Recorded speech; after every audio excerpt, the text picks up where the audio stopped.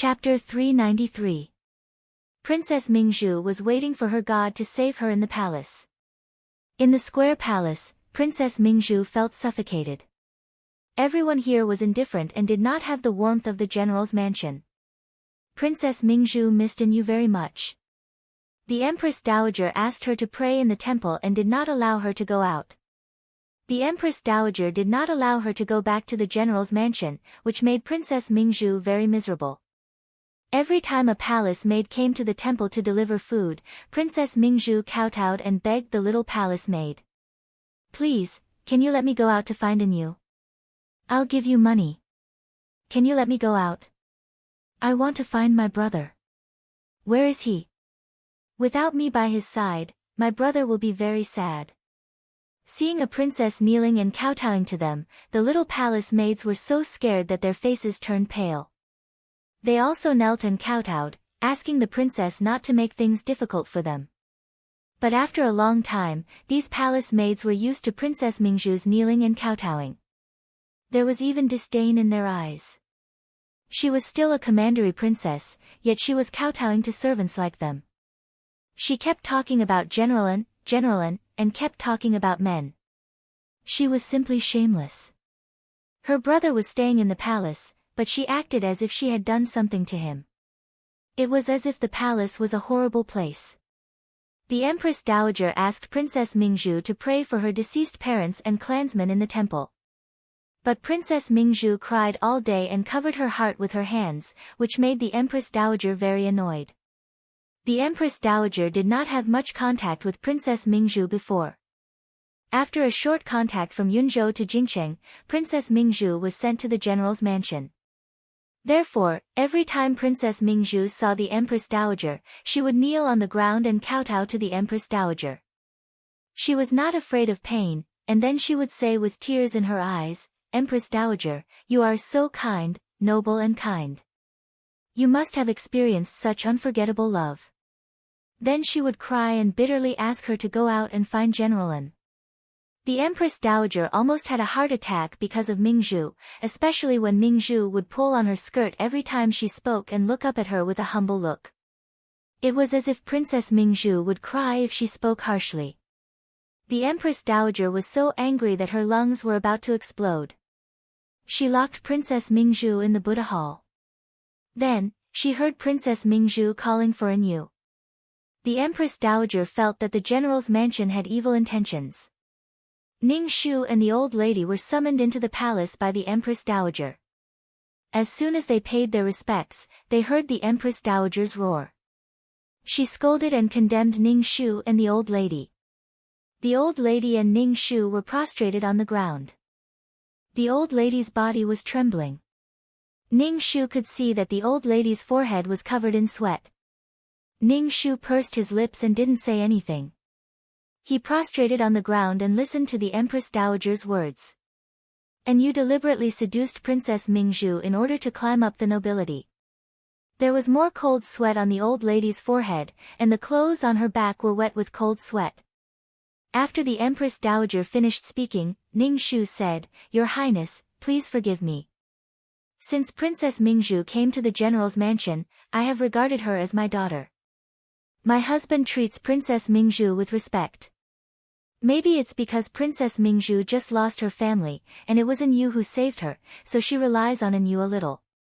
However, she definitely doesn't have such bold thoughts." The Empress Dowager was also very angry because of Princess Mingzhu's crying. Now that she had vented her anger, she saw the old lady kneeling on the ground and kowtowing. She looked very pitiful. Besides, Yu fought for the country, so she couldn't disappoint the officials. She said, "I hope so. When Princess Mingzhu is out of service, I will arrange a marriage for her. Thank you for your forgiveness, Your Highness." Ning Shu kowtowed. The Empress Dowager rubbed her forehead and waved to Ning Shu and the old lady. Ning Shu helped the old lady out of the imperial palace. When the old lady got into the carriage, she staggered twice. Fortunately, Ning Shu supported her, or she would have fallen out of the carriage. After returning to the general's mansion, the old lady rested first. Then she fell ill. It seemed that the old lady would not be able to get up. Only then did Yu remember his mother. He knelt in front of the old lady and cried and confessed. The old lady said bluntly, "The Empress Dowager won't agree to your marriage. When Princess Mingzhu is out of service, the Empress Dowager will arrange a marriage. The Empress Dowager already thinks that you have seduced Princess Mingzhu, and the whole general's mansion will be punished. No, Princess Mingzhu and I are really in love. Is she going to marry someone else?" And Yu's eyes were a little blank. The old lady's face was livid, and her illness became more serious. "I won't agree to your marriage even if I die, unless I die." And Yu's expression was incomparably painful. His eyes were red, and he gasped for breath. Finally, he asked, "Mingzhu, is Mingzhu doing well?" "Of course she's doing well. She's supposed to be a princess who lives in luxury," the old lady said while holding her breath. Ningxu stood at the side like an outsider. He looked at his husband's painful and helpless appearance because of another woman. "Oh my, seeing you in pain makes my heart feel good." And Yu knelt in front of the old lady and said, "I will give up on Princess Mingzhu." The old lady's expression relaxed. She seemed much more relaxed and fell into a deep sleep. Ningxu and Yu left the room. And Yu, who was walking in front, stopped and turned to look at Ningxu. He said, "Are you satisfied?" Concubine Ning almost laughed. She said in a dignified manner, "Husband, I don't know what you're talking about. I'm not dissatisfied. I'm just asking for a stable life. I'm asking for the stability of the general's estate. I'm asking for the safety of my children and a place to settle down." And Yu coldly snorted and didn't say anything. He turned and left. From then on, he never entered Ningxu's courtyard again. Ningxu went to see the sick and Lingyun. And Lingyun was still in a daze. When she saw Ningxu, she called out, "Mother." Ningxu only told her to rest well. The next day, Yu proposed that he was going to go to war. The old lady sighed and didn't say anything. She agreed. On the other hand, Ningxu rolled her eyes.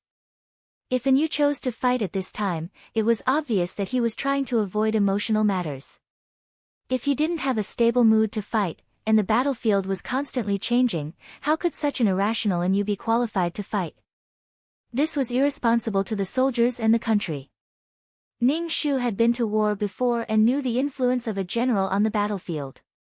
It was no wonder that Yu was defeated in the end. Yu told his family, and the next day, he quickly left the camp. Ningxu went to see Yu off.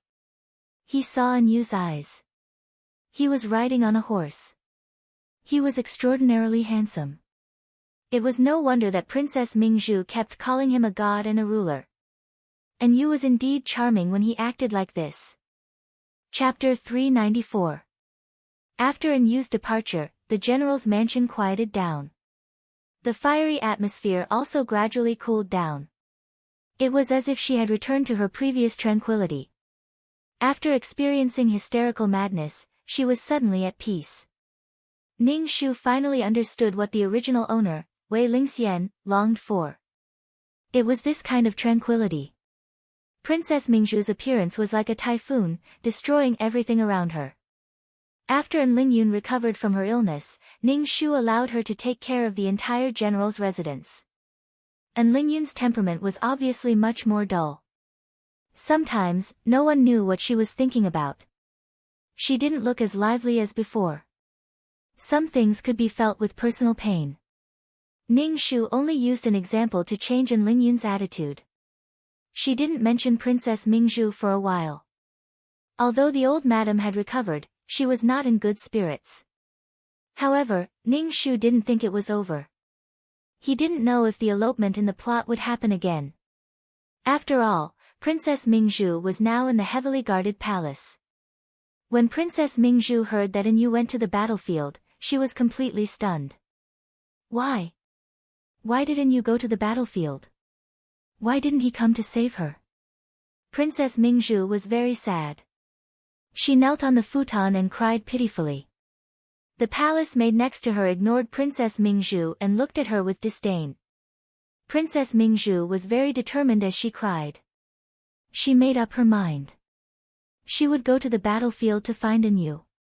She couldn't bear to be separated like this. Even if she had to die, she would die by An Yu's side. Ning Shu, who was in the general's mansion, heard that Princess Mingzhu secretly ran out of the palace. She bribed a eunuch and disguised herself as a young eunuch. Ning Shu didn't know how to complain about this. How could it be so easy to sneak out of the palace? Everything was for the sake of the plot. Anything that didn't conform to logic could be ignored. Princess Mingzhu also left a letter saying that she was going to find An Yu and ask the Empress Dowager for forgiveness. When the old lady heard about this, she almost fainted. It was simply ridiculous. She had already asked her son to give up Princess Mingzhu, but this woman was like a leech sucking on her son. Before the Empress Dowager made trouble, Ning Shu took the lead to enter the palace. In front of the Empress Dowager, he said that he was willing to step down from the court to help An Yu and Princess Mingzhu. Ning Shu also explained that she did not expect Princess Mingzhu to do that. Originally, the Empress Dowager was still angry because Princess Mingzhu had slipped away from her eyes and traveled thousands of miles to find a general. There was no dispute between them. Did she think that she was blind? Moreover, she had already said that she would arrange a marriage for Princess Mingzhu when she came out of the costume. Now, Princess Mingzhu had run away with a man. It was a slap in the Empress Dowager's face. Originally, when she saw Ning Shu, she was very angry. But when he came and asked to leave, the Empress Dowager was really stunned. This was undoubtedly a good idea. Princess Mingzhu had run away with a man and had lost her reputation. But of course, it was impossible to let a princess of the royal family be a concubine. Undoubtedly, General Jinwei's wife asking to leave was a perfect way to solve the problem. The Empress Dowager shook her head and said, "You are General N's first wife. How can you leave just like that?" Ning Shu nodded. He was not surprised by this result, because the Empress Dowager did not dare to do so. If this precedent was set, how could the Empress Dowager face the imperial court's appointed wives? Moreover, if General N's first wife left, it would seem that the royal family forced her to leave. Moreover, Wei Lingxian was a woman who did nothing wrong. In this case, Princess Mingzhu was not in the right. When Ning Shu returned to the general's mansion, he breathed a sigh of relief. Finally, the general's mansion would not be endangered. This was completely Princess Mingzhu's personal behavior. The news of An Yu's defeat spread to the capital. The old lady fainted completely. The general's mansion began to be inexplicably chaotic again, which made people restless and desperate. The atmosphere was suffocating. Moreover, An Lingyun was also in trouble. Because she and Princess Mingzhu had spent a lot of money, now there was basically no money in the account book. She could not even maintain the basic operation of the general's mansion. The things that Princess Mingzhu liked were exquisite and expensive. An Lingyun and Princess Mingzhu did not have the concept of money. When they saw something they liked, they bought it. They spent money like running water. The old lady wanted to use her private money to pay for the general's mansion, but Ning Shu did not let her. He directly reduced the number of servants in the general's mansion. Ning Shu asked An Lingyun to choose which servants to let leave the general's mansion. All the servants knelt in front of An Lingyun and begged her not to sell them. An Lingyun had never experienced such a thing. Every servant cried miserably and knelt in front of her. They were very pitiful. An Lingyun looked at Ning Shu and said hesitantly, "Mother, are we really going to sell them?" Ning Shu said faintly, "Yes, because the general's mansion is not enough to support them now. Your father's salary is not much, and the profits from the shop are only enough to cover the expenses of the general's mansion. You have been in charge for so long, haven't you noticed this?" And Lingyun said, "Many of these things were bought for Princess Mingzhu." "I know, but you were the one who paid at that time." Ning Shu said, "Choose who you want. These servants can't serve in the general's mansion, but they can go to other mansions to serve the new master." And Lingyun struggled. And Ling Yun had never experienced such a thing. And Ling Yun was so scared that she cried. She looked at Ning Shu for help, but Ning Shu just shook his head at her. And Ling Yun finally chose a few servants and sold them to the trafficker. And Ling Yun took the money that the trafficker gave her. It was just a small 2 pieces of silver. The servants who were sold immediately looked at An Ling Yun with resentment. If it wasn't for their status, they would have cursed at An Ling Yun. And Ling Yun didn't expect that the servants who were usually so respectful to her and called her second miss would look at her so fiercely. It was as if they wanted to eat her. And Ling Yun was so scared that she took a step back. Ning Shu pushed her behind him and let the trafficker take the servants away. Mother. And Ling Yun said to Ning Shu, feeling wronged. Ning Shu said, don't be afraid. After this, the general's mansion will have to increase our income and reduce our expenses. Ling Yun, you have to learn how to do these things. I know. And Ling Yun was depressed. She was not in a good mood. After that, Ning Shu, the old madam, and An Ling Yun discussed how to increase their income and reduce their expenses. The old madam cancelled the daily bird's nest. Ning Shu also cancelled the bi-daily bird's nest. This way, they could save a lot of money. And Ling Yun bit her lips and said, there are a lot of things in Princess Mingzhu's courtyard. Should we sell the things in her courtyard? Ning Shu smiled and looked at An Ling Yun. At this time, An Ling Yun started to learn how to plan. No need. Princess Mingzhu will come back in the future. Ning Shu said with certainty. The old madam's face turned pale. Chapter 395. On the other side, Princess Mingzhu rushed to the battlefield with great difficulty.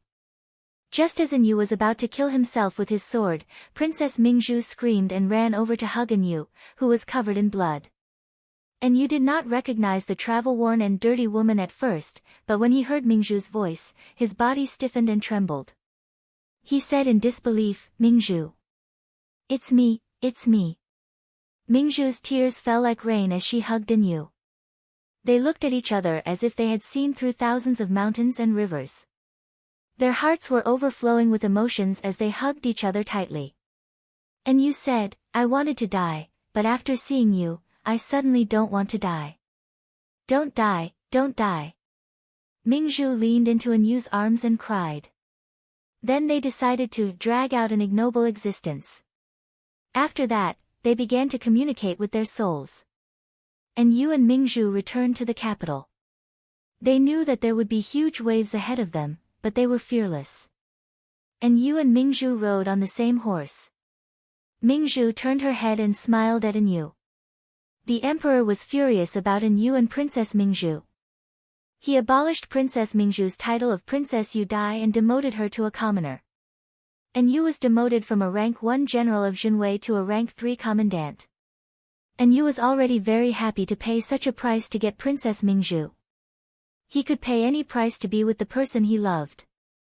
Princess Mingzhu accepted the imperial edict calmly. In her heart, if she had to choose between An Yu and a princess, she would choose An Yu. Now that she was no longer restricted by her status as a princess, she could enter the general's mansion and live with An Yu. Princess Mingzhu hugged her younger brother, the little heir. No, to be exact, Mingzhu was now a commoner, not the little heir's sister. Princess Mingzhu cried and told the little heir to work hard to revitalize the King Yan's mansion. Then she went to the general's mansion with An Yu without looking back. The whole family waited for them at the entrance of the general's mansion. Ning Shu had a smile on his face. And Ling Yun stomped her feet. How can she be so shameless? Aren't you shocked by her courage to die for you? Ning Shu raised his eyebrows and looked at An Ling Yun. She's eloping, shameless. And Ling Yun spat. During this period of time, she had experienced many things and understood many things. The old lady sighed. When she saw the 2 people riding on the same horse, her face immediately darkened. Ling Xian, no matter what, I will always be on your side, the old lady said to Ning Shu. Ning Shu didn't comment. He just didn't know what would happen under the halo of the female lead. However, When Ning Shu saw An Yu's sallow face, he couldn't help but smile. Moreover, looking at the intimacy between the two of them, it should be a physical intimacy. The two of them dismounted, and Ming Zhu was the first to kneel in front of the matriarch, giving the matriarch a fright. She took 2 steps back with an ashen face and did not say anything. "Old madam, I love your son more than myself. I want to integrate into the general's mansion. Old madam, I will be filial to you. I will love you as much as I love An Yu. I will respect and honor you. Please accept me, old madam. I will definitely move you with my sincerity. Get up." The matriarch's face was trembling. Ming Zhu then said to Ning Shu, "Madam, I really love An Yu. Please help us. Forgive me for not being able to control myself. I won't monopolize An Yu. Just treat me like a cat or a dog." If she was really a cat or a dog, she would have been beaten to death. Ning Shu reached out and slapped Ming Zhu's face. Then, with a pained expression, she said, "I'm sorry. I couldn't help myself. Can you forgive me for not being able to control myself?" Ming Zhu covered her face and looked at Ning Shu with tears streaming down her face. She shook her head. "Madam, I'm fine." She was so good at enduring. Looking at her, she looked like she was being bullied. An Yu's expression immediately turned ugly. He shouted at Ning Shu, "What are you doing? How can you hit her?" Ning Shu said, "I couldn't control myself just now." "You." An Yu frowned. "Why are you bullying Ming Zhu like this?" "An Yu, I'm fine. Please don't blame madam." "Alright, let's go in." The matriarch interrupted the argument. She glanced at the weak Ming Zhu and felt extremely annoyed. During the meal, the matriarch saw Ming Zhu and sat down. She coughed and said, "I don't know if Princess Ming Zhu is used to eating these things." Ming Zhu quickly said, "Mother, I like these things very much." "You don't have to call me mother. It's unreasonable. Although you are a princess, you have already been demoted to a commoner. Moreover, you are a concubine. Call me madam." The matriarch said indifferently. Her words clearly made Ming Zhu unable to back down. Feeling wronged, An Yu could not help but say, "Mother, it's better to treat Ming Zhu like before." "It's fine." Ming Zhu smiled at An Yu, causing the matriarch's face to darken again. Ning Shu sneered. In the past, Ming Zhu had the status of a princess. Her status was noble. But now, Ming Zhu was just a concubine who had been stripped of her status. There was something wrong with An Yu's head.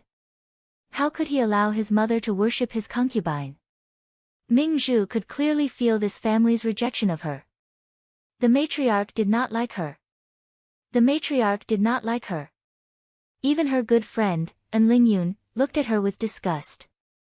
The sudden change in status made Ming Zhu feel very uncomfortable. However, seeing An Yu, Ming Zhu's heart was filled with courage.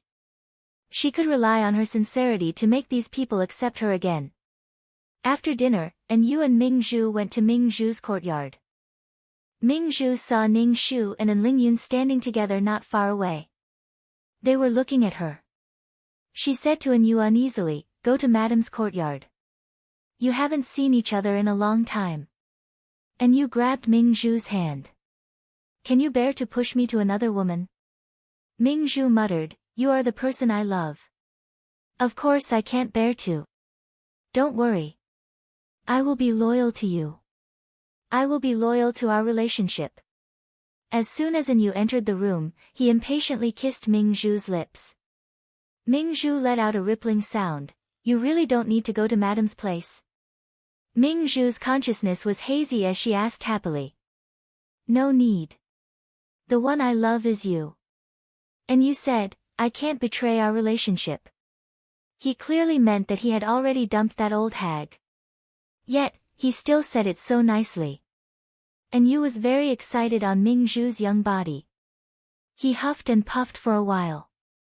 Not long after, he vented his excitement. He laid on Ming Zhu's body and panted. Mingzhu had just started to feel something when An Yu finished. Mingzhu felt as if she had fallen into the air.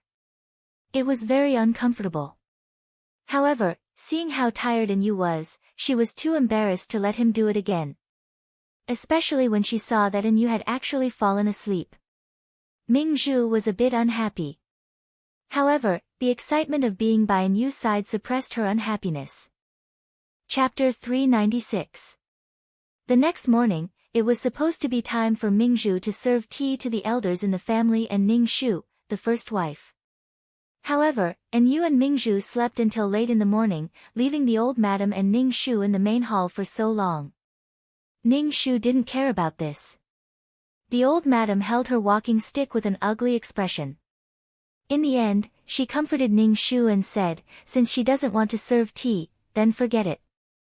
Only when you, the first wife, drink her tea will it be considered as acknowledging her identity. She doesn't even care about it, so don't bother about her. Ning Shu nodded. And Ling Yun was already hungry from waiting. She couldn't help but ask Ning Shu, Mother, why don't I get someone to call father? Ning Shu looked at the old madam, and the old madam asked her personal maid to call for someone. After a while, An Yu and Mingzhu arrived.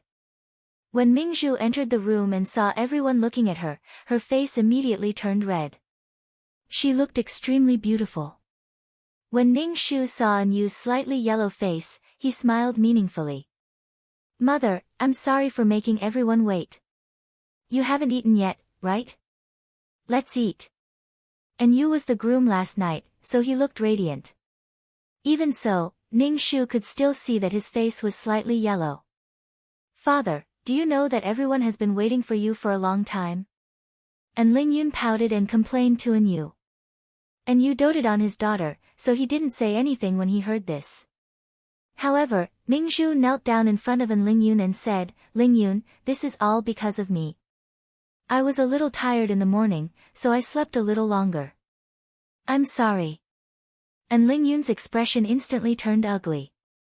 She said, Get up. Don't kneel. I was wrong. I made everyone wait for me. I apologize to everyone. Can you forgive me?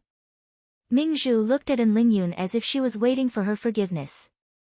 Otherwise, she wouldn't get up. And Ling Yun was speechless. Ling Yun, you are so kind. Please forgive me, Mingzhu said again. And Ling Yun was furious. She was the one who came late. If she didn't forgive him, would she be unkind? Ning Shu laughed unkindly in his heart. There were some things that could only be felt when it happened to oneself. Mingzhu and the plot was like this. She treated her knees as if they were made of iron. She would kneel down at the slightest provocation and shed 2 drops of cat urine.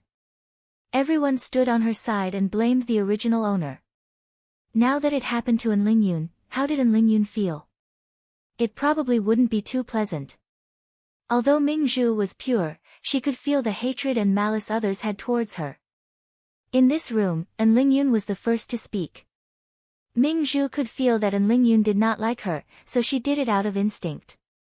Out of instinct, he wanted to use the strength of the people around him to help him get out of this predicament. Therefore, An Ling Yun was now being targeted. Ning Shu didn't say anything and just watched from the side. Ling Yun, please forgive me. Mingzhu said to An Ling Yun, who had an ugly expression. And you pulled up the kneeling girl and said to An Ling Yun, this was my idea. You don't have to blame Mingzhu. Mingzhu is also your mother. Show her some respect. Mother? My mother is Wei Lingxian. Damn, when did a concubine become my mother? An Ling Yun was furious. Seeing her father protect Mingzhu, she felt even more sad and jealous. Ling Yun and I are friends. You don't have to call me mother. Mingzhu hurriedly waved her hand. And Ling Yun was even angrier. Damn, her good friend stole her father. Anyway, An Ling Yun felt disgusted but couldn't vomit. She felt extremely uncomfortable. Ling Yun, it's getting late. Serve the dishes. Everyone is hungry, Ning Shu said to An Ling Yun. An Ling Yun pouted and ordered the servants to serve the dishes. This was Ming Zhu's first meal in the general's residence as a concubine. According to the rules, she should serve a table of people. A concubine was basically a servant. However, Ming Zhu sat beside An Yu and picked up food for him. She looked extremely sweet. Ming Zhu didn't realize that her identity was different. She was no longer Princess Ming Zhu. Furthermore, she was a concubine. The legal wife even had the right to sell her. She lived in her own world and didn't know or care about anything. The old madam's face was dark the whole time. The sound of the ivory chopsticks poking the bowl was very loud. And you noticed that his mother didn't seem to be in a good mood. He asked, "Mother, are these not to your taste?" The old madam, haha, after breakfast, An Yu and Ming Zhu left. The old madam slammed the ivory chopsticks on the table. She looked extremely angry and her voice was trembling. What kind of upbringing is this? I've never seen such an improper person. Ning Shu only comforted the old madam and told her not to be angry. Now, An Yu naturally treated Ming Zhu like a pearl. It was easy to fall in love. Only when they continued to love each other was true love. Ning Shu took An Lingyun to various gatherings of noble ladies to let An Lingyun see the world. At the same time, he also took An Lingyun to see her in-laws. Many noble ladies looked at Ning Shu with sympathetic eyes. In the past, An Yu didn't even have a concubine. Now that a shameless Princess Ming Zhu had appeared, they all warned Ning Shu to set up the rules. Ming Zhu was just a commoner now. What was there to be afraid of? Ning Shu always smiled and said that he understood.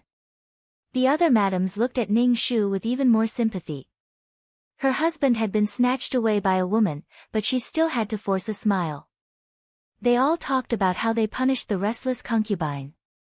Almost all of them were gnashing their teeth. As long as it was the legal wife, she hated the concubines who shared her husband. And Lingyun listened at the side and felt that the door to a new world had opened. What was it about being sold? What was it about completely sterilizing the concubine? What was it about being able to torture the concubine and making her serve tea? On the way back, An Lingyun asked Ning Shu, "Does everyone hate concubines?" An Lingyun's living environment was simple and happy. Naturally, she didn't see what a family with many wives and concubines looked like. Therefore, she naturally couldn't care less about the harm concubines caused to the legal wife. The legal wife had to pretend to be generous and take in concubines for her husband. Ning Shu didn't directly say, "Which one of these madams do you think is the easiest to get along with?" "I think it's Madam Li." "I heard that Madam Li's son is about the same age as your brother."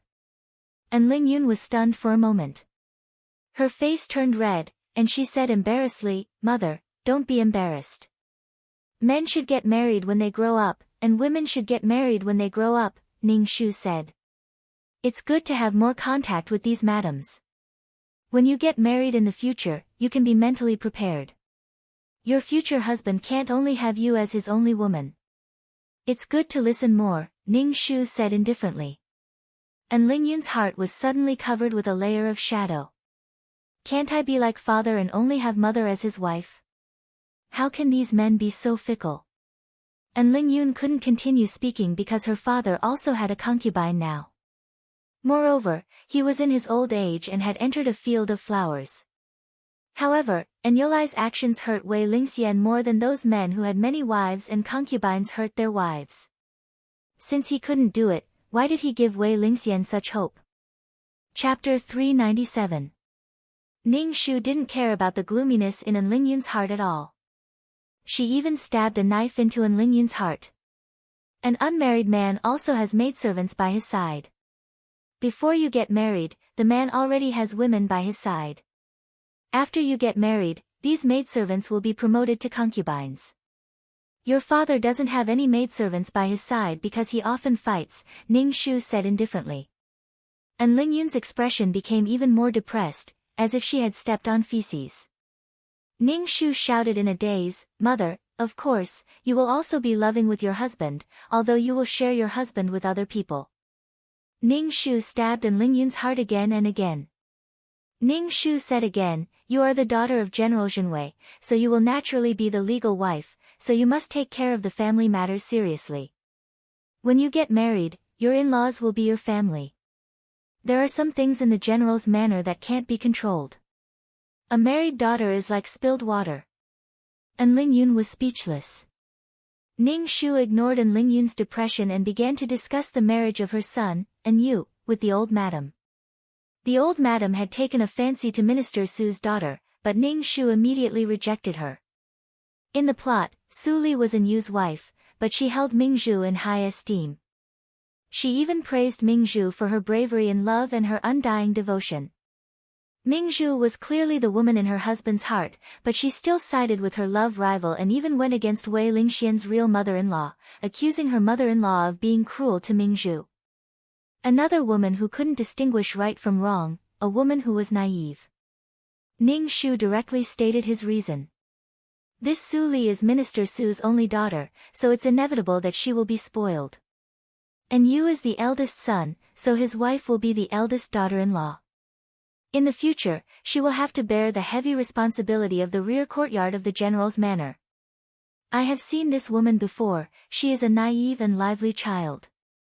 When the old madam heard this, she removed this Su Li, naive and stupid, she didn't understand the ways of the world. How could she manage the inner courtyard well and deal with the other madams? Did she offend everyone? Ning Shu had never thought of setting any rules for Ming Zhu, nor did he want Ming Zhu to greet him. With regards to An Yu's love for Ming Zhu, Ning Shu also treated himself as blind and did not see anything. Regarding this, Ming Zhu felt extremely happy. Although Madame did not say anything, Ming Zhu felt that Madame had already forgiven her. And Ling Yun, who was supposed to protect Ming Zhu in the storyline, was intentionally or unintentionally making things difficult for her. Moreover, Ning Shu saw that An Ling Yun looked like she was practicing. She was probably practicing how to deal with a concubine. For example, if Ming Zhu wanted to eat something, An Ling Yun would ask the servants to delay the delivery. When Ming Zhu asked about it, An Ling Yun would say that the general's estate did not have money and could not afford such expensive things. Even the old madam did not have money to eat bird's nest. Ming Zhu first made a scene out of being wronged, and then An Yu came out to defend Ming Zhu. However, An Ling Yun directly said, "Father, you've been demoted, and your salary isn't much. The general's residence isn't rich now." Hearing his daughter's words, An Yu could not straighten his back. In the end, the matter was left unsettled, and Ming Zhu asked her personal maid to buy it herself. Although she was able to eat what she wanted to eat with her own money, Ming Zhu felt very uncomfortable. And Ling Yun saw the good things in Ming Zhu's courtyard and felt very uncomfortable. Many of the things here were bought with her own money. Now, the general's estate was living frugally, but Ming Zhu had so many good things here. A concubine had more things than her mother's house. Ning Shu only silently watched An Ling Yun's change. So the stick had to hit oneself to know the pain. Now, would An Ling Yun still warmly welcome Ming Zhu into the family of the general's estate? People were selfish. When it came to their own things, they would work hard to fight for them. Now that the general's estate was doing worse than before, but Ming Zhu was still doing very well, how could An Ling Yun continue to watch? And Yu and Ming Zhu had been lovey-dovey for a while. In the past, they used to be lovey-dovey together every day, but recently, An Yu would occasionally sleep in the study. Ning Shu looked at An Yu's slightly yellow face. He frowned and looked a little distressed. Ming Zhu's expression also looked a little bitter. Ning Shu laughed wildly in his heart. Time was a butcher's knife, enough to obliterate all true love and emotions. And Yu and Ming Zhu both died in the end, achieving an unprecedented period of true love. What was death? What was death? Live and see how long you can love each other. Only love that can withstand the ravages of time is true love. Lust, with love, there will naturally be lust. It was just that the current in you did not seem to be able to satisfy Ming Zhu. Since you're old, you should be more honest. Don't act like an old man and think that you're a hot-blooded young man. Recently, An Yu was very distressed, very distressed. Every time after making love, and you would feel very satisfied, but Ming Zhu would not feel satisfied.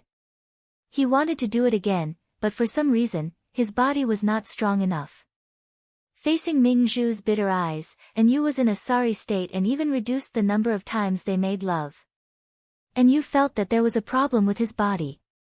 It was not that he could not do it, he could do it, but he could not do it for long. Previously, he thought that it was because he was too excited.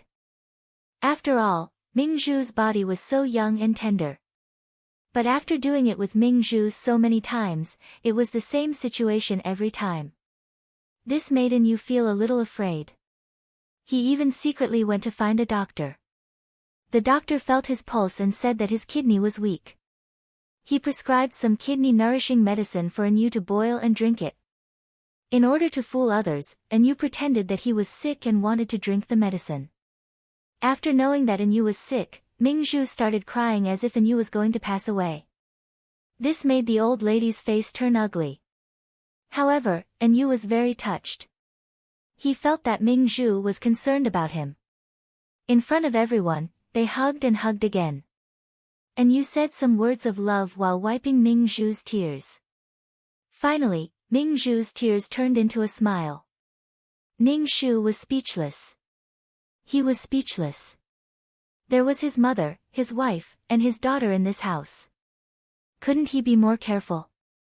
How could he be unable to control himself so much? Ning Shu sighed. He felt that he was going to be alone for the rest of his life. Love was simply something that made people collapse. That was true. She could not even guarantee her life. Love was something that she could not hope for.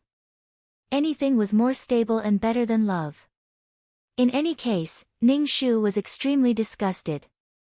Were the two of them planning to roll on the spot? Ning Shu smelled the medicine that the servant girl brought in. The corner of his mouth curled up, but he did not say anything. And Ling Yun saw Ming Zhu's actions and felt even more disgusted. The moment she left the room, she scolded, "Vixen." And Ling Yun had long been displeased with Ming Zhu's house. Thinking that they were all using the general's residence's money, and Ling Yun's heart ached. She would always find excuses to steal the things in Ming Zhu's house. Ming Zhu thought that Ling Yun had forgiven her and generously gave all the good things to Ling Yun. However, every time Ling Yun came to ask for things, Ming Zhu would be unhappy. These things were all hers. What right did she have to ask her for them? Chapter 398. Now, Ning Shu basically didn't have to do anything. With Ling Yun as the housekeeper, he didn't have to serve you. It was as if he was enjoying his old age in advance. Ning Shu watched as Ling Yun and Ming Zhu got into a conflict over a white jade hairpin. Ming Zhu's usual trick was to cry and kneel down to scare people. And Ling Yun followed Ning Shu and always attended banquets. Naturally, she knew a lot. No matter what, Ming Zhu was an elder. If she knelt down to her, her reputation would be ruined. And Ling Yun felt that Ming Zhu was vicious and used this method to ruin her reputation. So, when Ming Zhu knelt down, and Ling Yun also knelt down. And Ling Yun's actions made Ming Zhu feel as if she had swallowed a fly. She felt wronged and hateful. Why did Ling Yun treat her like this? She was so good to Ling Yun and gave her all the good things. Why was Ling Yun still so greedy? The general's residence was so warm before, and Ling Yun was her friend. Why did she become like this? She already explained that she couldn't help it. She wanted to integrate into the general's residence, but why did Ling Yun do this?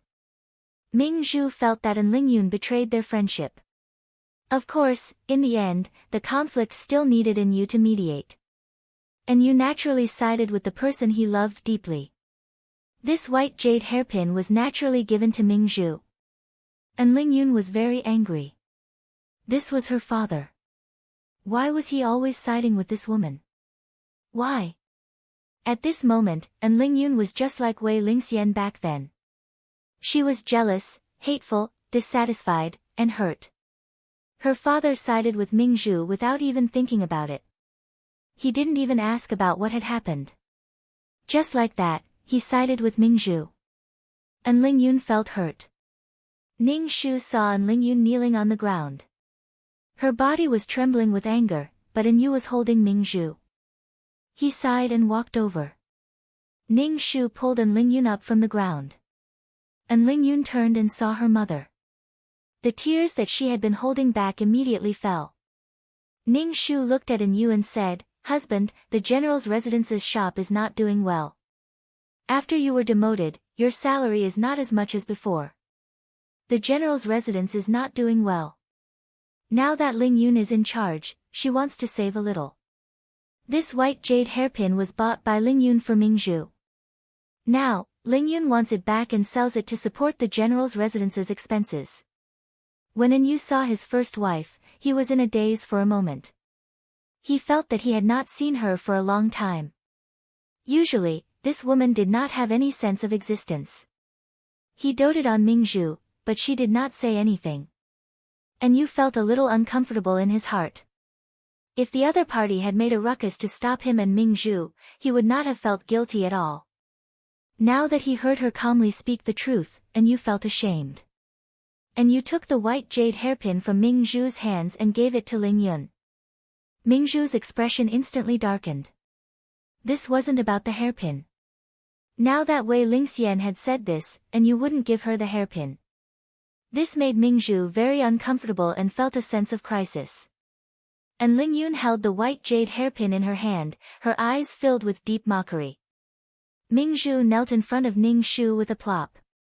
Ning Shu looked at Ming Zhu coldly and generously accepted Ming Zhu's kowtow. She was just a concubine now. Did she really think that she was Princess Ming Zhu? Once she knelt, others would be terrified and uneasy. "Madam, it's my fault. I didn't think that the general's mansion would be like this. I'll take out my own money tomorrow," Ming Zhu said very profoundly. Ning Shu smiled faintly. "Very good. It's good that you think that way. After all, you're also a member of the general's mansion." Ming Zhu's face revealed an expression that was both smiling and crying. She kowtowed to Ning Shu. "Thank you, madam, for accepting me." "Thank you, madam." Ning Shu's smile became even more dignified and virtuous. Ning Shu pulled An Ling Yun to his courtyard. He took out the hairpin from the box and gave it to An Ling Yun. An Ling Yun hurriedly waved her hands. "I don't want mother's hairpin. I did it on purpose. I wanted Mingzhu's hairpin on purpose." Ning Shu pulled An Ling Yun's hand and said, "Before doing anything, you have to find a good reason for yourself. You have to put yourself in an advantageous position. This way, you won't fall into the trap of making things difficult for others. Your father dotes on Mingzhu, so naturally, whatever Mingzhu says is right. You're a girl, so you shouldn't get involved in your father's backyard. Let your father dote on whoever he dotes on." "But mother, I can't accept it in my heart." And Ling Yun stomped her feet. "Right now, father only has eyes for Mingzhu. Could it be that you can't accept it?" Ning Shu looked at An Ling Yun. "You have to keep your cool. What good will it do you if you go head to head like this? So what if you vent the anger in your heart? Your father still favors Mingzhu. Don't make trouble with Mingzhu. One is a concubine, and the other is a junior. It's not good for your reputation." Ning Shu instructed An Ling Yun. And Ling Yun naturally knew that her mother was doing this for her own good. She nodded and didn't say anything. Not long later, Mingzhu personally took her own money to Ning Shu's courtyard and gave a bag of silver to him. Ning Shu let An Ling Yun take it. An Ling Yun curled her lips. It was just this little bit of money. Previously, when Mingzhu came to the general's estate, she used banknotes to buy things. This little bit of money wasn't even a fraction of the banknotes. When Mingzhu left, her footsteps were light. She clearly thought that her and An Yu's love had received everyone's blessings and support. Ning Shu shook his head. Bickering with people who lived in their own world was just asking for trouble. Moreover, as long as he said something, even if he said it a little louder, she would immediately kneel down and repent, constantly begging for forgiveness. "I was wrong. I apologized. You should forgive me. If you don't forgive me, then it's your fault. It's your fault. There was nothing more painful than having their true love shattered. Although the people in the general's estate had supported her and Anyu's love, Mingzhu now had a new worry, and that was the intimacy between her and Anyu. It was like this every time. She only felt a little, but the lovemaking was already over. Sometimes, Mingzhu felt so bad that she would cling on to Anyu, but Anyu couldn't do anything about it. He would always push her away until he was tired. There was a shadow in Mingzhu's heart. She thought that Anyu had gone to find another woman. However, ever since she came to the general's estate, Anyu had always been with her. The two of them had never gone to Wei Lingxian's courtyard. Although she didn't want to admit it, Mingzhu felt that Anyu wasn't good enough. Anyu was Mingzhu's first man. She didn't know what other men were like. Due to a woman's shame, Mingzhu didn't tell him her true feelings. She didn't want Anyu to think that she was a loose woman. Anyu could sense Mingzhu's dissatisfaction, but he was powerless. He drank so much medicine, but it was useless. Anyu didn't know what was wrong with his body. This feeling made him very afraid. Chapter 399. Anyu knew that if this continued, there would be a day when Mingzhu would complain. He loved Mingzhu and wanted to give her the best things, but what was wrong with his body? It had never been like this before. Anyu looked for a lot of doctors and prescribed a lot of medicine, but it didn't work. Even if he ate the medicine prescribed by a famous doctor, he still couldn't change the problem of not being able to last long. Ning Shu watched silently as Anyu drank the medicine in big bowls. He ate more than 3 meals a day. His face was green with excrement, and his expression was extremely ugly. Ning Shu looked dignified and virtuous on the surface, but in his heart, he laughed wildly with his hands on his waist. Especially when he saw that Anyu often slept in the study and Mingzhu's resentful look, Ning Shu only sneered in his heart. The current Anyu could no longer love you and fuck you to death. He could no longer make Mingzhu want to live and die. Hee hee. Ning Shu really wanted to stretch to express his joy, but considering his dignified and magnanimous image, Ning Shu gave up. Although Anyu was young and fast, Mingzhu was still pregnant. Moreover, Mingzhu did not know that she was pregnant. She vomited profusely while eating. When the doctor came to take a look, he said that she was already 2 months pregnant. Although the old lady did not like Mingzhu, she was still her grandson in her stomach. It was always a good thing to have more grandchildren. She even took out her own private money to buy a lot of tonics for Mingzhu to take good care of her body.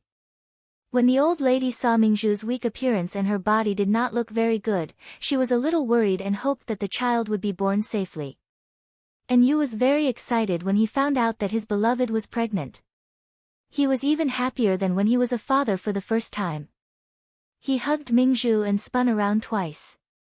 The old lady was so scared that she quickly asked him to put her down. When she found out that Mingzhu was pregnant, An Lingyun was unhappy. Now, An Lingyun was not as innocent as before. She thought a lot about the arrival of this child. The first thing she thought about was that this child might threaten her and her brother's position. Although it was a son of a concubine, it had the right to inherit the general's residence's things.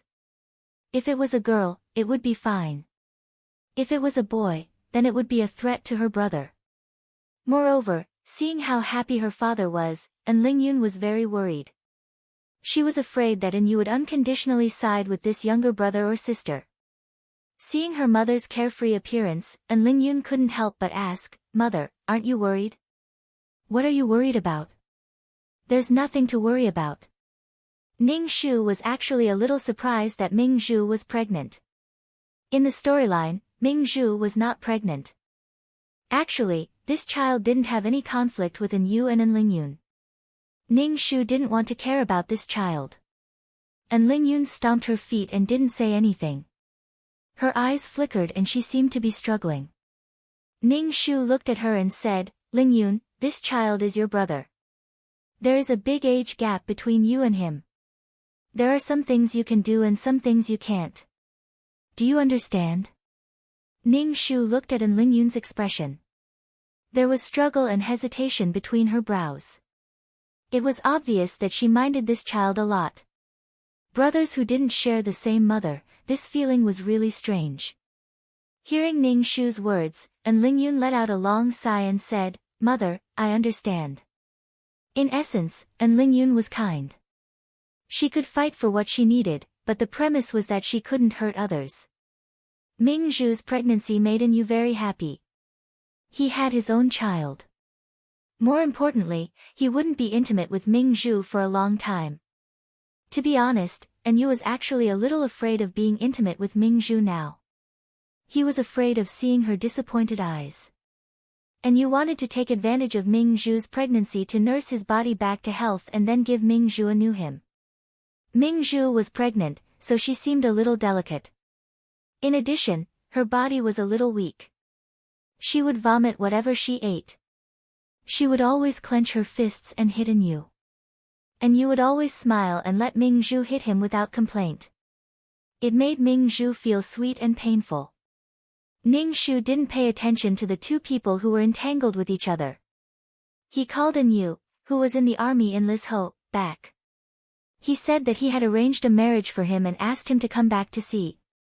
Yu ran back excitedly. Then, he bumped into his father supporting Princess Ming Zhu in the garden. Princess Ming Zhu was clutching her belly with one hand. Yu was instantly dumbfounded. He didn't understand what was going on. Why was his father so intimate with Princess Ming Zhu? Well, who the hell could tell him what was going on? The old lady hadn't seen her grandson for a long time. Especially after so many things had happened in the general's mansion, the old lady cried when she saw Yu. Ning Shu saw that Yu's entire person had changed a lot. He had turned black, and there was a light scar on his face. Furthermore, he looked much stronger than before, and his entire person looked much sharper. Sure enough, he had changed a lot. Yu was puzzled about the matter between Yu and Princess Ming Zhu. Especially when he came back, his father didn't even ask about him. Yu asked his sister about his father and Princess Ming Zhu. Lingyun hated Princess Ming Zhu very much now. When she heard her brother call that cheap concubine a princess, she immediately spat and said, "She's not a princess now. She's just a concubine." Then, Lingyun told her brother about how she had run to the battlefield and what had happened between her and Yu. She also said that Ming Zhu was now 2 months pregnant. After hearing this, Yu was stunned.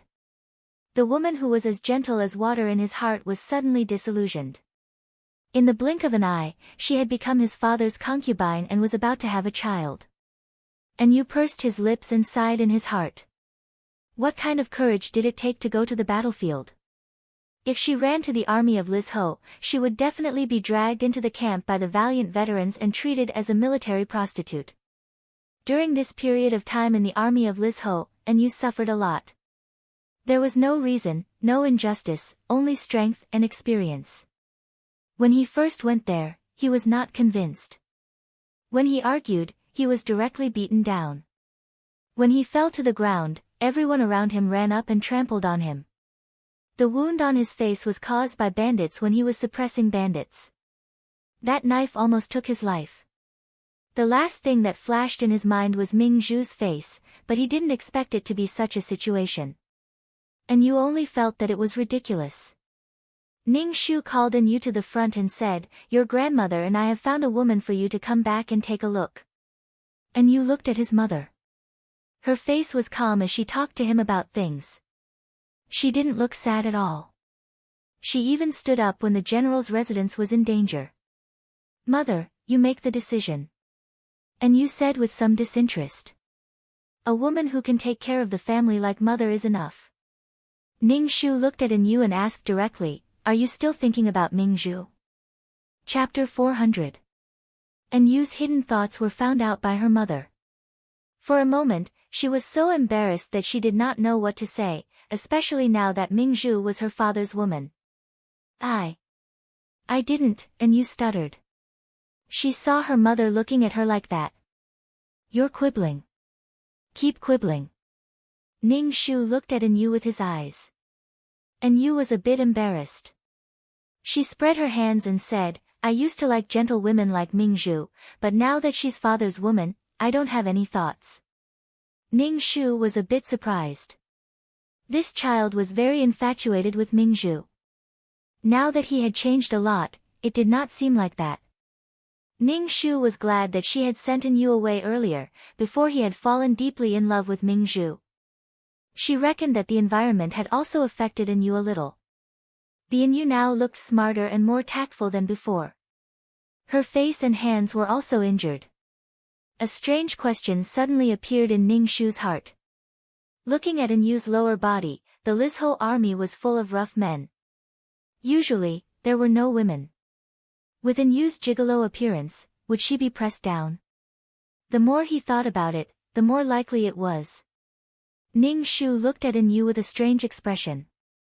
An Yu was speechless. Coming out of her mother's courtyard, An Yu bumped into Mingzhu, who was standing in the corridor feeding the fish. An Yu wanted to avoid arousing suspicion, so she turned and left. An Yu. Mingzhu called out to An Yu. An Yu turned to look at Mingzhu and called out, Aunt. When Mingzhu heard An Yu call her, her face froze. After all, she was younger than An Yu. However, did this mean that she acknowledged her? Are you doing well in the Lizho army? Mingzhu asked. An Yu cupped her fist and said, Thank you for your concern, Aunt. Everything is going well. You don't have to be polite with me. I've always treated you as a friend. Mingzhu saw An Yu's distant appearance and felt bad. She also saw that there were no longer obvious scars on An Yu's face. She said, It looks like you're not doing well. You've suffered a lot. Mingzhu took 2 steps towards An Yu. An Yu saw her supporting her waist as she walked towards her. She immediately took 2 steps back and said, It's nothing for a man to suffer a bit. Actually, at that time, I did not approve of you joining the Lizhou army. Mingzhu said, I do not understand why madam would send you to such a difficult place. An Yu frowned and said, Auntie, continue feeding the fish. I'll be leaving first. Mingzhu looked at An Yu's back and furrowed her brows in grievance. Why was he like this? Mingzhu sighed. She felt that An Yu was avoiding her because An Lingyun had said bad things about her in front of her brother. Mingzhu rubbed her stomach. Suddenly, she did not know why, but her heart felt uncomfortable and tired, especially when she saw the tall and sturdy An Yu. Her young body made Mingzhu's heart feel strange and restless. Mingzhu, you're here. I've been looking for you everywhere. An Yu walked over and said worriedly to Mingzhu. Because An Yu had been drinking medicine a lot recently, there was a medicinal smell all over his body. When Mingzhu smelled this smell, she immediately covered her mouth and retched. An Yu saw that Mingzhu was vomiting uncomfortably and immediately wanted to reach out and pat her back. However, the closer An Yu got, the more uncomfortable Mingzhu felt. She quickly used her hand to block An Yu. Don't come over. I want to vomit. An Yu's face froze. He stood there in a daze and did not move. His heart was in turmoil. He was hurt by Mingzhu's attitude. Mingzhu saw that An Yu was in a daze. After vomiting, she said, You have a medicinal smell on you. I feel a bit nauseous. An Yu pursed his lips. After a while, he said, Go take a bath first. After saying that, his body stiffened and he turned around to leave. Mingzhu looked at An Yu's lonely back. She opened her mouth, but in the end, she did not call out to An Yu. Ning Shu did not know about the matter between An Yu and Mingzhu. He was currently with the old madam bringing An Yu to see his future wife. Ning Shu felt that it was very strange. He had not even gotten married yet, but now he was looking for a daughter-in-law. An Yu was very satisfied with his future wife. She was a gentle and beautiful woman. She looked like a reasonable woman. Ning Shu was also very satisfied because the current An Yu was not infatuated with Mingzhu. An Yu decided to return to the Lizho army after getting married. The old madam also had the same idea. She clearly felt that her body was not very good. She wanted to see her great-grandson and die without regrets. The group of people returned to the general's residence. They saw Ming Zhu waiting at the door. Ming Zhu's gaze swept across Yu's face. Ning Shu asked, "Madam, did you leave the residence for something today?" Ning Shu smiled and said, "Today, we went to see Yu's fiancé. Soon, Yu will get married." "That's right. I will have a beautiful sister-in-law soon." And Ling Yun smiled very happily. It was as if she was demonstrating to Ming Zhu. Previously, she treated Ming Zhu as her future sister-in-law. However, she did not expect Ming Zhu to shamelessly like her father and do so many ridiculous things. Now, when she went out to attend banquets, she would hear people laughing at the general's residence. Because of Ming Zhu, the general's residence even looked at her strangely. When Ming Zhu heard this news, she took 2 steps back in shock. Then, she forced a smile and said to Yu, "Congratulations." "Thank you, Auntie." Yu said politely. Ming Zhu turned and left. The old madam supported herself with her walking stick and said unhappily, "Unruly thing." Ning Shu raised his eyebrows. He felt that Ming Zhu's current state was not right. Could it be that pregnant women were all strange? Because both sides were satisfied, Yu and Lin Yanlei's marriage was quickly put on the agenda. The whole family gathered together and chose an auspicious date to propose marriage. Yu was a little dissatisfied. This was because no one in the family had informed his son that he was going to get married. After a few people discussed it, they informed him. Ming Zhu sat on the side and did not say anything. From time to time, she would look at the wheat-skinned Yu. His body was incomparably tall. The scar on his face gave him a hint of bravery. His aura was even stronger than his father's. Ming Zhu did not know if it was an illusion, but Yu was a little dispirited. That dispirited feeling made Ming Zhu feel that Yu was not her god. He was not her master. Yu felt that the whole family was ignoring him. His dignity as the head of the family was being challenged. He said, "This Lin Yanlei lost her mother early. She has a younger brother. She cannot marry a woman who has lost her parents." Ning Shu almost laughed out loud. "You are the one who slept with a woman who is in her mourning period. You have the nerve to talk about others." "Father, I am very satisfied with this Lin Yanlei. She is a sensible woman who knows how to take care of people. She raised her younger brother. Soon, her younger brother will be taking the imperial examination. She is a smart and capable woman." Ming Zhu's face was dark and gloomy. Chapter 401. Yu was the head of the family and the pillar of the family. He supported the entire general's residence and protected the family. However, when it came to Ming Zhu, Yu even wanted to abandon the family and his responsibilities, causing his status in the family to rapidly decline. Now, Yu did not approve of Yu marrying the Li family's widowed daughter, but his opposition did not cause any waves. No one took his words to heart. Yu seemed to have realized it as well.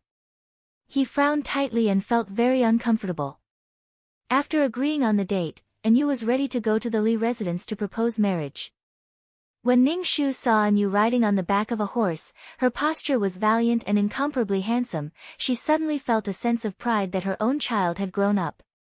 Yu looked at his son and suddenly felt that he was very unfamiliar with him. He often went to war, and everything at home was taken care of by Wei Lingxian. In a trance, his son and daughter were already at the age to start a family. Yu wanted to give Yu a few words of advice, but he did not know what to say. Ling Yun told her brother that the marriage proposal must go smoothly and he must marry his future sister-in-law. Yu laughed heartily and cupped his fists to his family. "Grandson, your son will definitely succeed." The old madam smiled happily, and Ning Shu also had a smile on his face. This kind of life was very blissful. Yu stood together with Ming Zhu and felt like an outsider. They were clearly his family, but he felt that there was no relationship between them. An unprecedented loneliness welled up in Yu's heart. Ming Zhu looked at the tall Yu, her eyes sparkling. The marriage proposal process went smoothly.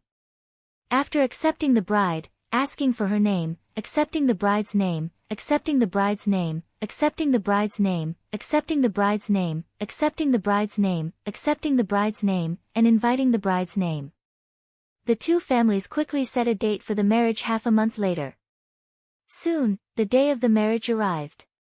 The general's residence was bustling with noise and excitement. Bright red lanterns were hung up. And Ling Yun had a smile on her face as she ordered the servants to do things. Even the old madam came to help. And Yu was wearing a bright red bridegroom's outfit, an official's hat, and a red string hanging from her shoulders. She looked very jubilant. Ning Shu looked very satisfied and nodded. She was very handsome. Compared to the hustle and bustle of the general's residence, Ming Zhu's courtyard was much quieter. Ming Zhu leaned against the door, her hand holding onto a servant girl's hand. Looking at the busy people, she felt like an outsider. "Miss, do you want to go in? The wind is strong at the entrance," Ming Zhu's personal maid said to Ming Zhu. Ming Zhu saw An Yu, who was dressed in a wedding gown, walking down the corridor. He looked healthy and handsome, his entire body was filled with joy, and he was beaming with joy. Ming Zhu suddenly realized that she and An Yu did not go through any ceremony when they got married. Especially when she saw the bride and groom holding the bouquet in one hand, under the cheers and laughter of the crowd, Ming Zhu's heart suddenly felt like it was being hammered. She did not have a wedding, no dowry, no brothers to carry her on their backs, no 10 miles of red dowry, no big red bridal sedan, nothing. Hearing the sound of the ceremony, Ming Zhu felt that her life was not worth it. What did she want? She did not have anything. And you did not give her anything. And you said that he loved her, but she did not get anything in return. Ming Zhu looked at the bride with the veil on her head, and there were poisonous thorns in her heart that pierced her heart. Jealousy, unwillingness, she looked at An Yu and Wei Lingxian sitting together, accepting the bows of the newlyweds. She did not even have the chance to stand side by side with An Yu. They were the happy family. Especially when she saw the smile on Wei Lingxian's face, an indescribable pain surged in Ming Zhu's heart. Everyone was happy, but Ming Zhu's bitter face ruined the atmosphere. When the old madam saw Ming Zhu like this, she directly told her to go back to the courtyard. Who was she trying to show this to? Ming Zhu, who was chased away, felt even more wronged. It was as if she was being bullied. She looked at An Yu, who was drinking with someone else and did not notice her at all. The liveliness here did not belong to Gij. She could not feel this kind of liveliness. Ning Shu smiled and talked to the other madams. From the corner of his eye, he saw Ming Zhu's lonely expression. Ming Zhu should now understand that her and An Yu's love did not receive anyone's blessings. Everything was just her imagination. Ming Zhu's current status could not even be considered a concubine because it was not on the family tree. She should have been a concubine, but because they did not serve tea, the old madam did not care about Ming Zhu. Naturally, she would not be kind enough to mention the family tree. Therefore, it was easy to fall in love, but it was not easy to stay in love. In the end, An Yu and Ming Zhu both died and became true love. Looking at An Yu, this body felt gratified. It was obvious that he was happy to see his son start a family and marry a good wife. After a lively day, the general's residence quieted down. Ming Zhu and An Yu lay together. Ming Zhu asked An Yu, "There is no such wedding between us." An Yu hugged Ming Zhu. "When your child is born, I'll hold one for you." An indescribable anger and exhaustion suddenly surged in Ming Zhu's heart. She turned her back to An Yu. An Yu hugged Ming Zhu and comforted her. "Ming Zhu, you're pregnant now. Don't think too much. It's not good for your health." Ming Zhu was very angry, but she could not explain why she was angry. After a while, Ming Zhu turned around and saw that An Yu had fallen asleep. An Yu was getting married today. As An Yu's father, he naturally had to deal with the guests. If it was in the past, An Yu would definitely comfort Ming Zhu, but he was too tired today, so he fell asleep first. However, Ming Zhu's suppressed emotions suddenly exploded at this moment. It turned out that she was so aggrieved and uncomfortable. The current Mingzhu could not even deceive herself. Anyu was everything in her life, but Mingzhu realized that she was not everything in Anyu's life. This made Mingzhu angry, unwilling, and vaguely regretful. Wake up, Anyu, wake up. Mingzhu slapped Anyu's face. Anyu opened his eyes and held Mingzhu's hand. He felt a burning sensation on his face. His skin seemed to have been scratched by Mingzhu's nails. What are you doing? Mingzhu, what's wrong with you? Anyu's face was filled with anger. No one would be in a good mood after being hit all of a sudden. When Mingzhu saw that Anyu was so fierce to her, tears immediately fell. She cried loudly, Anyu, you actually yelled at me. How can you treat me like this? Anyu reached out and hugged Mingzhu in his arms. He comforted her tiredly, do you feel uncomfortable? Don't cry. My heart is going to break when you cry. Mingzhu leaned on Anyu's body. When she smelled the medicine on Anyu's body, she immediately felt like vomiting. However, Anyu hugged her tightly. The thick smell of medicine at the tip of her nose caused Mingzhu's stomach to churn. She pushed Anyu away and threw up by the bed. Chapter 402. Mingzhu's vomit filled the entire room with a sour smell. Anyu wrinkled his nose and looked at Mingzhu, who was lying on the edge of the bed and vomiting. Anyu felt that something in his heart had been destroyed. In Anyu's heart, Mingzhu was a gentle and poetic person. However, Mingzhu was vomiting filth in her mouth. Anyu found it hard to accept. However, when this thought came to his mind, Anyu was shocked. He loved Mingzhu so much. How could he have such thoughts? Anyu felt that he needed to organize his thoughts. He got off the bed and ran out of Mingzhu's room in a panic. Mingzhu just stared blankly and cried silently. Anyu spent the night in the study. He stood by the window the whole night and looked at the bright moon in the sky like a piece of wood. The next day, the newlyweds met their in-laws. Ningxu and the old lady were wearing brocade clothes and waiting for Anyu and Lin Yanlei. What surprised Ningxu was that Anyu came over very early today. His complexion was very ugly, and there were dark circles under his eyes. His face was sallow, and his expression was extremely ugly. Why wasn't Anyu with Mingzhu? Weren't the two of them conjoined twins? Ningxu was curious, but he looked dignified and virtuous on the surface. After a while, Mingzhu also came over. She held her waist and walked in. Her face was extremely pale, so pale that the veins on her forehead were showing. The old lady saw Mingzhu's weak appearance and her face was pale. She quickly asked, "What's wrong with you? Did you not rest well?" Mingzhu glanced at Anyu and said to the old lady, "I'm fine. I just can't eat. I feel nauseous and want to vomit. Pregnant women are all like this. Everyone has been through this. Even if you want to vomit, you have to eat," the old lady instructed Mingzhu. Ningxu saw that the atmosphere between Anyu and Mingzhu was a little strange. It looked like they were quarreling. The newlyweds came in. Anyu held Lin Yanlei's hand and stepped into the door. Lin Yanlei saw so many people looking at her and quickly wanted to shake Anyu's hand off. However, Anyu held it tightly, causing Lin Yanlei's face to turn red. Everyone responded with kind smiles. Mingzhu looked at Lin Yanlei and suddenly felt envious. Lin Yanlei first knelt down to serve tea to the old lady. The old lady smiled and gave her a pair of bracelets that were as white as jade. They were flawless. The old lady said, "This was given to me by your grandfather. I'll pass it on to you." "Thank you, grandfather."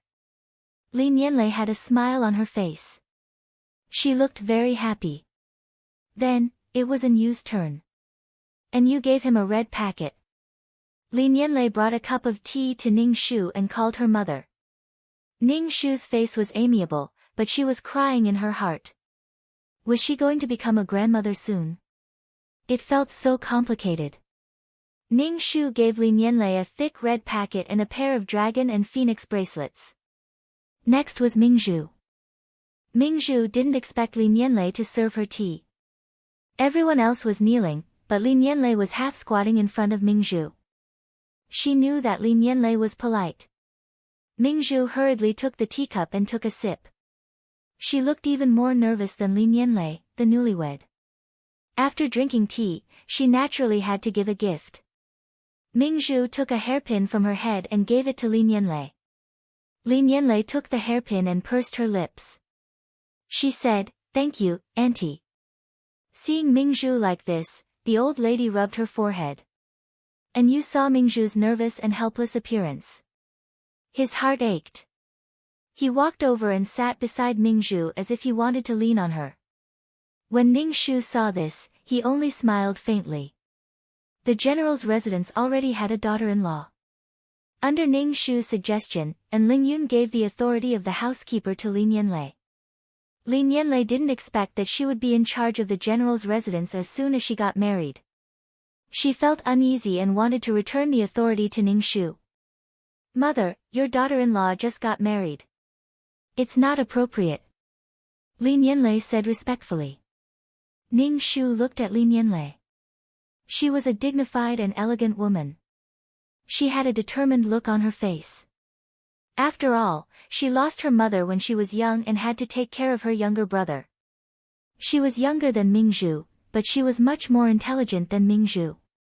Ningxu smiled and said, "You are already a member of the general's residence. These things were originally your responsibility. Don't worry, don't worry." Lin Yanlei was relieved. She was much more considerate than Lingyun. Ningxu let Lingyun learn from Lin Yanlei. The sisters-in-law got along very well. And you seem to like Lin Yanlei very much. She even delayed the date of her return to the Lizhou army. The two of them were in harmony. Although there was still some politeness between them, there was sweetness in their interactions. There was no vigor, only the warmth of a trickle of water. If Ningxu had to choose, she would rather choose this kind of slow and steady relationship. Like Mingzhu and Anyu's fiery relationship, what would be left after it burned? The love between Anyu and Lin Yanlei gave Mingzhu an indescribable feeling. Mingzhu often saw Anyu pick a flower from the garden and put it in Lin Yanlei's hair while she was reading the account book. Anyu's shoulder was placed on Lin Yanlei's, and the two of them looked at each other and smiled. It looked exceptionally beautiful. Anyu had never done any of these things for her. Mingzhu held her waist and couldn't help but walk towards the two of them in the pavilion. They were so happy. Mingzhu walked into the pavilion and saw the petite Lin Yanlei almost embedded in Anyu's embrace. Anyu's body was strong and strong. She really wanted to know what it felt like to be in his embrace. "Aunt." Lin Yanlei bowed towards Mingzhu. Mingzhu looked at Lin Yanlei in a daze. This woman was beautiful and dignified. When she stood together with Anyu, they were a perfect match. An elegant young man and a beautiful young woman. It was like a painting. Mingzhu looked at the two of them. There was an indescribable jealousy in her heart. Because Anyu's young body was tall and broad. She didn't dare to get close to Anyu. The smell of medicine on his body was strong. As long as she got close to him, she would feel disgusted. Now, Anyu's body didn't have the vigorous smell of a man, but the smell of an old man in his twilight years. And it was mixed with the smell of medicine. Mingzhu didn't know why Anyu kept drinking medicine. Lin Yanlei saw Mingzhu looking at her and Anyu strangely. Anyu frowned and said, "Aunt, Yanlei and I will leave first." Saying that, she pulled Lin Yanlei away. Mingzhu looked at the two of them and narrowed her eyes as they walked away. "Anyu, don't you feel that aunt is very strange?" Lin Yanlei frowned and said to Anyu. A woman's intuition was very sharp. Lin Yanlei felt that Mingzhu had a faint hostility towards her. Lin Yanlei couldn't understand why this aunt was hostile towards her. Anyu didn't care and said, "Don't mind her. When you meet her in the future, just follow the etiquette." Lin Yanlei smiled and looked at Anyu gently. Chapter 403. Has the general been sleeping in the study recently? Zhu, who was beside Ningxu, asked. Zhu, helped Ningxu wash up as she said, Yes, he has been sleeping in the study for the past few days. Naturally, she was not as clingy as before. However, what Ning Shu did not expect was that Ming Zhu did not make a fuss. And you slept in the study while Ming Zhu continued to live her own life. Ming Zhu was the kind of person who would not be able to stand being ignored. However, this made Ning Shu very surprised. After washing up, Ning Shu went to eat breakfast. When he walked into the hall, Lin Yanlei had already asked the servants to set the table. Her diligent manner made Ning Shu feel a little ashamed. And Yu was blessed to have such a gentle and considerate wife. After a while, the old lady also came. Her eyes were filled with joy when she saw Lin Yanlei.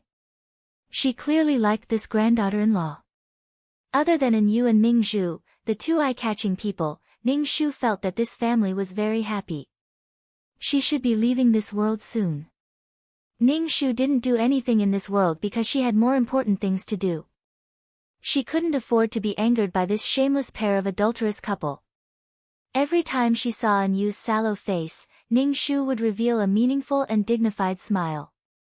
Then, when she saw Ming Zhu's bitter and regretful expression, Ning Shu revealed an even more dignified smile. Ning Shu, wahahaha, Ming Zhu was a little girl. She longed for a tall and strong man to conquer her and dominate her. However, An Yu did not seem like a dominator now. An Yu's masculinity could not be displayed. In bed, he could not conquer Ming Zhu. Perhaps in Ming Zhu's heart, An Yu's image of a god had begun to collapse.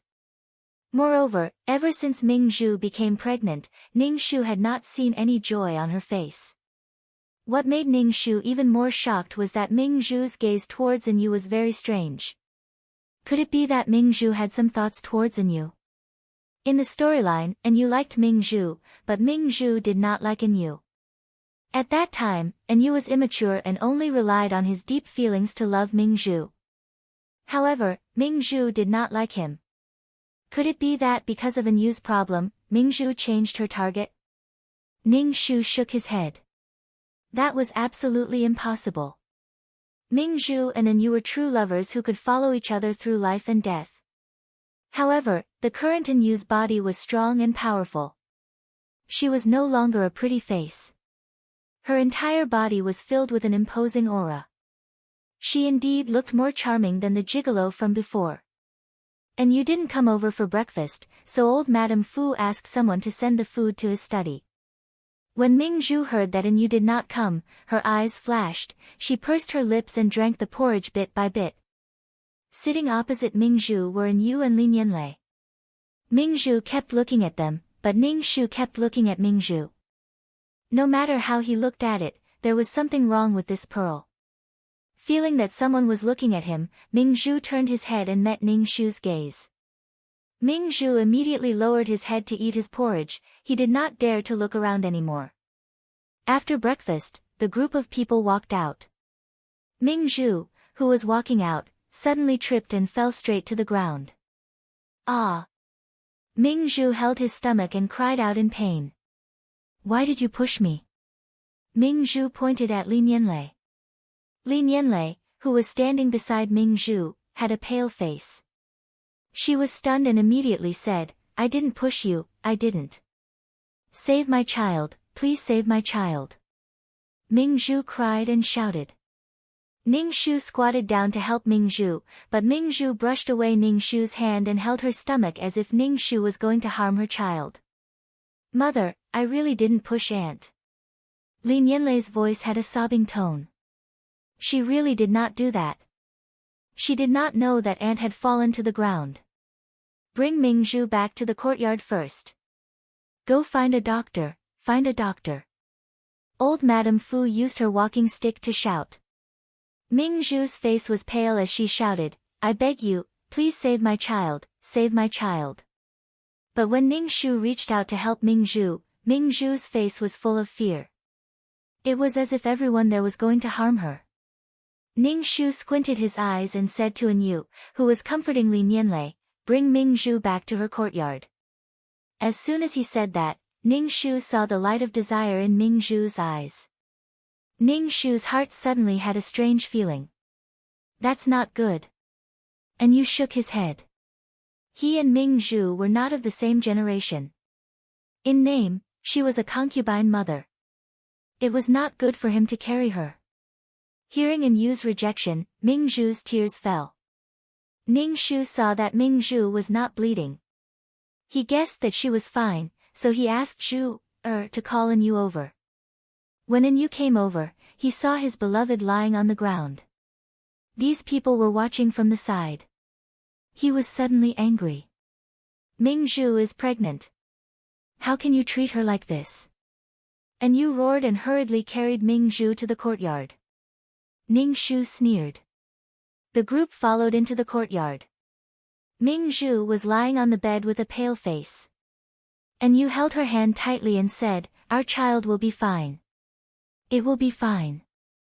The doctor came over and said that there was nothing serious. She was just frightened and needed to rest. Ming Zhu looked at Lin Yanlei's face and asked, "Why did you push me?" "I didn't. I really didn't push you." Lin Yanlei's face was pale. She said calmly, "I was on your left. If I pushed you, you should have fallen to the right. But you fell to my side. You were the one who pulled me," Ming Zhu said sadly. Ning Shu said coldly, "One moment you say that someone pushed you, the next moment you say that someone pulled you. What is going on? Are you questioning Ming Zhu?" Ming Zhu almost lost her child, and you still want to interrogate her like this? Do you still have any humanity? And Yu said sadly.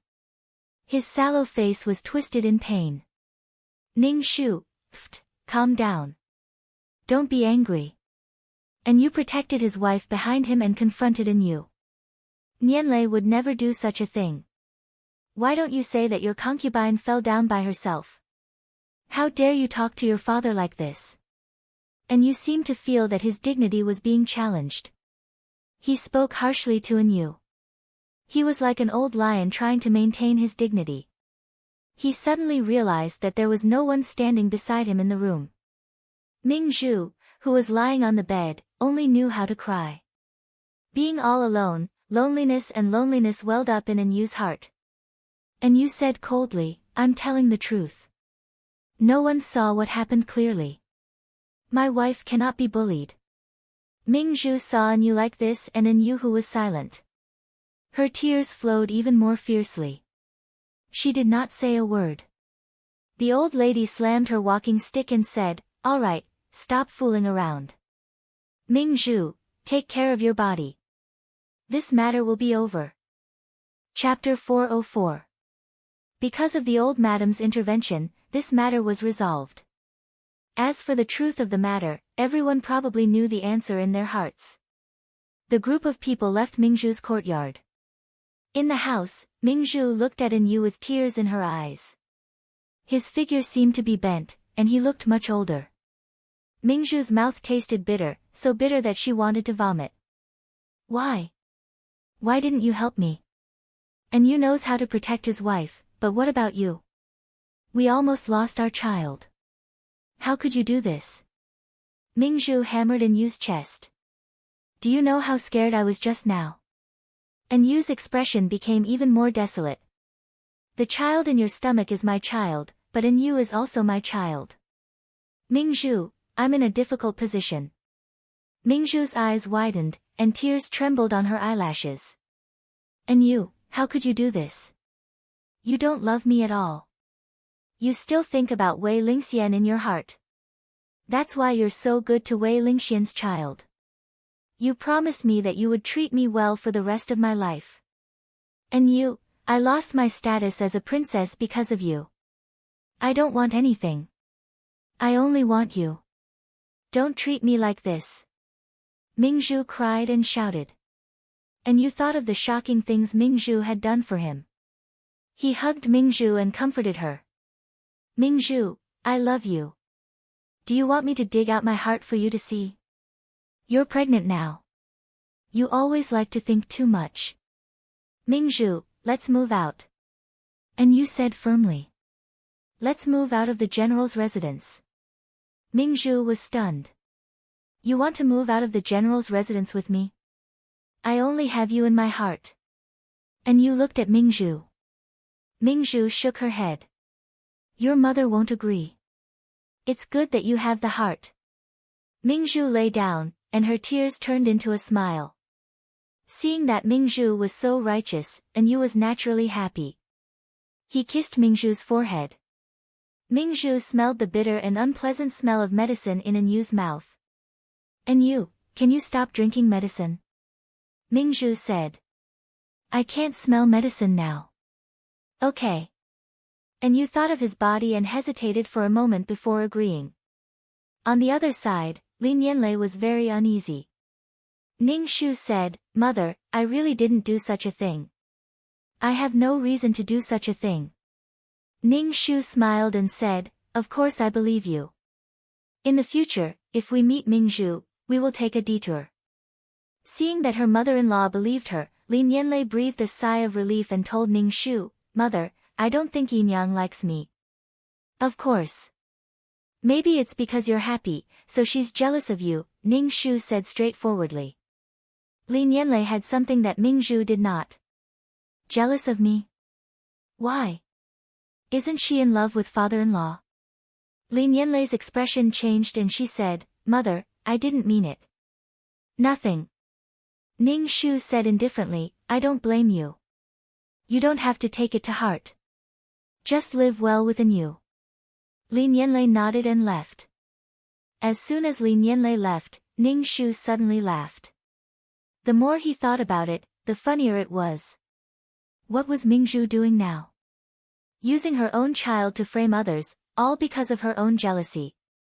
She was jealous that Lin Yanlei was the main wife, jealous that Lin Yanlei had a young and valiant husband. People were indeed greedy. In the plot, Anyu loved Mingzhu. Even if Anyu was married, he still had Mingzhu in his heart, but Mingzhu did not care. Wei Lingxian loved but could not get her, so she was in pain. Everyone in the general's residence was on Mingzhu's side. Anyu loved her, and Anyu also loved her. It seemed that Mingzhu was the happiest in the general's residence. But now, Lin Yanlei appeared. Her husband loved her dearly, and everyone liked her. This made Mingzhu jealous, especially now that Anyu was not very good. Mingzhu's personality was weak and obedient. She liked men who were as tall as gods. Anyu, on the other hand, was younger than Anyu. She had strong hormones. Sure enough, things between the bed were not smooth, and all the problems came out.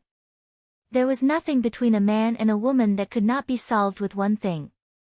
If one thing was not enough, then two. It was great to torture each other like this. Let's see how long your true love can last. There was a limit to everything in the world.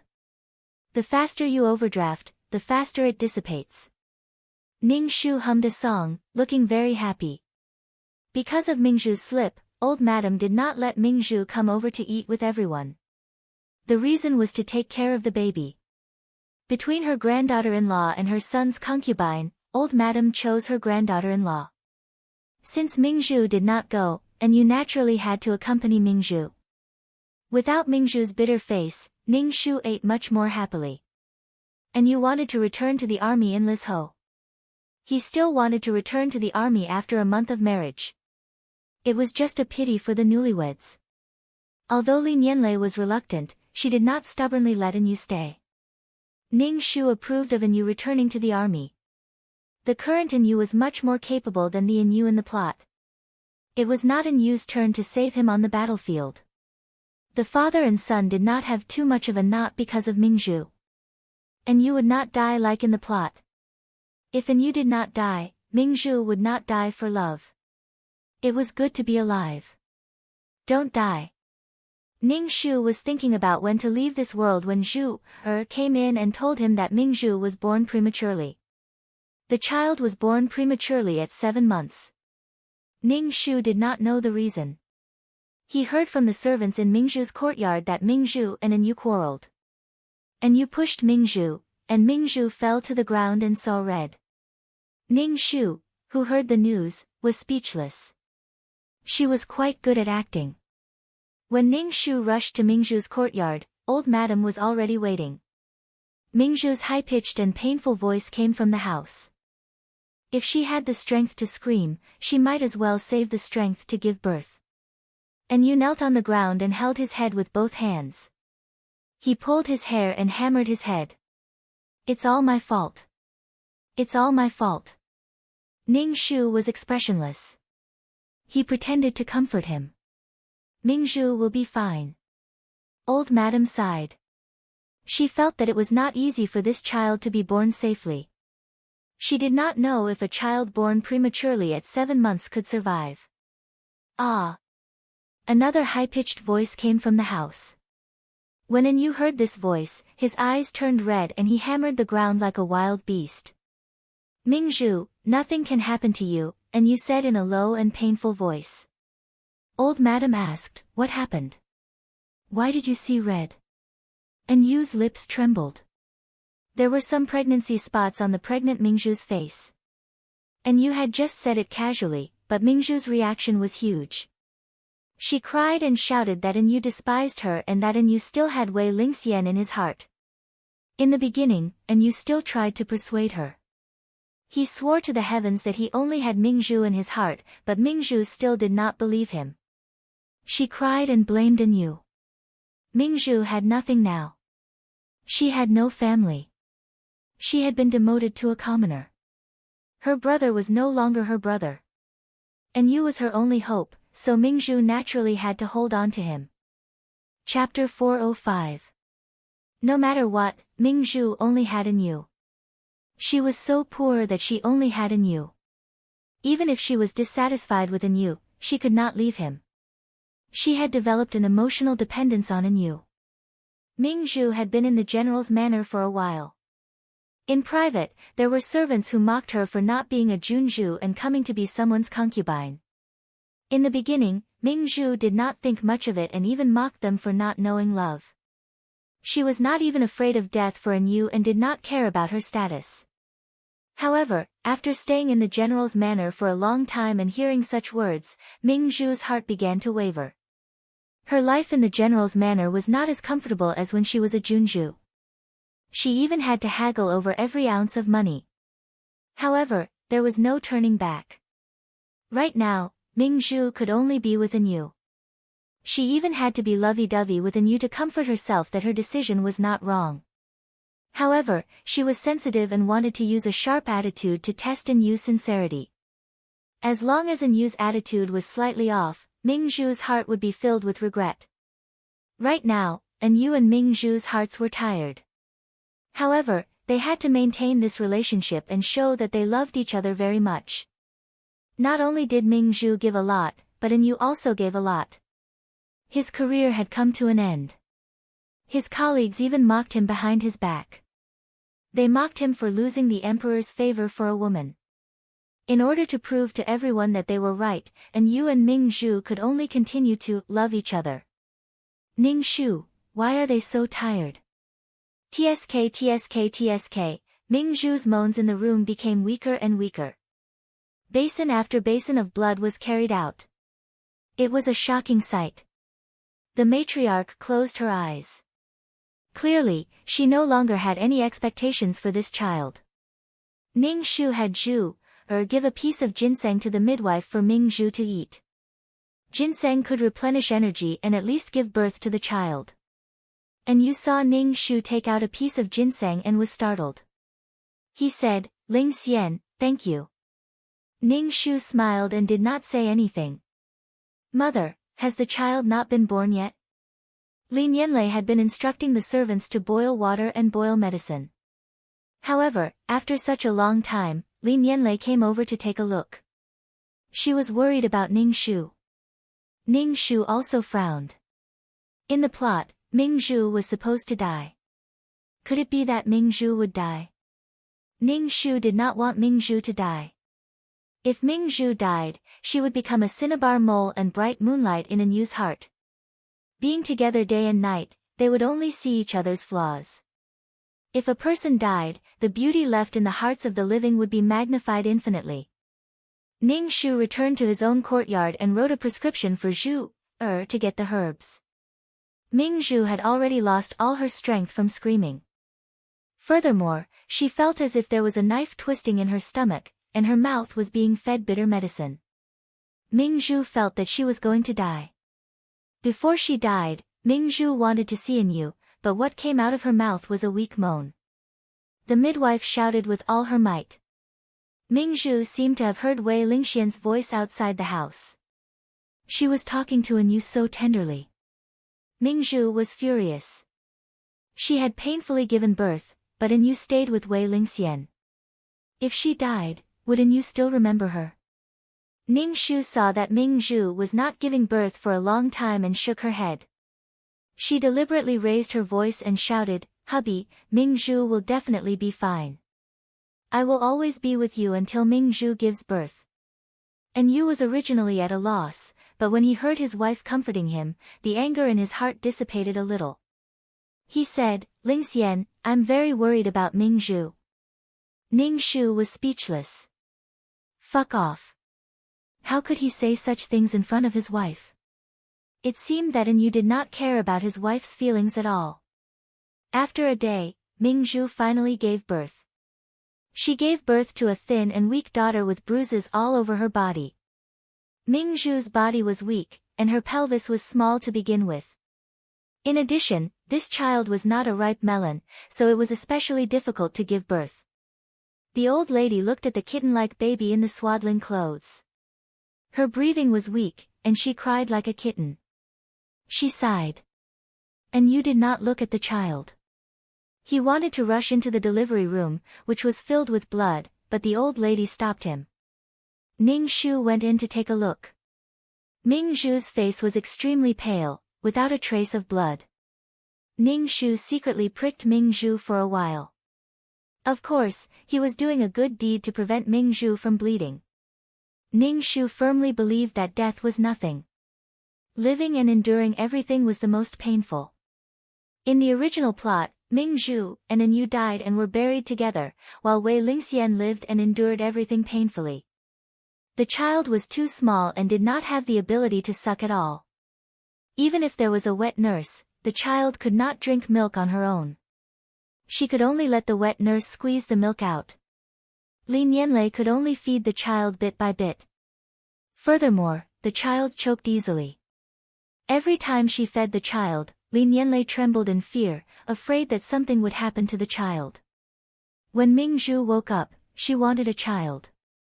When she saw how thin and weak her child was, she immediately cried and blamed Yu.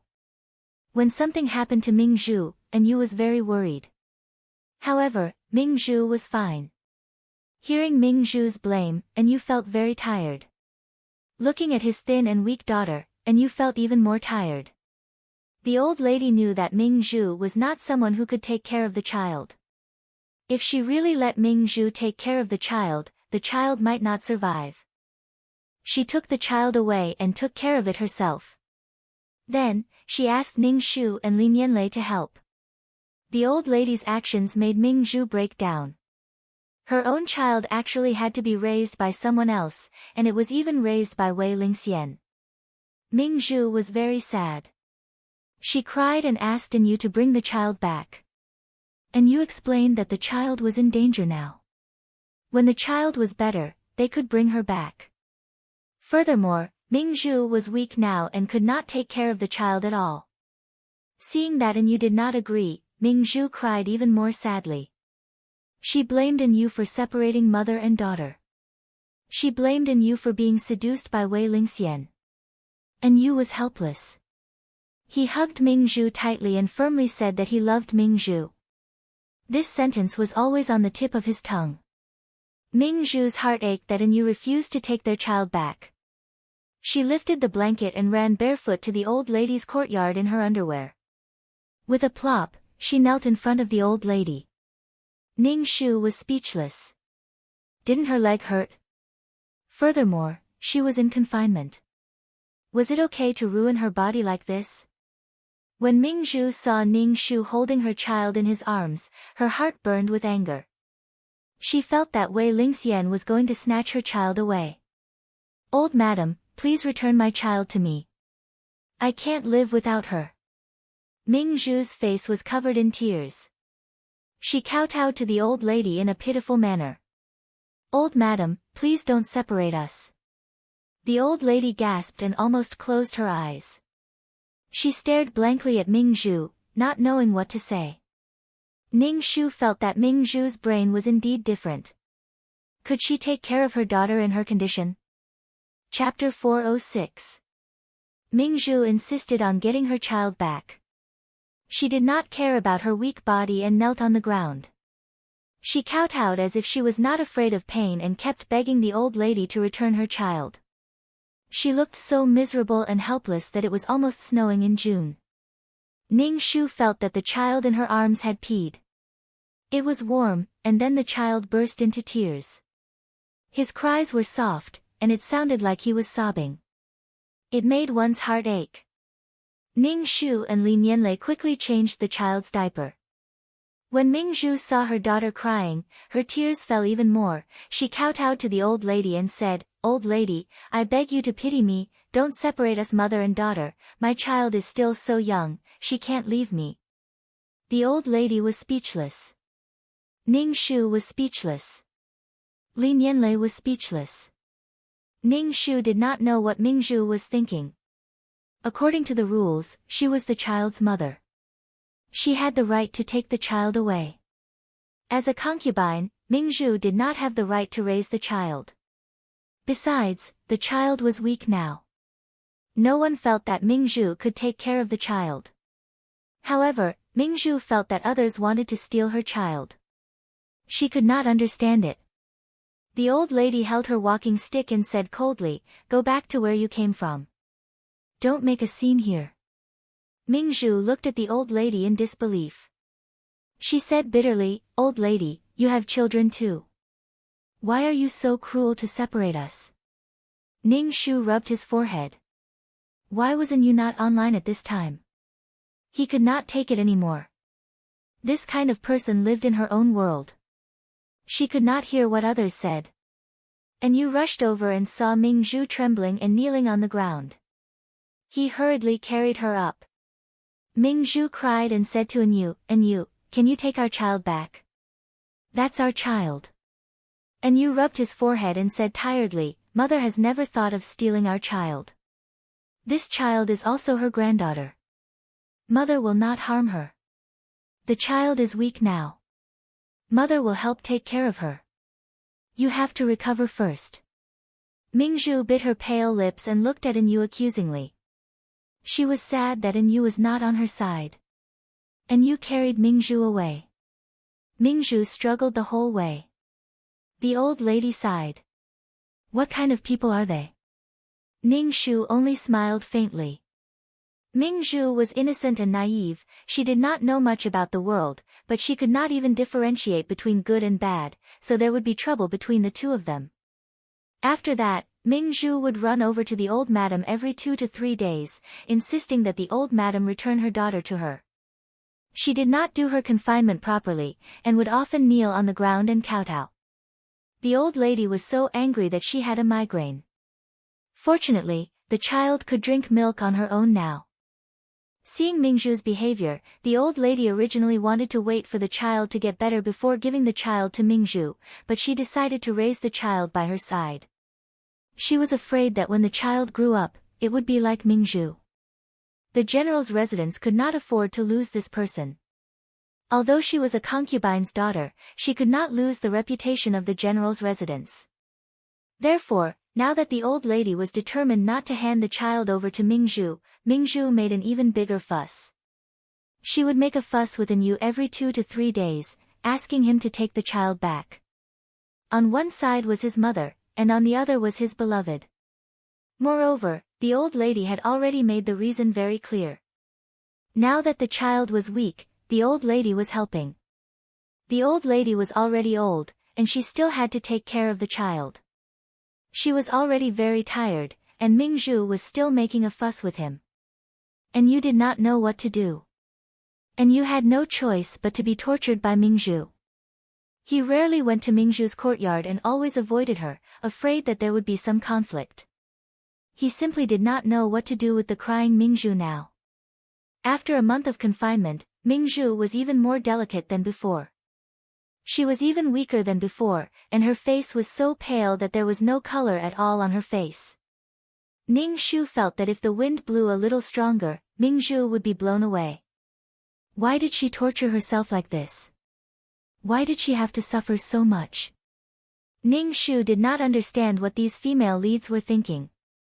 Life was already so difficult, so why did they have to torture themselves? Lin Yanlei was found to be pregnant, which made the old lady really happy. This was a great-grandchild. Ning Shu was also happy.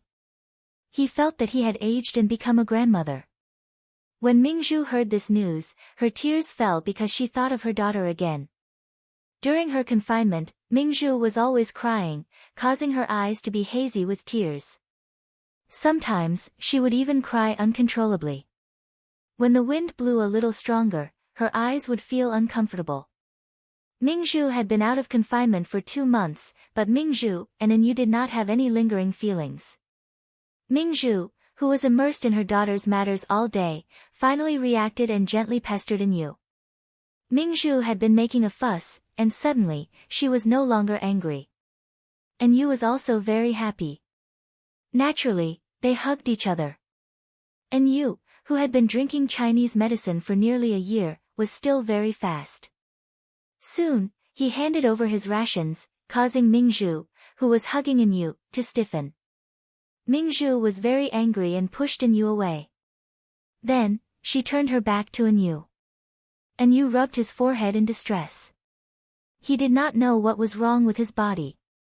Being despised by Mingzhu, Anyu felt that his dignity was trampled on by Mingzhu. Both of them were unable to face each other. Anyu put on his clothes and left. Mingzhu silently cried again. The next day, Ning Shu saw Anyu's sallow and distressed face and Mingzhu's incomparably bitter face.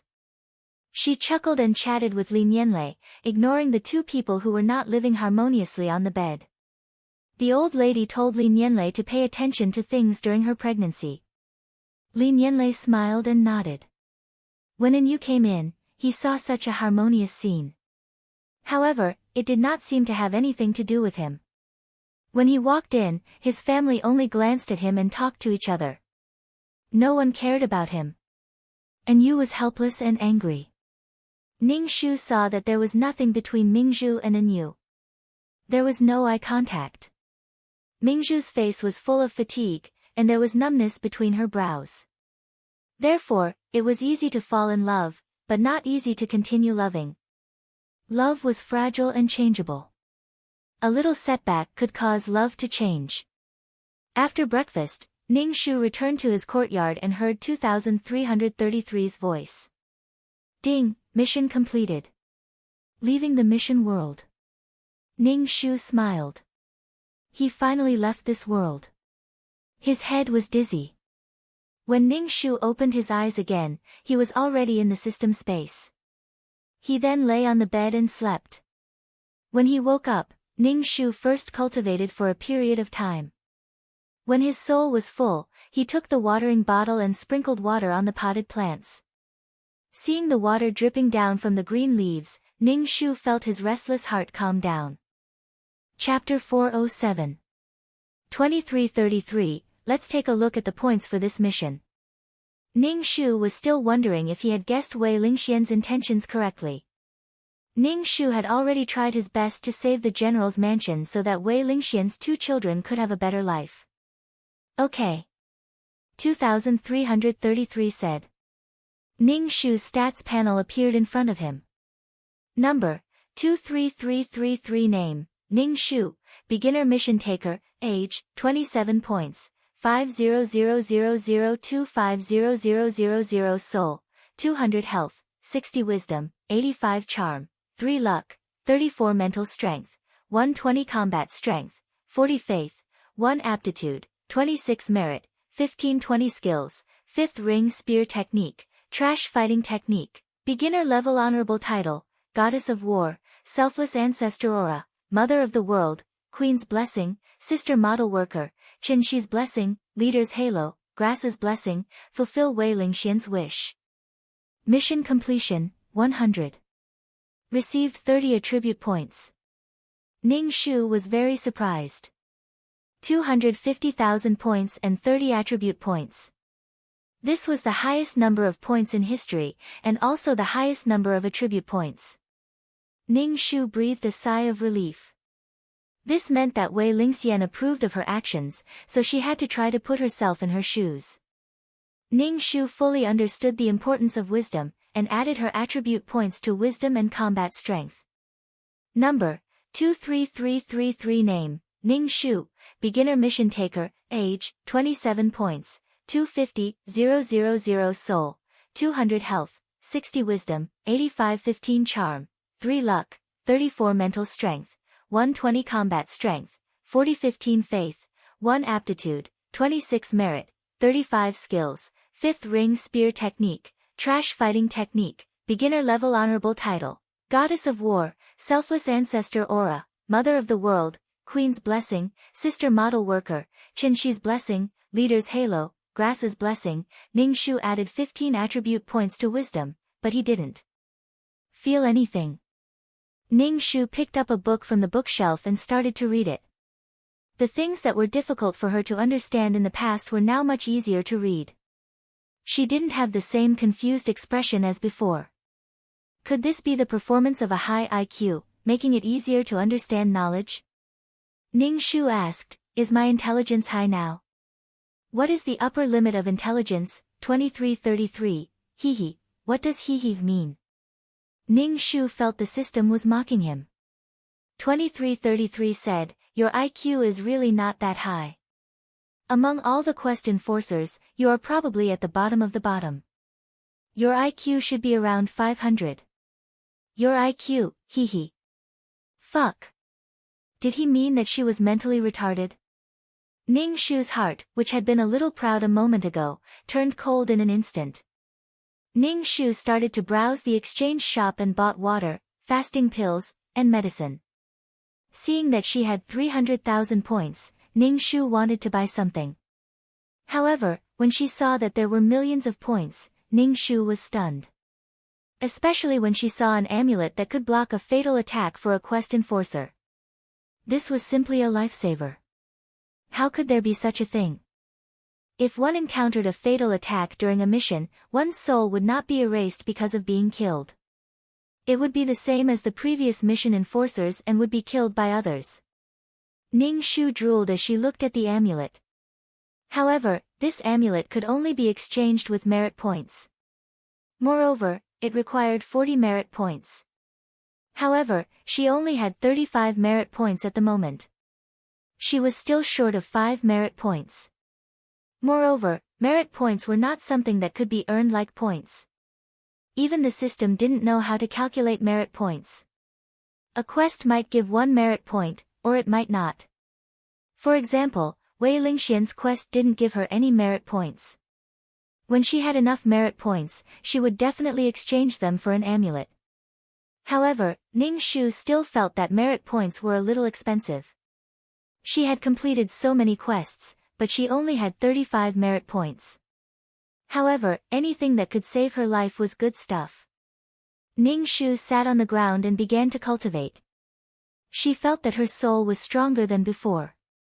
When she touched her soul, it felt like her skin. Ning Shu wondered if she could rebuild her body. No matter what, there was no harm in having a strong soul. It wouldn't be easily affected by the emotions of the person who entrusted it. Ning Shu stretched and said to 2333, "Let's enter the quest." Okay. Ning Shu's head was dizzy for a moment. When her soul had completely adapted, she opened her eyes. The light was a little dazzling. Ning Shu blocked it with her hands and then turned her hands over to examine them. It was because this pair of hands was too beautiful. They were slender like jade and looked like they were carved out of jade. The nails were shiny and elegant. However, this pair of hands belonged to a man. Because they were very wide, Ning Shu touched her chest. She had chest muscles, but they were flat. Damn, how did I become a man again? After touching her lower body, Ning Shu completely gave up. She looked at the decoration in the room. It was low-key and luxurious. Everything was exquisite. Obviously, the owner was rich. And the bed was very big. Ning Shu suddenly thought of a sentence, every morning, I wake up on a 60 square meter bed. Go away, you damn money. 2333, how did I become a man? Ning Shu asked 2333. Last time it was a mistake, but this time it was a man again. 2333 didn't say anything. Ning Shu shouted again, hey, 2333, what's going on? 2333 still didn't say anything. Ning Shu, what's wrong with it? Is it dead? Ning Shu shouted twice. The system died. Ning Shu gave up on summoning the system and accepted the plot first. But after seeing the plot, Ning Shu felt that his whole body was not good. Very bad. The original owner was called Gong Luo. He was the CEO of W City's Miyagi Group. The Miyagi Group was deeply rooted in W City. In the W City's business world, Gong Luo was born with a diamond in his mouth. He was handsome and rich. He could beat any woman between the ages of 8 and 88. The original owner had a high IQ and was a man of means. After Gong Luo took over the Miyagi Group, it went up another level. The Gong family became a top rich family. This kind of man could make a woman go crazy. Gong Luo was a man who was loved by millions. But Ning Shu had a headache because Gong Luo was the male lead of this world. Male lead, damn, how can a main character like you counterattack? Ning Shu felt that he was running further and further down the unknown road. This was the male lead's top configuration. What was there to be dissatisfied with? Ning Shu felt that he was transported to the wrong world. And this plot made Ning Shu want to die. He really wanted to die. Chapter 408. This was a doting story that was so sweet that it made one's teeth fall off. The female lead, Anwan's boyfriend, cheated on her and slept with her best friend. Anwan was so angry that she decided to find a gigolo and slept with Gong Luo. When she went to work the next day, she found out that the gigolo she found was actually her superior and the company's CEO. What followed was a love story. Before Anwan could react, the two of them had already gotten a marriage certificate and started a sweet story of doting on his wife. If there were any villains who came to cause trouble, Gong Luo dealt with them one by one. Ning Shu rubbed his forehead. He really couldn't understand why the high and mighty CEO would fancy an ordinary woman who was cheated on by her boyfriend. She didn't sleep with her boyfriend, then her boyfriend cheated on her, so she went to look for a gigolo. When she was with her boyfriend, she kept her chastity, but when her boyfriend cheated on her, she boldly looked for a gigolo. Furthermore, Gong Luo only wanted this woman and doted on her. It was simply killing Ning Shu's logic dog. Perhaps this virgin body was left for the male lead, Gong Luo. Ning Shu could only sigh. Girls must protect themselves well. What if the gigolo was sick? What if she got pregnant? What if she got pregnant? Was she going to look for the gigolo? Ning Shu lit a candle for Anwan's ex-boyfriend. He was destined to not get the female lead's body. You couldn't sleep with a tall, rich, and handsome guy just because you went out. If you slept with a cake-rich guy, the cake-rich guy might not necessarily take responsibility. Gong Luo was very good to Anwan, so good that all the women in the world were envious of Anwan. The story of an ordinary woman and a CEO. The overbearing CEO fell in love with me. Gong Luo was a very smart man, but when he faced Anwan, he doted on her unconditionally. He was like a marionette, doing his best to treat Anwan well. He treated Anwan as if she was his own life. Gong Luo felt that something was wrong, but when he faced Anwan, his heart softened and he doted on her. Even if there were any misunderstandings, they would be easily resolved. Gong Luo felt that he was a marionette, always doing exaggerated things for Anwan, such as chasing her from 1,000 miles away, a room full of diamond rings. When he faced Anwan, Gong Luo felt that he was broken.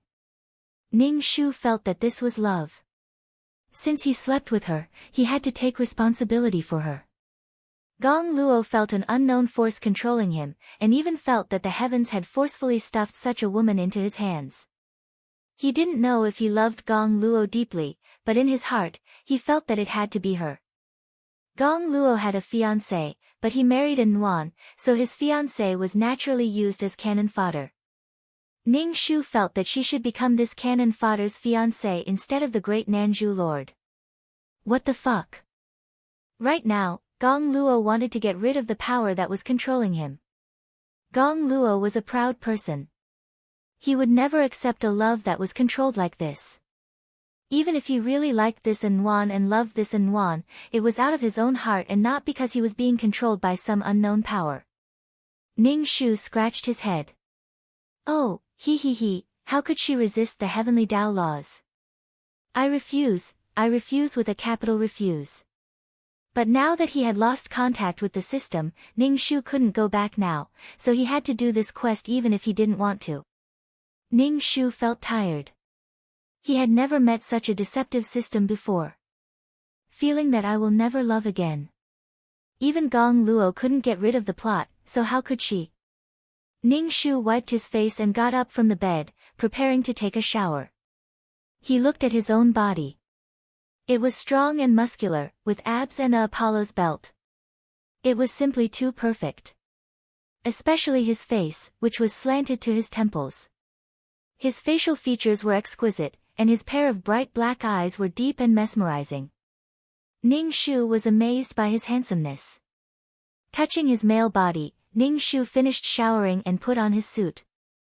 When he looked in the mirror, he was practically drooling. The suit made his body look tall and slender, with a kind of abstinence and sexiness that made people want to conquer him. Ning Shu went downstairs. The servant, Auntie Li, told Ning Shu, "Sir, your coffee is ready." Ning Shu sat on the sofa, reading the newspaper, and then drinking the extremely bitter coffee, smacking his lips. Ning Shu leaned against the sofa. Since he wanted to get rid of the plot, he could solve it by not sleeping with a Nuan. Yes, not sleeping with a Nuan. After breakfast, Ning Shu went to work. Then, he realized that with his intelligence, he couldn't handle the company's affairs well. At first, he was a little flustered. How did Gong Luo manage to handle the company's affairs and date at the same time? Whenever something happened to a Nuan, Gong Luo would put down his work and even hold a meeting. If something happened to a Nuan, the meeting would be suspended. It seemed that with a Nuan, the center of Gong Luo's life became a Nuan, and only a Nuan.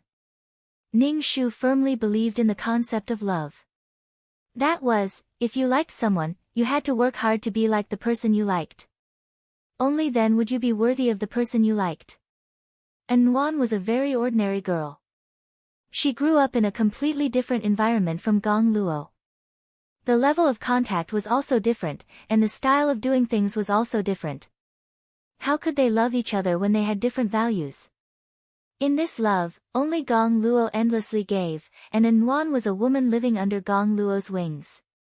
In this life, she only needed to do one thing, and that was to let Gong Luo pamper her, and pamper her again. Ning Shu had a headache. After dealing with the matters in the morning, if it weren't for the presence of a few secretaries, Ning Shu would have really knelt down in front of this pile of documents. Feeling a little tired, Ning Shu went to the bedroom next to the office to rest. He sat on the bed and meditated to see if he could cultivate the ultimate martial arts. After cultivating for a while, he felt refreshed. However, he didn't cultivate Qi Jin. This world wasn't suitable for cultivation in the first place. There were restrictions. In addition, he didn't have enough spiritual energy. It was enough to strengthen his body. After leaving the room and looking at the documents on the table, Ning Shu felt a headache coming on. He felt that his intelligence was really not good. It seemed that he had to add more attributes to his intelligence points in the future. Otherwise, he would really not be able to handle some missions in the future. Ning Shu decided to go to the bar at night to take a look. He wanted to see how the plot would have developed if he hadn't slept with a Nuan. At night, the lights of the city were waning. Ning Shu drove to the bar. When he walked in, the bar was filled with noisy music. Everyone was doing their best to twist their bodies. Perhaps it was because this body was too obvious. The moment Ning Shu walked in, many women surrounded her. There were even men who surrounded her. Fuck, I'm not gay. I'm not a lesbian. Ning Shu saw Nguyen sitting in the corner drinking. She was drinking and cursing her scumbag ex-boyfriend. Ning Shu looked at Nguyen. She wasn't very beautiful, but she had a pure aura. Her temperament made people feel comfortable. A delicate little beauty, a pretty girl from a humble family. Ning Shu didn't appear in front of Nguyen, but he also didn't see Nguyen looking for a male escort. Instead, someone wanted to take advantage of her and was chased away by Nguyen. There was a change in the plot. Chapter 409. Ning Shu watched Nguyen from a hidden spot. Seeing that Nguyen kept drinking, she left the bar. Ning Shu followed behind her and saw Nguyen get into a taxi. Looking at the taxi driving away, Ning Shu had a bad feeling in her heart. She felt that this mission was going to fail. For the next few days, Ning Shu went to this bar. Whenever she went, Nguyen would be there. Furthermore, she drank more and more. She kept scolding the adulterous couple. Clearly, she was very angry with her ex-boyfriend and best friend. However, Ning Shu did not see any signs of Nguyen looking for a gigolo. Damn, Ning Shu finally knew where the problem was. If she did not have any relationship with Nguyen, then the plot would not progress. The beginning of the story was Nguyen and Gong Luo sleeping together. Only then did the story progress. However, now that she did not have any relationship with Nguyen, the plot remained stagnant. Ning Shu realized a very dangerous thing. If she did not leave with Ning Shu and Nguyen, then the plot would not progress. The mission would not be completed. She would stay in this world forever until her soul power and life points were depleted. However, if she left, then the plot would allow her to be with Nguyen. How could she escape the plot? Ning Shu felt that Gong Luo actually wanted to get rid of Nguyen. However, the powerful plot made Gong Luo helpless. He even felt that he loved Nguyen without any dignity. Gong Luo was cold and wise. However, with Nguyen, he felt that he had lost his intelligence. The things he did were very childish. It was true that people in love had a negative IQ. To sleep or not to sleep, to sleep or not to sleep, to sleep or not to sleep, to sleep or not to sleep. If she did not sleep, then the plot would not progress. She would stay in the plot forever until her soul power was depleted and she was waiting for death. If she slept, then she would have to take responsibility. It would be the same as in the plot. How could she change the plot?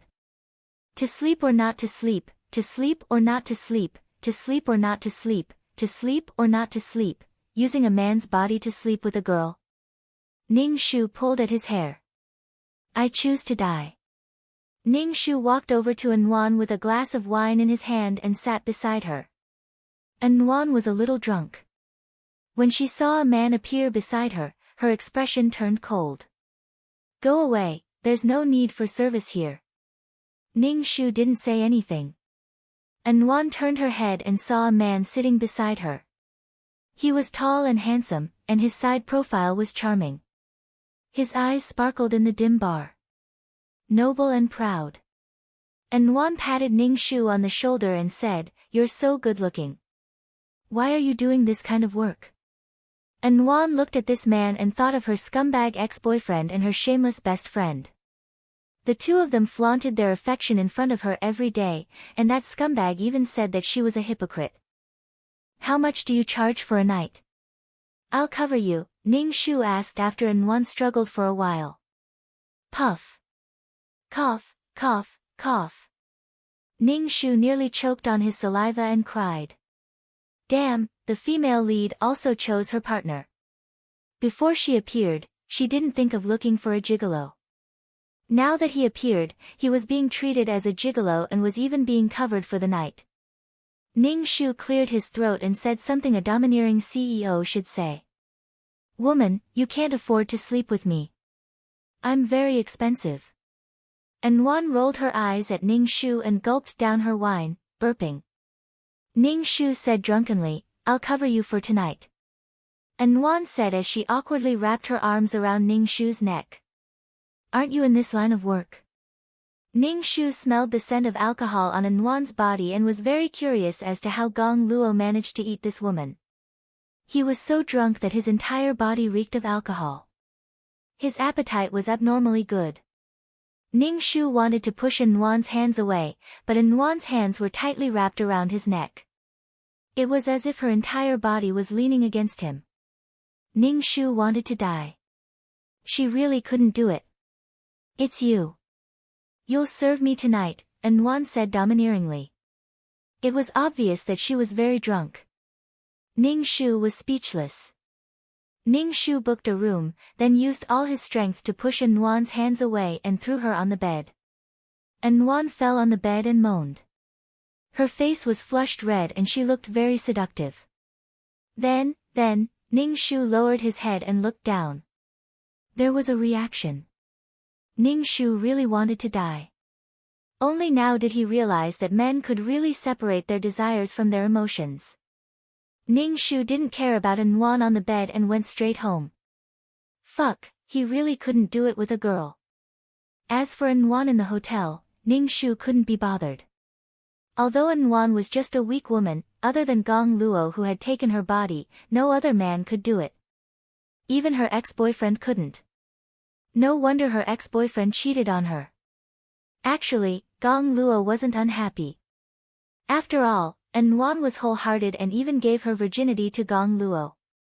Ning Shu was very distressed. What the fuck should he do? What the fuck should he do? What the fuck? When he got home, it was already midnight. Ning Shu pulled the tie around his neck. Thinking about how tiring it was for a man to wear something like this every day, Ning Shu felt a little out of breath. Opening the door, Auntie Li placed the shoes in front of Ning Shu and said, "Sir, Miss Song is here." Miss Song. Ning Shu was in a daze for a moment. Only then did he remember that Gong Luo had a fiancée called Song Ning. She was a match for Gong Luo, but compared to the Gong family, the Song family paled in comparison. Gong Luo and Song Ning's marriage was a strong alliance between the two families. It was beneficial for the development of both families. Not to mention, Song Ning loved Gong Luo. Her future husband was so good. Song Ning was envied by her group of sisters. Ning Shu nodded and walked in. He saw a beautiful woman sitting on the sofa. She was slim and had a well-proportioned body. She wore a knee-length skirt, revealing her slender calves. She had delicate ankles and flawless skin. Just by looking at her legs, one could tell that she was a beauty. Ning Shu looked at her face and was stunned. He saw that Song Ning was very beautiful. Her skin was creamy and her facial features together gave people a very beautiful feeling. Her eyes were watery and the corners of her mouth were curved. Her smiling face emitted a lustrous luster under the light, like a beautiful pearl. Ning Shu once again doubted Gong Luo's taste. Why would such a beautiful fiancée like Anwan? To be honest, Song Ning was much prettier than Anwan. Gong Luo. Song Ning walked in front of Ning Shu and naturally took his arm. She raised her head and smiled at Ning Shu. The corners of her eyes were curved. She was very beautiful. Ning Shu's eyes were dazed for a moment. Oh my god, he felt like he was mesmerized. Why are you back so late? Hey, you smell like alcohol. Did you go drinking? Song Ning frowned and said.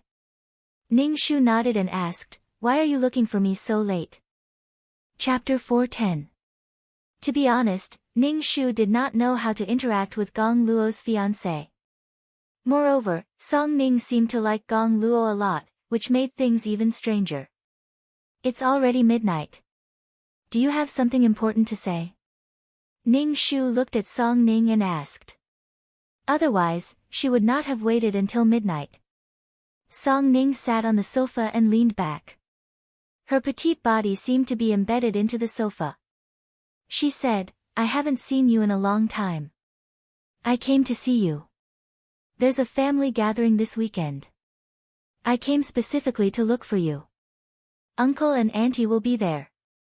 Song Ning frowned. Her expression carried the charm of a little girl, but also an indescribable naivety. She was really a beautiful woman. Even to Ning Shu, Song Ning was a very beautiful and elegant woman. She made people's hearts go soft and itch. How much glory did the female lead, An Nuan, have to defeat Song Ning? She defeated a woman who was prettier, wealthier, and more capable than her. Ning Shu said, for this kind of thing, you can just make a call. You don't have to wait until now. Song Ning stood up and stood in front of Ning Shu. She raised her small face. Her face was like a lotus petal, fresh and moving. Ning Shu felt his heart go numb. He even had a feeling that he was going to fall in love with this woman in front of him. Ning Shu quickly shook his head. Oh my, I'm a woman. How can I fall in love with a woman? Song Ning frowned. She seemed to be dissatisfied with Ning Shu's reaction. She frowned and said, I haven't seen you in a long time. I came to see you. Song Ning counted on her fingers. She seemed to be counting how long it had been since they last met. Then, she used her jade white finger to poke Ning Shu's chest. Can't I come to see you? Ning Shu was speechless. So it was so tough to dress as a man. Not only did it feel awkward, but he also had to face all kinds of girls. It was too tiring to love. Ning Shu grabbed Song Ning's hand that was poking his chest. It hurt a lot. Song Ning furrowed her brows. A trace of displeasure flashed across her face, but she quickly smiled. It's already so late. Either you send me back, or I'll stay here.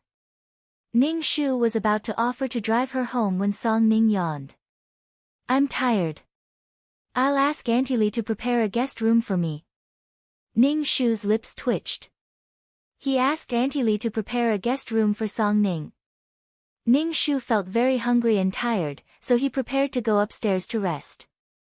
After taking a quick bath, Ning Shu laid on the spacious bed and stared at the ceiling. Ning Shu pulled at his hair, thinking about this quest. This mission was simply too difficult.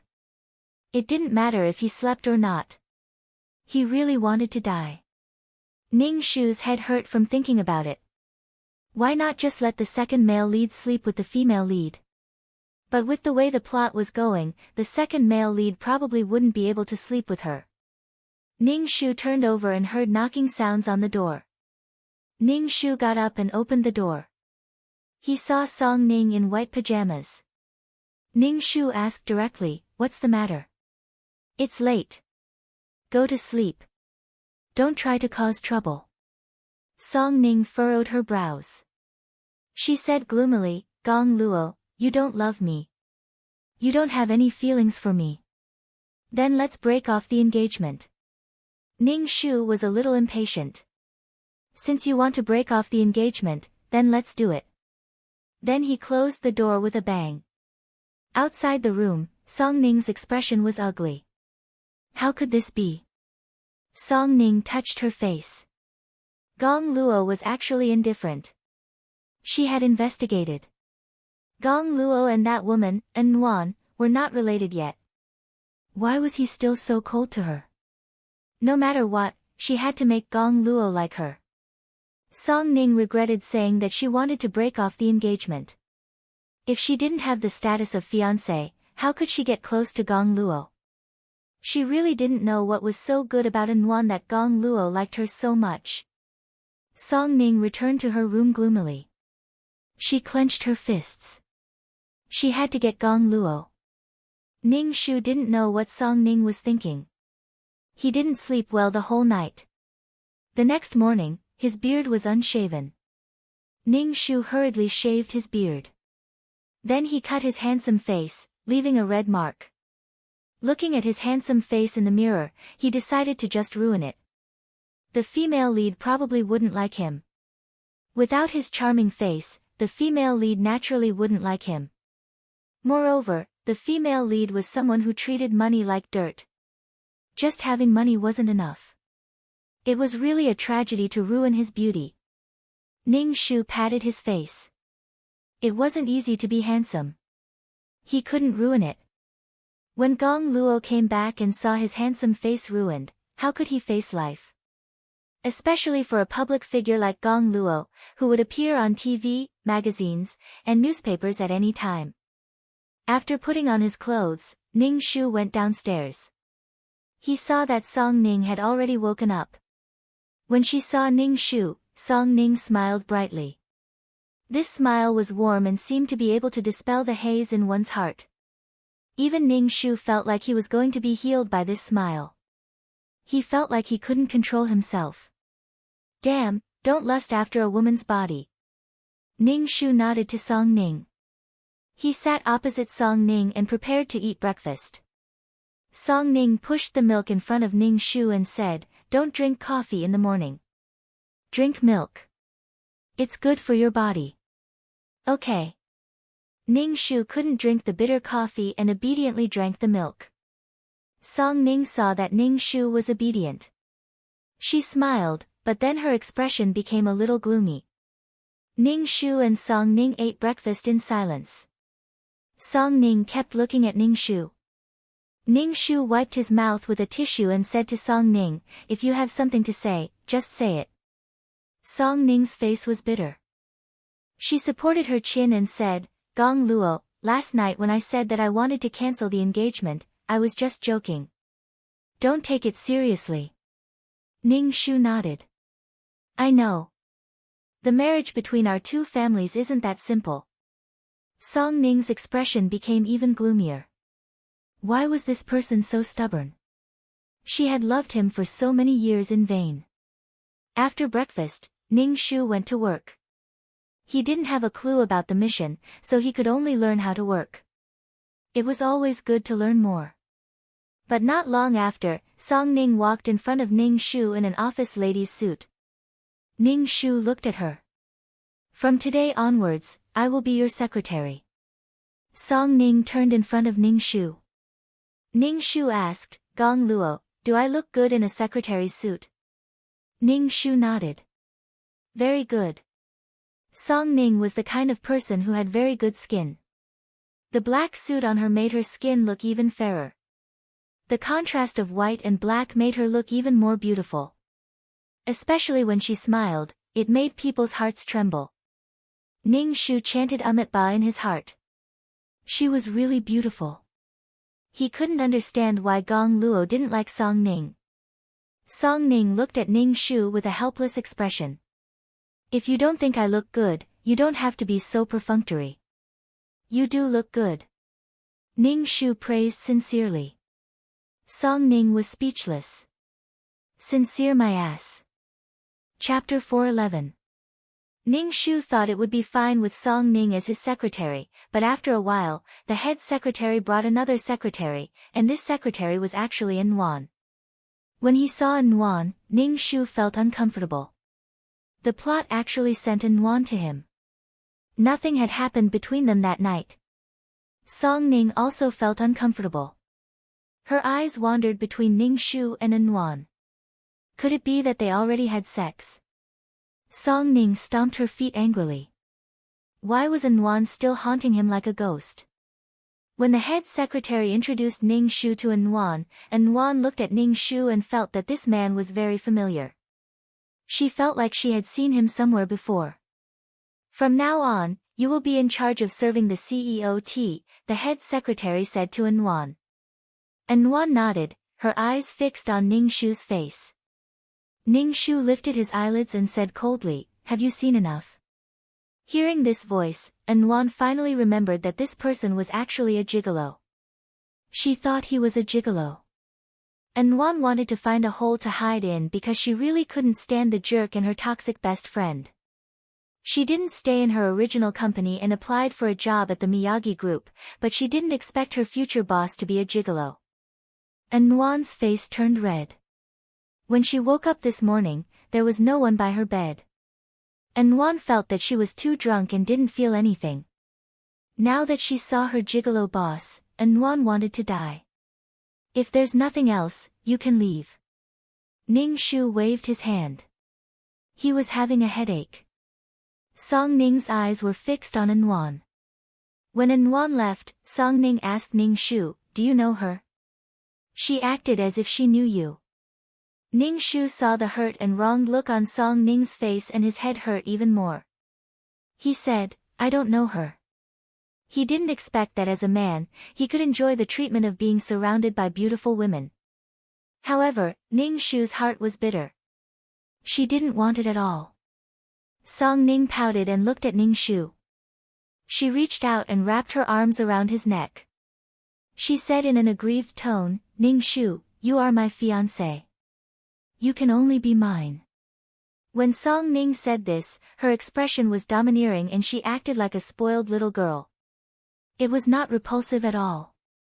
When he got closer, Ning Shu smelled the fragrance on Song Ning's body. It was not the fragrance of perfume, but more like the fragrance of a human body. It was a natural body fragrance, and her breath smelled like orchids. Ning Shu's heart trembled. She really was a top-quality woman. He couldn't understand why the original owner didn't like her so much. Ning Shu pulled Song Ning's hand away from his neck. Why couldn't they talk things out? You're the young miss of the Song family. Don't mess around here. You can't be a secretary. Ning Shu said helplessly. Song Ning's eyes flashed with speechlessness and gloominess. She couldn't understand why Gong Luo was so indifferent to her. Was it because she wasn't beautiful enough? Impossible. Of course I have to stay here to guard you, in case some vixen takes you away. Song Ning said again. Ning Shu was even more helpless. What vixen? How shameless must she be to go after a girl? Song Ning frowned. Her gaze swept over Ning Shu's face inch by inch. Suddenly, Ning Shu asked, "Gong Luo, as your fiancé, I have the right to know if you like men." Ning Shu really wanted to say that he liked men. He felt that Song Ning was different from the Song Ning in the novel. In the novel, Song Ning saw her fiancé marry another woman and became so jealous that she turned evil. Naturally, she was destroyed by the male lead. However, he didn't expect Song Ning to be such a beautiful woman. The male lead was willing to lay his hands on her. Song Ning went out. She walked to the pantry and looked at An, who was practicing making coffee. She sized her up. Song Ning pursed her lips. She was really ordinary. A very ordinary woman. Why did Gong Luo like this woman and not want such a good woman like her? He was fucking blind. An felt that someone was sizing her up. She turned around and saw Song Ning's deep gaze. When she saw Song Ning, An felt that she was very beautiful and felt inferior. She thought of her best friend. A beautiful and flirtatious woman seduced her boyfriend and even showed off in front of her. Song Ning smiled and sized An up. An felt that she was going to be stripped naked by the other party. This feeling was very unpleasant. An greeted Song Ning and said, "Hello, I'm An. Nice to meet you." Song Ning said, "Hello." The atmosphere suddenly became silent. An picked up the coffee and said, "I'll go bring the coffee to the CEO first." She walked around Song Ning and went to the CEO's office. Song Ning looked at Anwan's back. She leaned against the wall and looked at Anwan's back. Her eyes were strange, and there was a cold smile on her lips. She ran her fingers through her hair. Standing in front of the carved door of the office, An took a deep breath and then pushed the door open. She saw the man sitting in the office leather chair, looking carefully at the documents. He was wearing a well-tailored suit and had a handsome face. He looked like a god. An wanted to die. She must have been out of her mind to treat this man as a gigolo. And they even had that kind of relationship. It was so awkward. An placed the coffee on Ning Shu's table. She took a deep breath and said to Ning Shu, "Well, the CEO." Ning Shu turned to look at An. He saw that her face was extremely embarrassed. She was sweating and blushing. He asked, "What's the matter?" He really wanted to fire An. An grabbed her clothes with one hand and looked a little nervous. She said, well, about what happened last night, can you pretend that nothing happened? Ning Shu was speechless. Ning Shu wiped his face and said, if you're talking about treating me as a gigolo, I don't mind. And Wan let out a sigh of relief and said, also, about the hotel. The hotel? Ning Shu looked at Anwan's face, which was so red that it was about to explode. He didn't know if it was from anger or embarrassment. Ning Shu's mind exploded. The veins on his forehead throbbed. He said speechlessly, don't tell me you think that we. Ning Shu pointed at himself and then at Anwan. You're thinking too much. Anwan's face immediately turned red, mixed with shame and indignation. She said angrily, don't talk about it anymore. Can you just forget about it? The veins on Ning Shu's forehead throbbed again. I think you're mistaken. Nothing happened between us. Yes, nothing happened. Anwan let out a long breath. Let's forget about each other. Ning Shu was speechless. What the fuck? Ning Shu gritted his teeth. Why was Anwan so sure that something had happened between them? Ning Shu clearly remembered that he didn't take off Anwan's clothes. He left her in the hotel room and left. Could it be that someone took off her clothes later? Chapter 4:12. Ning Shu looked at Anwan, who seemed to know what had happened between them and was trying to cover it up. It was as if she did not want her to mention it. Clearly, she wanted them to forget about it and act as if nothing had happened. Ning Shu rubbed his forehead and looked at Anwan. Nothing happened between us. Yes, nothing happened. Thank you, Anwan said with a red face. Ning Shu, nothing really happened between us. Ning Shu repeated, we didn't have sex. I didn't do anything to you when I sent you to the hotel. Anwan quickly nodded. Yes. Nothing. You didn't do anything to me. Fuck. Ning Shu wanted to die. He raised his voice and said, nothing really happened between us. Yes. I'm telling the truth. Yes. Ning Shu, why? Why did he feel like he could not communicate with her? Ning Shu felt the fire in his heart rising. Ning Shu almost roared. Don't tell me you didn't feel anything. Your clothes are on and there are no marks on your body. Why do you think something happened between us? Don't tease me, okay? Anwan frowned.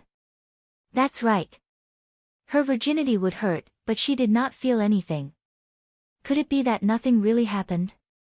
Anwan looked at this handsome man and pursed her lips. She did not say anything and felt awkward. Then, CEO, I'll go out first. Anwan felt that the room was very hot. She was sweating all over and felt very uncomfortable. Ning Shu waved his hand and told her to leave quickly. Ning Shu did not know what to do with Anwan now. The plot kept putting her and Anwan together. It was really annoying. She might as well ignore it. Anyway, she did not have sex with Anwan. She did not need to be responsible for her. Just like that. If it was the original Gong Luo, she might have fallen in love with the female lead because of this. But she definitely would not. She would never fall in love with a woman. But, maybe the powerful plot would make her fall in love with a woman. So cold. He had a premonition that he was going to bring the dog home. CEO, these are the documents you need to sign. Not long after Anwan left, Song Ning ran in again to make her presence known. Ning Shu looked at the beautiful Song Ning and felt his balls ache. Ning Shu reached out to take the document from Song Ning's hand, but Song Ning refused to let go. Ning Shu tried to pull away, but Song Ning refused to let go. He decided to just throw it away. Damn it, how could she be seduced by a woman? Don't joke around. Song Ning looked at Ning Shu and pouted. How boring. Ning Shu asked, what did you say to the secretary just now? You talked for so long. I'm jealous. Ning Shu was speechless. Tired sleep does not love. Ning Shu looked at Song Ning without saying a word. Song Ning's expression immediately became serious. She looked like a strong woman. Her style changed very quickly. Her appearance gave off a special charm that made men want to conquer her. Ning Shu said, "You don't lack this salary, so don't make trouble here." Song Ning said with a serious face, "Gong Luo, I want to have more opportunities to spend time with you. I want you to fall in love with me. If you can't, I'll choose to give up. We'll call off the engagement. That's good for both of us." Ning Shu was a little surprised by this girl's straightforwardness. He asked, "How long do you plan to stay?"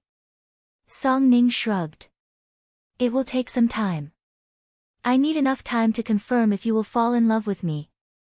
Damn, she was really making trouble. The female lead was already a headache, but this Song Ning was still making trouble. His head was about to explode. He really could not enjoy being surrounded by beauties. Ning Shu called the head secretary to the front and said directly, "An is not suitable for this job." "Don't." The head secretary was stunned. He asked, "CEO, is there anything you are not satisfied with about An's ability is not to be doubted. After all, she was carefully selected. She can still do the job of serving tea well." What was he not satisfied with? Ning Shu said stubbornly, "I don't like her." The head secretary was speechless. Ning Shu was still looking at the documents when the office door suddenly opened. The sound was a little loud. Ning Shu looked at the door and saw An rushing in front of him. She asked directly, "CEO, today is my first day at work. Did I do anything wrong? You can't fire me for no reason." An bit her lip and looked at Ning Shu seriously. "CEO, I need a reason to be fired." Ning Shu said, "I don't need a reason. You're fired." An looked angry. "What right do you have to be so arbitrary? I didn't do anything wrong. You're being unfair to me." Ning Shu looked at Anwan's serious expression and was speechless. "I don't want you to be my secretary." "Do you?" An bit her lip. "Do you mind what happened last night?" An quickly waved her hand. "I've never thought of asking you to take responsibility. Just pretend that nothing happened. I just want to work hard." "CEO, don't worry. I won't tell anyone." "Tell what?" Ning Shu looked at An in disbelief. "I won't tell anyone that I mistook you for a prostitute and what happened at the hotel last night. I need this job. CEO, please be merciful." An looked at Ning Shu with longing eyes. Ning Shu really wanted to bang his head against the wall. He didn't know what to say. Previously, he thought that they had made things clear. But now, it seemed that Anwan's mind was still not clear. She still thought that there was something between them. Ning Shu laughed coldly and didn't say anything. He looked at An coldly. An was a little frightened by Ning Shu's gaze. She was so scared that she shrank back. She mustered up her courage and said, "You can't fire me. Otherwise, I'll expose it to the media." "Expose what?" Ning Shu asked curiously. "Did An have something on her?" "Absolutely not." An looked at Ning Shu and said, "I'll only tell you if you promise not to be angry. Then don't say anything. Get out. Go to the finance department to get your salary. Let's go." Ning Shu didn't want to talk nonsense with her. He didn't want to create any sparks of love. Even if he wanted to, he couldn't. An was choked. She took a deep breath and said, "If you hate me because of what happened last night, I apologize. But I really need this job." After being dumped by a scumbag, she left the company with a scumbag. It would take a long time to find a job. During this period of time without a job, she would have to eat dirt. An looked at Ning Shu with a look of desperation. She said angrily, "If you fire me, I'll expose to the media that you were a prostitute at a hotel last night." Ning Shu was speechless. This imagination of hers was enough to make one kneel down. and Wan thought that she was a prostitute. Now, she actually wanted to expose her to the media and make her a prostitute. Chapter 413. And Wan's courage was really praiseworthy. Ning Shu's expression turned cold as he said mildly, "Are you going to expose me as a gigolo, and that you slept with a gigolo like me?" And Wan pointed at Ning Shu. "You're the one who said it. Don't force me. Maybe I'll fight to the death." This was throwing an egg against a rock. Fight to the death. The veins on Ning Shu's forehead throbbed. He was speechless. According to the plot's development, shouldn't they have sex and let the female lead see the power of a gigolo? This ridiculous plot made Ning Shu want to cry. Ning Shu wiped his face and waved at An Wan. "Alright, say whatever you want.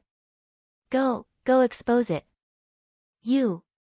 An Wan's hands and feet went numb from Ning Shu's unbridled behavior. She then said, "I told the media that I was pregnant with your child, and you abandoned me after having sex with me. Fuck, this female lead really did what she wanted. So willful." This was the plot. Nothing had happened between them before, and it was just the female lead's imagination. However, the female lead was already very willful in front of her. If it was another boss who wanted to fire the female lead, would the female lead be like this? When facing the male lead, she was full of confidence and felt that the male lead would compromise. No wonder Gong Luo always felt that she was abnormal, to the point that she was groveling for the female lead. In order to show the male lead's love for the female lead, she trampled the male lead into the mud. Although it was natural for a man to dote on his wife, in the plot, the male lead couldn't live without the female lead. After getting married, An Wan wanted to divorce in all sorts of ways. When he heard An Wan say divorce, Gong Luo would press An Wan down and have sex with her for a while, then say evilly, "Can't I satisfy you? You just have to want a divorce." But all sorts of actions were also fun. Gong Luo was too strong. I couldn't take it. The next day, I held my sore waist and gritted my teeth to ask for a divorce. Gong Luo was cold and self-restrained. His IQ was definitely high. His position determined that he had to maintain a calm mind. However, in the plot, Gong Luo was a childish boy with no intelligence to speak of. His personality was so bad that it was as if he had been possessed. Ning Shu's expression turned cold. He looked at An Wan and said, "So you're trying to blackmail me. What do you want? Do you want me to be responsible for you?" "I don't want you to be responsible for me. I just want to work, but you have to force me." An Wan puffed out her chest, trying to make herself look more righteous. Ning Shu was speechless. "I'm fucking forcing you. This is my company. If I tell you to scram, you should scram.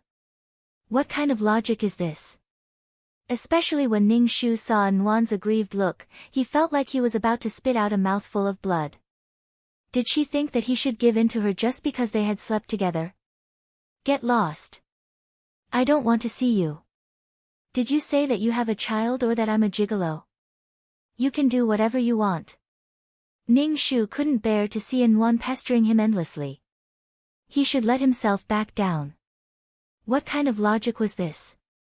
She didn't owe An Wan anything at all. Actually, in essence, An Wan had used her body in exchange for Gong Luo's endless love. "You slept with my body, so you should treat me well. You have to treat me well." Although it was called love, it was also Gong Luo who had been giving. In the name of love, it was reasonable for her to give in whatever she did. An Wan stared blankly at the cold and heartless Ning Shu and complained, "I've never seen someone as cold-blooded as you. Despicable capitalist, I didn't do anything wrong at all and you want to fire me. I signed a contract when I entered the company. What you're doing is illegal. I'm going to expose you for exploiting workers." Ning Shu was speechless. Ning Shu didn't know how Gong Luo managed to hold it in, but she really couldn't hold it in anymore. He also saw how powerful the plot was. It would always involve the two of them together. Ning Shu got up from his chair and walked in front of An Wan. He looked down at the trembling An from above. This man's aura was really too strong. An couldn't help but take a step back to reduce her fear of this man. An felt wronged. She felt that the CEO today was different from the CEO yesterday. He was so cold today. But she needed this job too much. She had many younger brothers at home who were in university. Also, she didn't want to be looked down upon by that adulterous couple. She couldn't let them see that she didn't even have a job. She didn't even have a career. An felt that she was very pitiful. Right now, she only wanted to work seriously, but she met such a boss. An felt that she should go burn incense. She was too unlucky. You really want to stay in the company? Ning Shu looked at An and asked with a smile. An saw the smile on Ning Shu's face and instinctively felt that something was wrong. This black-bellied big bad wolf smile was the detestable smile of an exploiter. An straightened her back and said with a trembling voice, "As long as you let me stay in the company, I'll do anything you want me to." Ning Shu was speechless. Ning Shu felt very bored. An was acting as if he was a big villain, a big pervert who wanted her to give herself to him. Ning Shu expressed that he didn't want to be with girls. An saw that the CEO was staring at her with a deep and calm gaze that made her heart tremble. She hurriedly said, "Let's make this clear first. You can't force me to sell my body." Ning Shu's face twitched and he said directly, "Since you want to stay in the company, then stay in the company. Go do the cleaning. When I'm in a good mood, I'll let you come back to be my secretary." Do cleaning? Did that mean that he wanted her to mop the floor and clean the toilets? An was stunned. She looked at Ning Shu in a daze. "You want me to mop the floor?" Ning Shu said, "Not only do you have to mop the floor, but the glass doors and windows of the company have to be wiped clean. The water in the toilets must be clean enough to drink." An was speechless. An was furious. This man was deliberately making things difficult for her. She didn't do anything wrong, so why did he hate her so much? Ning Shu thought it through. He wouldn't chase An away. Based on the plot, An would definitely be sent to his side. Perhaps the next time, it would be more intense methods, such as Chinese medicine, which required a woman to have sex with him to relieve the effects. And the person he would be having sex with might be An. In any case, he had to get An and him into bed. Only then would they be able to develop feelings for each other. What a world with broken moral principles. You don't want to be a cleaner? Fine, then you can leave the company, Ning Shu said coldly. What a bad guy. An glared at Ning Shu. So be it. I know you hate me and want to use this method to chase me away, but I won't let you get what you want. Fine, then please leave. Close the office door and report to the cleaning department. Ning Shu sat on the chair and didn't even look at An. An took a deep breath. She glanced at Ning Shu and turned to leave the office. She almost didn't let her tears fall. Her expression was very stubborn. Chapter 4:14. Ning Shu chased An to the cleaning department. Without An by his side, Ning Shu suddenly felt that the whole sky was bright. He kept feeling uncomfortable. He was a cute girl, but he actually had to do that with a girl. The plot was like a tiger watching its prey, always wanting to get them on the bed. Just thinking about that scene made him want to vomit blood. You must stay calm, my moral integrity. Why are you looking at me like that? Ning Shu looked at Song Ning, who was in an office lady's suit, sitting on the sofa. She supported her chin and looked at Ning Shu in confusion. She looked confused, but she gave off a very flirtatious feeling. Song Ning narrowed her eyes and asked, "How did An offend you? You want her to clean the toilet?" Song Ning was really confused. She looked at Ning Shu with a questioning and sharp gaze. Song Ning was really confused. Shouldn't Gong Luo dote on An and put the whole world in her hands? What was going on now? Song Ning's gaze scraped across Ning Shu's face inch by inch. It was very sharp. Ning Shu's expression was very cold. He said calmly, "She disobeyed me. This is her punishment." Song Ning made an "oh" sound. So he was sulking. Every time Song Ning saw Gong Luo, this man, he was so stubborn. He was expressionless as if he had facial paralysis. He would only have an expression when he was with Nuan. Song Ning was very unhappy. She really didn't understand what was so good about Nuan. Love was really unreasonable. She didn't know if anything had happened between Gong Luo and Nuan. "Gong Luo, can I ask you something?" Song Ning asked Ning Shu.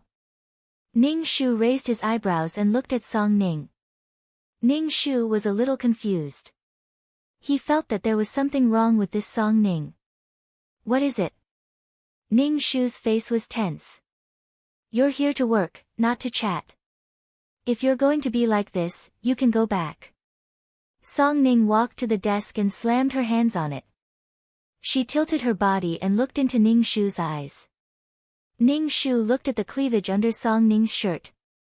It was white and full, like a big steamed bun. It made him want to grab it. Ning Shu took a deep breath.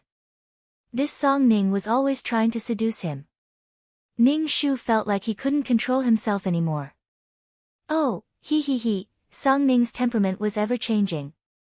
She was like a little vixen. This kind of woman was much more interesting than Nuan. Once again, she felt sorry for the male lead's taste. However, once the male lead had someone in mind, his eyes could no longer see anyone else. In his eyes, Nuan was the most beautiful. Everyone else was either ugly or a femme fatale. Ning Shu lowered his eyes and didn't look at Song Ning. "Gong Luo, tell me honestly. Do you have anything to do with Nuan? Or is Nuan actually your little sweetheart? As your fiancé, I have the right to know. At our level, I won't say anything if you want to play around. However, if you don't interfere with the cooperation between our two families, then I won't agree." Ning Shu was silent. He crossed his fingers and looked at Song Ning. "Why do you think there's something between me and Nuan? Or did you send someone to follow me?" Looking at Song Ning's expression, she seemed to know that there was something between him and Nuan. Ning Shu narrowed his eyes slightly and swept his gaze over Song Ning's face. He looked at Song Ning's face carefully and felt that it was breathtaking. The more he looked at her, the more beautiful she became. A face that could enchant people's hearts. The way the corners of her lips curled up slightly made people feel that she was the most beautiful existence in the world. "I didn't send someone to follow you. I was just on guard." Song Ning looked at Ning Shu and smiled. "A lot of pocketbooks say that men like you like women like Nuan, who's like plain porridge inside dishes. I don't think there's anything wrong with my guard." Song Ning flipped her hair and met Ning Shu's eyes. "You're my fiancé. You can only be mine." Song Ning's eyes seemed to have infinite bright stars in them. They were so beautiful that it made people's hearts palpitate. Ning Shu instantly felt as if there were fireworks exploding in his mind. It was extremely gorgeous. Ning Shu quickly shook his head. Damn, he was actually mesmerized by a woman. What the fuck? The halo of calmness flowed into Ning Shu's heart. Only then did Ning Shu's heart calm down. That strange throbbing was then suppressed. Ning Shu felt sweat break out on his back. His face was a little pale. He looked at Song Ning without a change in expression. "You don't have to worry about my matters. I know what I'm doing." "You."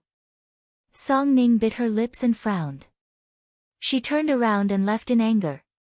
Her back was full of anger and sadness. It made one's heart ache. Once Song Ning left, Ning Shu let out a long breath and wiped the cold sweat off his head. He realized that a person's charm had reached the point where both men and women were attracted to her. Ning Shu was a little suspicious of Song Ning. It was impossible that she couldn't catch Gong Luo with such means. So annoying. Ning Shu planned to go to the toilet. When he reached the toilet, he instinctively walked to the female toilet. When he saw a female employee in a cleaning uniform, Ning Shu reacted and quickly turned around to leave the female toilet. Ah, you pervert. You actually went into the female toilet. Ning Shu originally wanted to apologize, but when he turned around, he saw Nguyen in a cleaning uniform. She was wearing a mask and holding a mop in her hand. She was glaring at Ning Shu angrily. How could he meet her like this? Ning Shu wiped his face. He didn't want to say anything and turned to leave the female toilet. And Nguyen shouted, "You pervert. You actually went into the female toilet. If I meet you, I'll definitely not let you off." And Nguyen said as she swung the mop at Ning Shu. "You look well dressed, but you're actually a beast in human clothing." Ning Shu dodged Nguyen's mop, but the dirty water on the mop still splashed onto his trousers. "Are you crazy? You're the crazy pervert. You still think you're in the right when you go into the female toilet." And Nguyen held the mop dripping with water like a female warrior.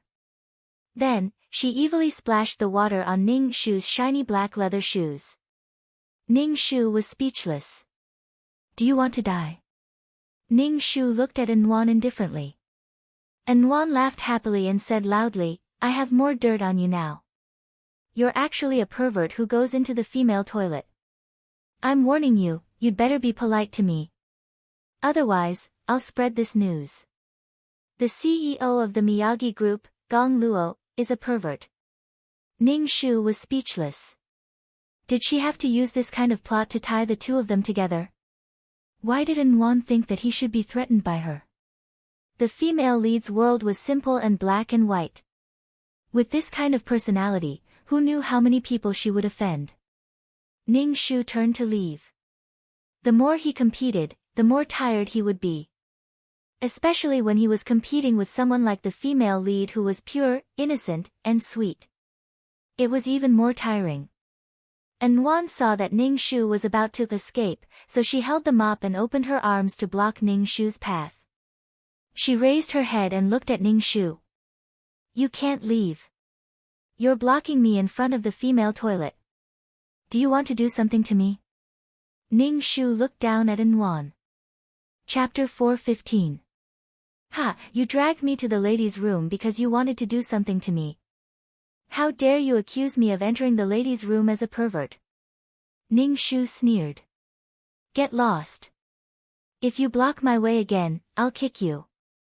And Nguyen was instantly enraged. She looked at Ning Shu in disbelief.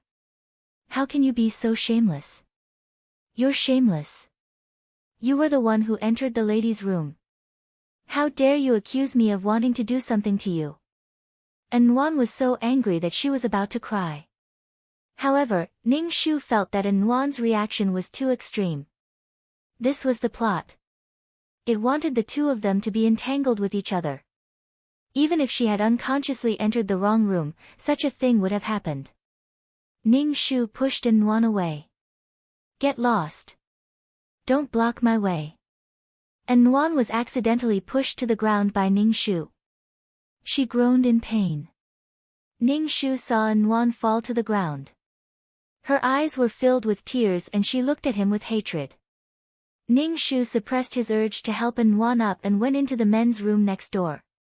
After peeing, Ning Shu came out of the toilet. He saw Nguyen still sitting on the ground and wiping her tears. Ning Shu knew that even if he helped Nguyen up out of kindness, Nguyen wouldn't appreciate it. Were she and Nguyen going to become quarrelsome lovers now? No matter what, Nguyen would always appear in front of her to attract her attention.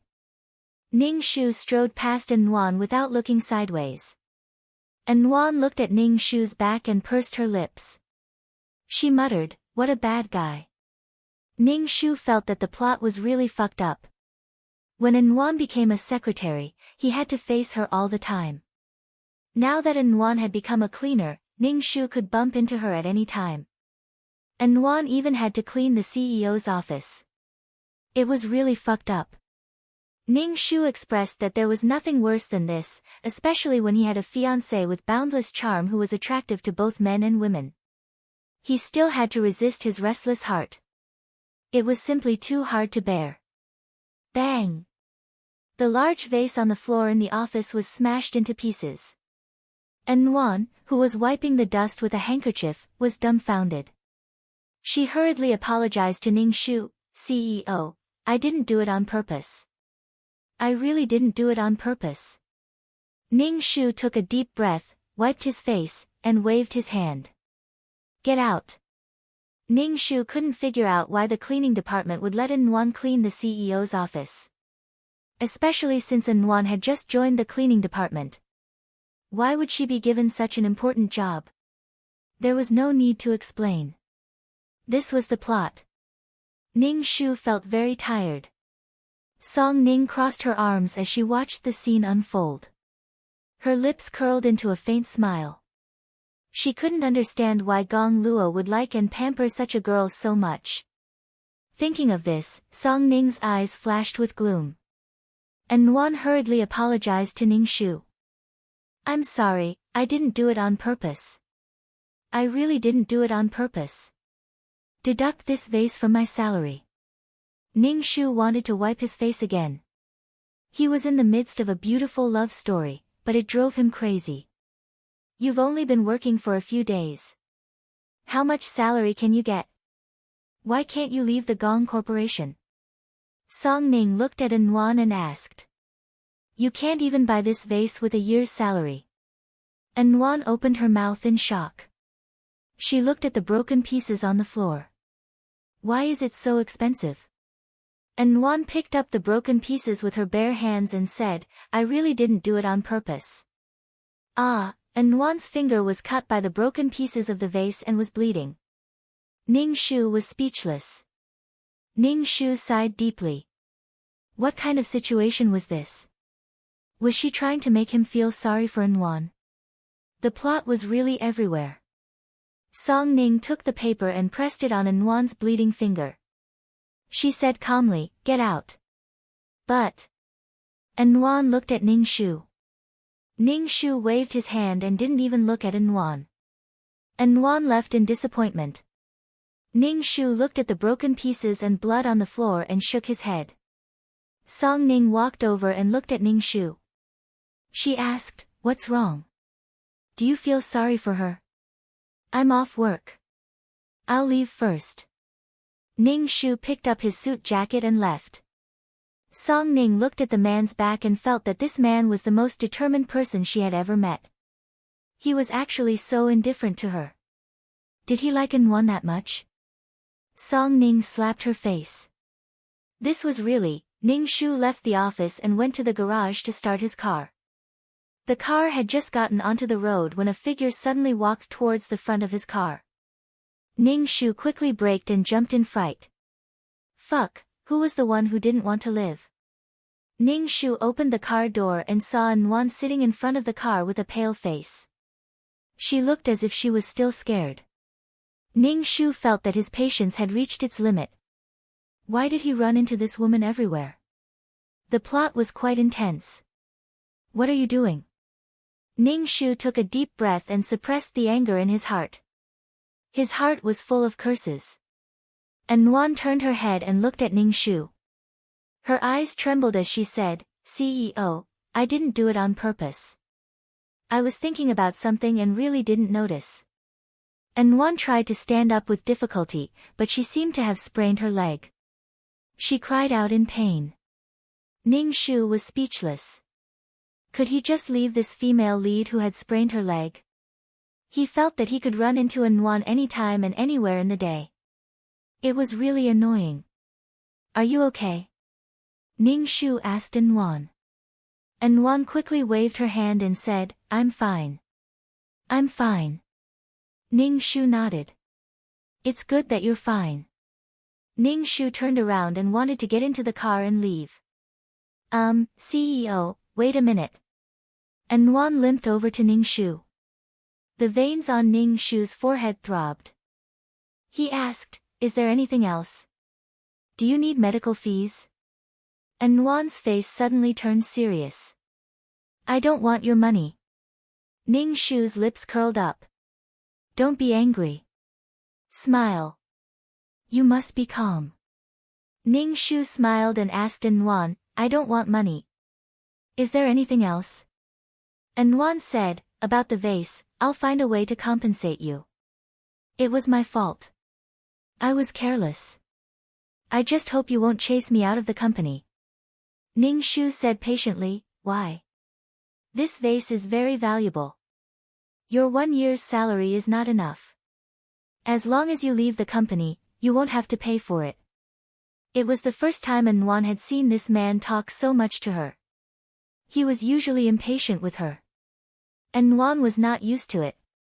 She shook her head and said, I can't leave the company. Ning Shu, why? Why? Ning Shu said helplessly. He really couldn't understand what the female lead was thinking. An Wan said, I need this job. My brother is in college, and I have to send money home every month. Ning Shu moved his neck and said, but you have to pay for the vase. Your 1 year's salary will be gone. It's like you worked for free for a year. You can quit and find another job. An Wan shook her head again. I can't leave the company. Ning Shu was speechless. Damn it. The topic kept repeating itself. Chapter 4:16. Ning Shu and An Wan's conversation reached a dead end. You can leave the company. No, I can't leave the company because I need this job. You can find another job. You don't have the money to pay for a vase. No, I can't leave the company. Why can't you leave the company? I just can't leave the company. The scumbag will look down on me. Ning Shu wiped his face and took out money from his bag to give to An Wan. An Wan was unhappy. Ning Shu said, this money is for you to take a taxi to the hospital to have your leg checked. I don't want it. I don't want it. An Wan turned and limped away. Ning Shu didn't bother to look at An Wan. He got into the car and went back to his villa. The villa was brightly lit. Ning Shu opened the door and smelled the aroma of food. Ning Shu took off his slippers and walked to the kitchen door. He saw Song Ning with a scarf around her neck, cooking. Even when she was cooking, Song Ning was still beautiful. The atmosphere was warm. You're back. Song Ning smiled and asked Ning Shu, you left before me. Why did you come home later than me? Ning Shu leaned against the door and looked at Song Ning's face. Her smile was really charming. Why are you still here? What are you doing at my house? Ning Shu, are you blind? Didn't you see me cooking? Song Ning rolled her eyes at Ning Shu. She reached out her hand and said, give me a plate. Ning Shu opened the cupboard and took out a plate for Song Ning. Song Ning put the food on the plate and said, bring it to the table. Ning Shu nodded and brought the food to the table. After a short while, 4 dishes and a soup were ready. They were all very home-cooked dishes, and they looked, smelled, and tasted good. Ning Shu was amazed by his cooking skills, because she couldn't make such dishes. Song Ning took off her scarf and sat opposite Ning Shu. She said, eat. Try my cooking. Ning Shu tasted every dish and praised sincerely, it's really delicious. Your cooking is really good. Ning Shu's praise didn't make Song Ning happy. Instead, her face darkened. She pursed her lips and didn't say anything. You can cook. It was surprising that a young lady like Song Ning, who had never done any household chores, knew how to cook. Song Ning used her chopsticks to poke at the rice in her bowl. She curled her lips and said, haven't you heard that if you want to capture a man's heart, you have to capture his stomach first?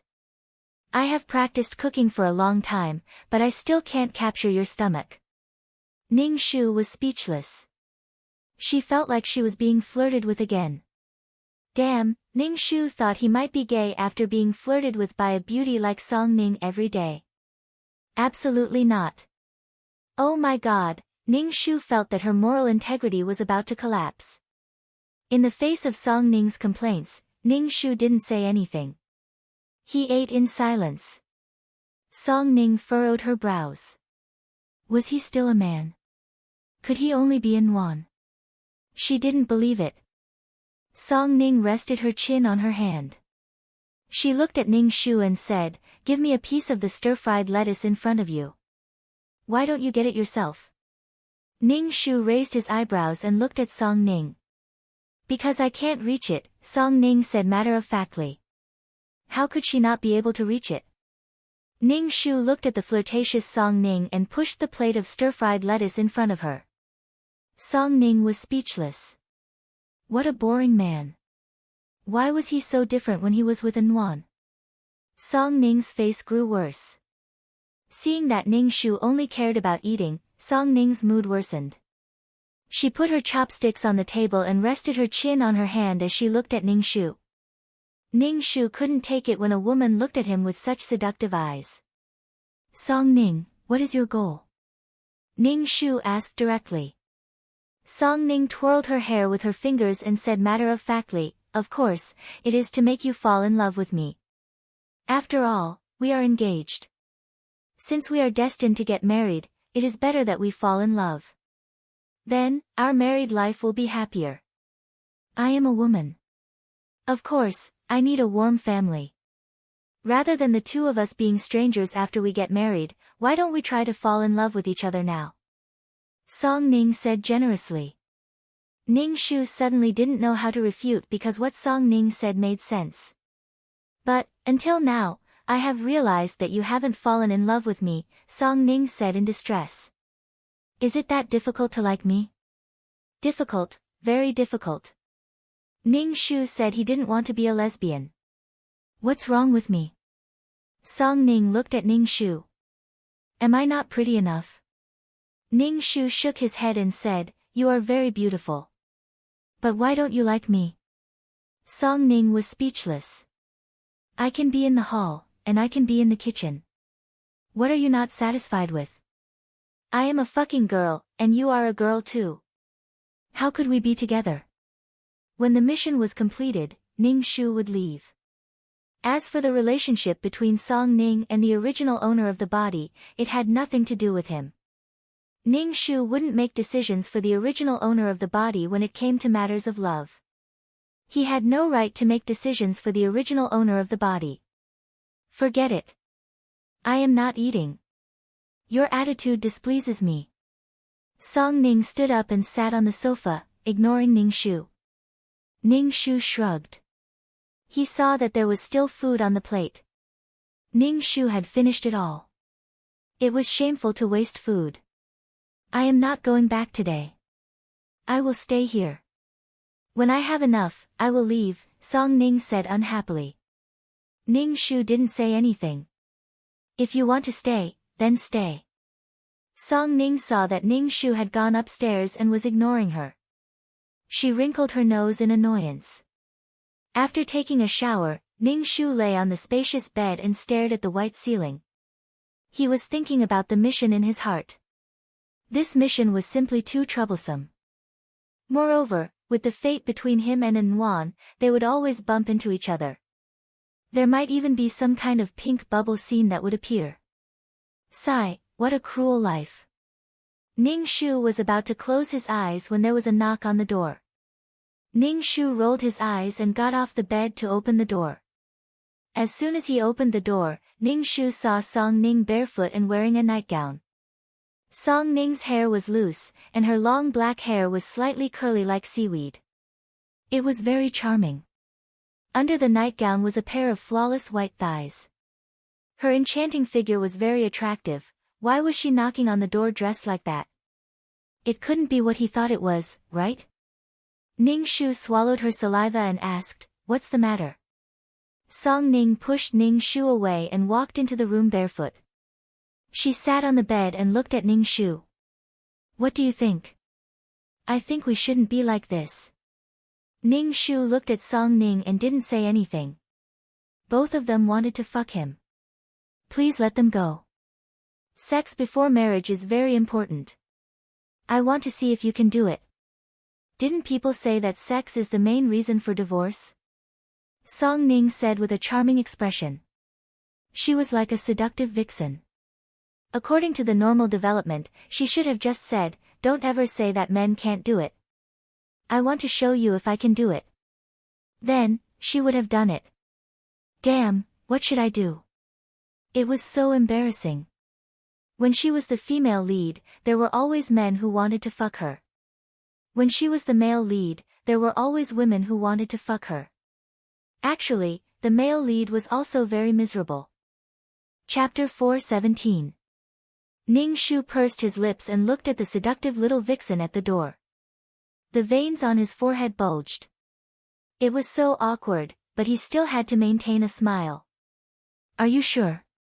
He looked at Song Ning and asked, Are you sure you want to? Song Ning stood up and walked in front of Ning Shu. She reached out and poked Ning Shu's chest. We're all adults. What do you think? Ning Shu smiled and grabbed Song Ning's white, jade-like fingers. He looked at her fingers carefully. They were slender and beautiful. Every finger seemed to have been carefully polished. She was really a beautiful woman. Seeing Ning Shu so focused, Song Ning Shu's heart couldn't help but throb. Song Ning's heart skipped a beat uncontrollably. This man was really handsome. Ning Shu let go of Song Ning's fingers and turned to touch Song Ning's arm. It was as if she was touching a piece of warm and smooth white jade. It was indescribably moving. Ning Shu's heart uncontrollably spasmed. Song Ning's face flushed red. She looked at Ning Shu with eyes full of love. Ning Shu looked into Song Ning's eyes. He felt that this woman loved him very much. It was as if he was the most important person in her life. He was worthy of her trust and love. Their hearts were connected. Ning Shu grabbed Song Ning's arm and pulled her out of the room. He said calmly, I don't want to talk to you. Song Ning's face froze. She was in disbelief and anger. Her expression was strange. Are you a man? Song Ning didn't know what to say. Did Gong Luo really like An that much? Did he want to keep his chastity for An? Song Ning was furious. She reached out and grabbed Ning Shu's clothes. She said fiercely, Are you a man or not? Or are you saying you can't do it? I'm going to pounce on you today and make you mine. Song Ning said as she stood on her tiptoes to kiss Ning Shu. Fuck, this was too much. Ning Shu put his hand on Song Ning's face and said, Go to sleep. Don't think about anything else. Then, Ning Shu slammed the door shut. Song Ning's nose was almost flattened by the door. Song Ning rubbed her nose and sneered. She crossed her arms and walked away. Ning Shu shook her head and lay down on the bed to sleep. This wasn't her body. She was here to complete a mission. She didn't have the right to use the client's body to do anything out of line, and she definitely couldn't cause any trouble for the client. Especially when it came to matters of the heart, Ning Shu didn't dare to cross the line. He couldn't be greedy for momentary pleasure and complicate things. As for his fiancée, Song Ning, he would have to wait for the original owner, Gong Luo, to come back and deal with her. The next day, Ning Shu woke up and went downstairs. He didn't see Song Ning, so he asked Auntie Li, Where is Miss Song? Miss Song left early in the morning. Auntie Li poured a glass of milk for Ning Shu. She left early in the morning. Ning Shu raised his eyebrows. It seemed that what happened last night made Song Ning angry. Ning Shu shrugged. She left, so be it. It was better if she didn't hang around in front of him. She wasn't a real man. Ning Shu drove to the company to pick her up. As soon as she entered the company, a figure bumped into her arms. Ning Shu quickly pushed the person away. It was An in her cleaning uniform again. An was mopping the floor and didn't notice the person beside her. She accidentally bumped into the person who was rude and almost pushed her. Why are you, like this? An immediately scolded. When she turned her head and saw that it was Ning Shu, she immediately shushed him and lowered her head. Ning Shu said calmly, Be careful when you're cleaning. Can you take responsibility if you bump into a client? An pouted and said, I didn't do it on purpose. Why are you so fierce? Am I fierce? I'm just stating the facts, Ning Shu said helplessly. An nodded and Ning Shu left. And Wan caught up with Ning Shu and asked, CEO, you won't fire me, right? Ning Shu said, since you want to stay in the company, then stay. Remember, you have to pay for the vase. I know. Thank you. I'll pay for the vase. And Wan suddenly smiled. Seeing An Wan like this, Ning Shu really wanted to facepalm. When he entered the office, he saw Song Ning, who was in her office attire, organizing documents. Everything in the office was neat and tidy. Ning Shu thought that Song Ning had left the company, but he didn't expect her to come so early. Morning, Ning Shu greeted Song Ning. Song Ning's expression was calm. She said seriously and coldly, "Morning, CEO." Then she brushed past Ning Shu like a stranger and left. She was so passionate yesterday, but today she was so cold. He really couldn't get used to it. She was really fickle. She was probably still angry about what happened last night. Ning Shu didn't think he did anything wrong. Song Ning's anger had nothing to do with him. After that, Song Ning showed the demeanor of a strong woman. She took care of everything. Ning Shu didn't say anything, but Song Ning could understand what he was thinking. She was really capable.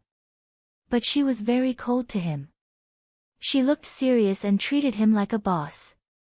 Ning Shu shrugged and didn't care at all. It was best to be cold like this.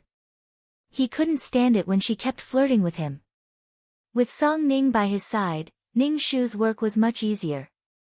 Facing a mountain of documents, Song Ning could distinguish the important and urgent documents and the ones that could be delayed.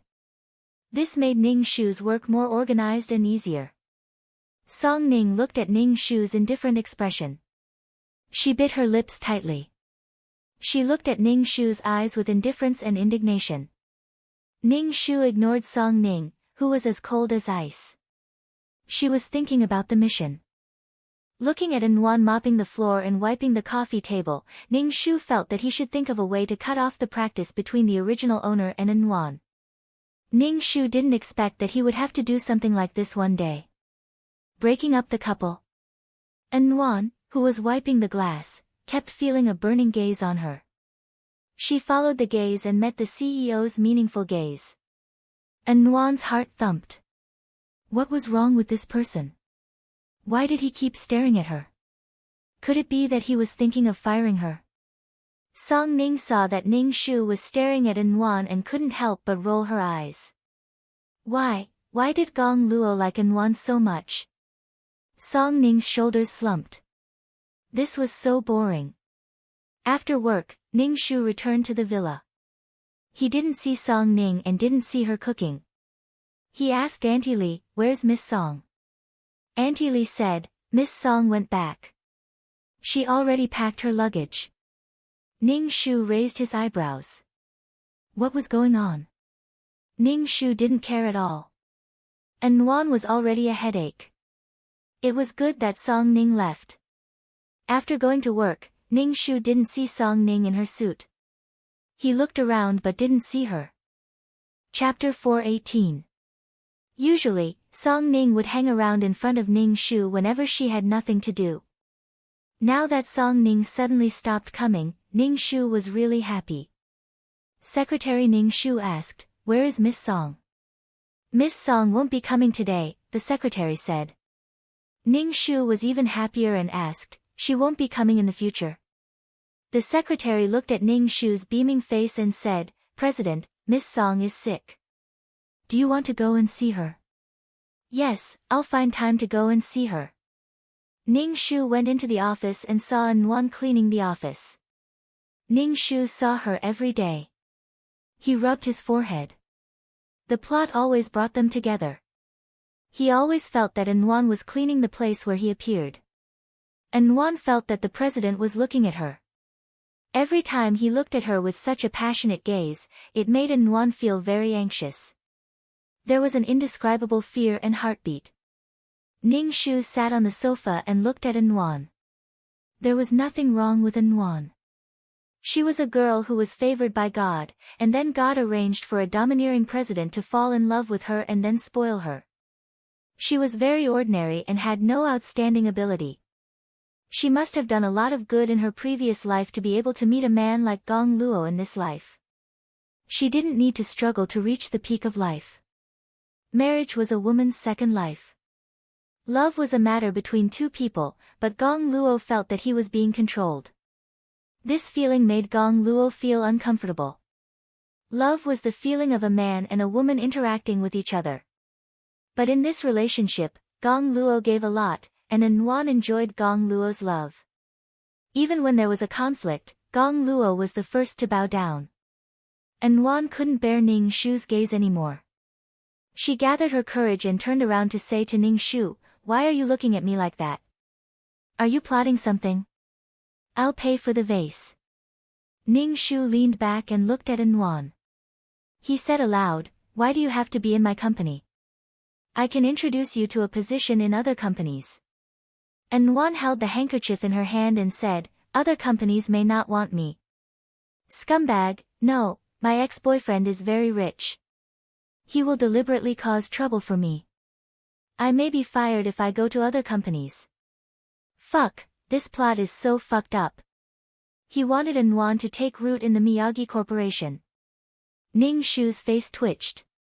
He didn't know what to say, so he waved his hand at Nuan. "Get out." Nuan nodded and went out obediently. When she reached the door, she stopped, turned around, and said to Ning Shu, "CEO, I feel like you hate me. Is that so?" Ning Shu said casually. Nuan said tactfully, "In the future, I'll appear less in front of you. I'll clean the office when you're not in the office." Ning Shu grunted and did not express any opinion. Nuan felt an indescribable sense of loss in her heart. She asked Ning Shu, "I heard that Miss Song Ning is your fiancé." "Aha." Ning Shu nodded. Nuan suddenly didn't know what to say. She looked at the man sitting on the sofa, noble and proud. Her heart couldn't help but twitch because this man's face was enough to charm anyone, men and women alike. "You can go out." Ning Shu waved his hand. Nuan turned and walked out of the office. Ning Shu unbuttoned his suit, took off his jacket, and began to work. Then he realized that without Song Ning by his side, it was very difficult to work. He was used to a relaxed work environment, but now he was not used to it. Ning Shu shook his head. That was why he had to rely on himself for everything. Once he relied on others, it would become a habit, and it would be his own destruction. Song Ning really understood people's hearts. She invaded his life and work in a way that penetrated the stone with dripping water. Now that she was suddenly not by his side, Ning Shu felt awkward and inconvenient. Song Ning had this ability, so why would she lose to Nuan who didn't have any ability? This didn't make sense. After finishing his work, Ning Shu felt that he had to go and see Song Ning. When he reached the hospital ward, Ning Shu saw Song Ning's pale face. Her small face looked very delicate. Compared to her usual enchanting appearance, Song Ning was very weak now. She was like a child who had taken off her disguise, revealing her innermost nature. It made one's heart ache for her. Ning Shu didn't expect Song Ning to really be sick, and it seemed to be quite serious. He reached out his hand and placed it on Song Ning's forehead. "You have a low fever. What's wrong?" Song Ning coughed and rolled her eyes at Ning Shu. "I have a cold. I'm sick. I have a serious cold." Ning Shu could only say, "Rest well." Song Ning's face darkened. Her eyes lost their light. She reached out her hand and grabbed Ning Shu's finger. She was like a child grabbing onto Ning Shu's finger. This action brought a sense of uneasiness and dependence. Ning Shu sat by the bed. "Don't think too much. Rest well." Song Ning grabbed onto Ning Shu's finger tightly and said in a low voice, "Ning Shu, is it really that difficult to give your heart to me?" "Difficult, very difficult." Ning Shu wouldn't give his heart to someone else. If his heart wasn't with her, would she still be herself? Would she still be able to calmly complete her mission? Her life wasn't even guaranteed. Moreover, giving his heart to a woman was even more ridiculous. Ning Shu said lightly, "Why do you want my heart? Isn't it good that we're like this?" "What good? I can't hold on to my heart anymore. That's why I want yours." Song Ning's expression was pitiful. "We're engaged. What's wrong with loving each other?" The veins on Ning Shu's forehead throbbed. His heart was filled with curses. "I don't want to lie to you. I won't fall in love with you." Ning Shu pried Song Ning's finger away. He felt a little apologetic. Song Ning's pale face twitched. Her eyebrows furrowed in anger and unwillingness, but it disappeared in an instant. She still looked pitiful. Ning Shu comforted Song Ning and wanted to leave. She couldn't fall in love with a woman now. She could only avoid Song Ning. As for this kind of relationship, she would leave it to the original owner to deal with. Moreover, this Song Ning was really charming. As a woman, she felt her heart skip a beat. Her charm was irresistible. "Don't go. Don't go." Song Ning lifted the blanket and pulled out the 4-needle from the back of her hand. She stood barefoot in front of Ning Shu. "Is it really that hard to make you fall in love with me?" Ning Shu rubbed his forehead. "Is it really that easy to fall in love? Can you fall in love just like that? Why are you in such a hurry to make me fall in love with you?" Ning Shu frowned. He looked down at Song Ning. After all, they were engaged. With this layer of relationship, it was possible to slowly develop feelings for each other. But why was Song Ning in such a hurry? Song Ning's face froze. She said, "Because I'm in love with you. That's why I'm in such a hurry to get your response. I'm restless and anxious. That's why I'm in such a hurry." Chapter 419. Gong Luo, can you understand how I feel? Song Ning reached out and grabbed Ning Shu's shirt sleeve. She gripped it so tightly that her knuckles turned white. She was trembling slightly, making one's heart ache. Ning Shu felt a headache coming on. How was he supposed to respond to Song Ning's feelings? Song Ning loved Gong Luo, not her. But now, Song Ning wanted him to give his heart to her. This heart was hers, not Gong Luo's. "Song Ning, rest well. I'm leaving." Ning Shu pushed Song Ning's hand away and walked out of the ward. Gong Luo, how can you be so cruel to me?" Song Ning's weak voice rang out in the ward. Seeing Ning Shu leave without looking back, Song Ning was so angry that she jumped up. She had never been so defeated before. It made Song Ning very angry. After leaving the hospital, Ning Shu felt that he was really sick. He couldn't wait to avoid Song Ning. Why did he get close to her? When he returned to the company, a figure knelt in front of him as soon as he walked into the office. If it wasn't for the fact that he had to maintain his calm image, Ning Shu would have jumped up in fright. Ning Shu took a closer look and saw Nwan kneeling in front of him, crying. Her face was as pale as a ghost, and her hair was a little messy. She was as pathetic as could be. Ning Shu suddenly had a bad feeling. What was the plot trying to do? What? Ning Shu's voice was sullen. He strode to the sofa and sat on it. What's the matter? Nwan knelt in front of Ning Shu and begged Ning Shu while crying, "CEO, please help me. I beg you." What kind of trouble was this? Ning Shu rubbed his forehead impatiently. Nwan saw that Ning Shu was silent and quickly kowtowed and begged, "CEO, I beg you. I beg you." What's the matter? Ning Shu said calmly. "CEO, can you lend me 500,000? Nwan also felt that her request was a little too much, but she had no other choice. Now, she had to sell herself to repay her debt. How bitter, but she still had to maintain a smile. Ning Shu asked, "What for?" "My brother, he." Nwan's tears streamed down her face and fell onto the ground. She fainted on the ground, looking very pitiful. Ning Shu closed his eyes. Since he didn't want to talk about it, then forget it. "President, My younger brother got into a car accident and now he needs surgery fees. I only know rich people like you. Please lend me 500,000 yuan. I'll pay you back, Anwan said with tears in her eyes. Ning Shu was speechless. As expected, this was the plot. Why did Anwan think that he would lend her money and look for her first? It was completely subconscious. This was the plot. Ning Shu crossed his legs and indifferently said, "Why should I lend you money? We're not familiar enough to lend money to each other. We can't even be considered friends." "Yes, but I really have no other choice. I can only beg you." Anwan also had no other choice. Where could she get 500,000 yuan now? Without 500,000 yuan, what should she do? Her brother was dead. Her brother was waiting on the operating table, waiting for the money to save his life. "President, I'll definitely pay you back. Even if I have to sweep the floor for the rest of my life, I'm willing. I beg you, I don't want my salary anymore. I beg you." Anwan kept kowtowing to Ning Shu.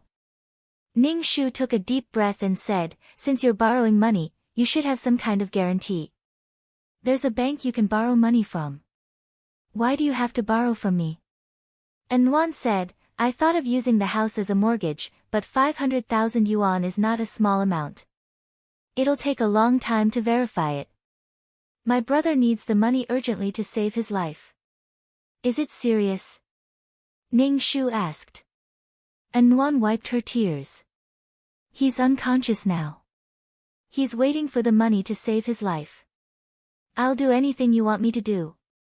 I beg you, President, I beg you." Anwan's face was red from crying. She looked very pitiful. Ning Shu thought about it and wrote a check for 500,000 yuan to Anwan. Anwan wiped her tears, crying and laughing at the same time. Ning Shu kowtowed. Thank you, thank you. Wait a minute. Since you're borrowing money, you should write an IOU. My money doesn't grow on trees." Ning Shu said lightly. Anwan quickly said, "I'll write the IOU right away." Anwan wrote the IOU while crying. Ning Shu looked at the IOU and handed the check to Anwan. Anwan kowtowed to Ning Shu again. Her hand holding the check was trembling. Because she had been kneeling for too long, she staggered when she got up and almost fell into Ning Shu's arms. Ning Shu turned around and avoided her. I'm sorry. I didn't mean it." Anwan quickly apologized. Her face was red from embarrassment. Ning Shu waved for her to leave. Anwan hurried out of the office. Ning Shu looked at the check and sneered. It wasn't that she was being kind. In order to connect her to Anwan, the plot actually caused Anwan's brother to get into a car accident. Now, she was Anwan's creditor. She was really unscrupulous. The whole world was serving Gong Luo and Anwan's relationship, causing misunderstandings between them or elevating their feelings. Everyone was the foundation of their relationship. The heavens were heartless and treated all living things like straw dogs. It was really too extreme. The money in his hands could save lives, so be it. Besides, Ning Shu didn't want to use this IOU to threaten Anwan. Ning Shu rubbed his forehead. Perhaps it was because he had stayed in the hospital for too long and had seen too many struggles. Ning Shu still couldn't stand by and do nothing. Ning Shu slapped himself in the face. Who asked you to pretend to be a Virgin Mary? After Song Ning recovered, she went back to work as if nothing had happened. She helped Ning Shu deal with things and didn't flirt with Ning Shu anymore. She looked like she was doing business. Seeing Song Ning like this, Ning Shu breathed a sigh of relief. He felt that this was pretty good. Perhaps the original owner would come back and see such a good fiancé. Maybe they would have a good marriage. As long as he didn't flirt with her. Anwan took 550,000 yuan to save her brother. When she came to work, she quickly bowed to Ning Shu and kept saying, "CEO, thank you, thank you. Remember to return me the 500,000 yuan, Ning Shu said coldly. Anwan pouted and said, "I know. I'll work hard and return the 500,000 yuan to you as soon as possible. After Nuan left, Song Ning couldn't help but ask Ning Shu, why did you suddenly lend her money? Song Ning raised her eyebrows. Don't tell me she sold herself to you for 500,000 yuan. Ning Shu was speechless. Is she really worth that much? Song Ning looked at him with disdain. So you like this kind of thing? Song Ning sighed. I don't know why you don't like me. Maybe I'm not as pure as Nuan. No, I think you're better than Nuan. Ning Shu admired capable women. Capable women could survive no matter where they were and didn't need men to save and protect them like gods. Song Ning rolled her eyes. Since I'm good, why don't you like me? Ning Shu was speechless. Chapter 420. Ning Shu was annoyed that Song Ning kept asking him why he didn't love her. Why should I love you? I'm a woman. Should I flirt with Gong Luo when he comes back? Now, she just wanted to complete the mission and leave this world. 2333 was dead. No matter how he called, there was no response. Ning Shu was afraid that he wouldn't be able to go back if he stayed here. And it was the feeling of being a man for the rest of his life. Song Ning saw that Ning Shu's expression wasn't good. She shrugged and said, forget it, I won't say any more. If I say more, you'll be annoyed and think I'm forcing you. Song Ning left the office, but her back looked sad. Ning Shu wiped his face and went back to work. After work, Nuan walked to Ning Shu's office. She wasn't wearing a baggy cleaning uniform, but a skirt. The contrast was stunning. Ning Shu raised his eyebrows and looked at Nuan. What's the matter?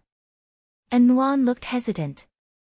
Finally, she said, well, as a reward, I want to treat you to a meal. Please give me a chance to thank you. Ning Shu rejected her directly. No need. Just return the money to me as soon as possible. Do capitalists only see money in your eyes? Money is one thing, my gratitude is another. Please, let me treat you to a meal as a thank you. Nuan rubbed her hands and begged Ning Shu. Ning Shu rejected her flatly. He was determined not to be in the same frame as the female lead. Something might have happened again. No, it was too dangerous. Nuan saw that Ning Shu had rejected her request without hesitation, and her eyes were filled with confusion. She asked, why? You lent me the money and saved my brother. I must express my gratitude, and I'm doing this to apologize. Apologize? Ning Shu asked in surprise. Nuan nodded. I used to think that you were a bad person, but now I realize that you're a good person. When I was in danger, you still lent me money. I apologize. Ning Shu waved his hand. No need. Song Ning walked over and held onto Ning Shu's arm. She glanced at Nuan and said, since she's really grateful, why don't we go? She lent us 500,000 yuan. It's only right that we treat her to a meal. Ning Shu was speechless. Fuck, what is this guy doing? Nuan saw Song Ning holding Ning Shu's arm, and a strange feeling arose in her heart. It was as if half of something had been taken away from her. This feeling was too strange. Nuan shook her head to suppress it. Ning Shu asked, did you agree? He agreed, but I'm going too. You won't mind, right? Song Ning tilted her head and leaned against Ning Shu's arm. She minded, of course she minded. Nuan didn't know why she minded it so much.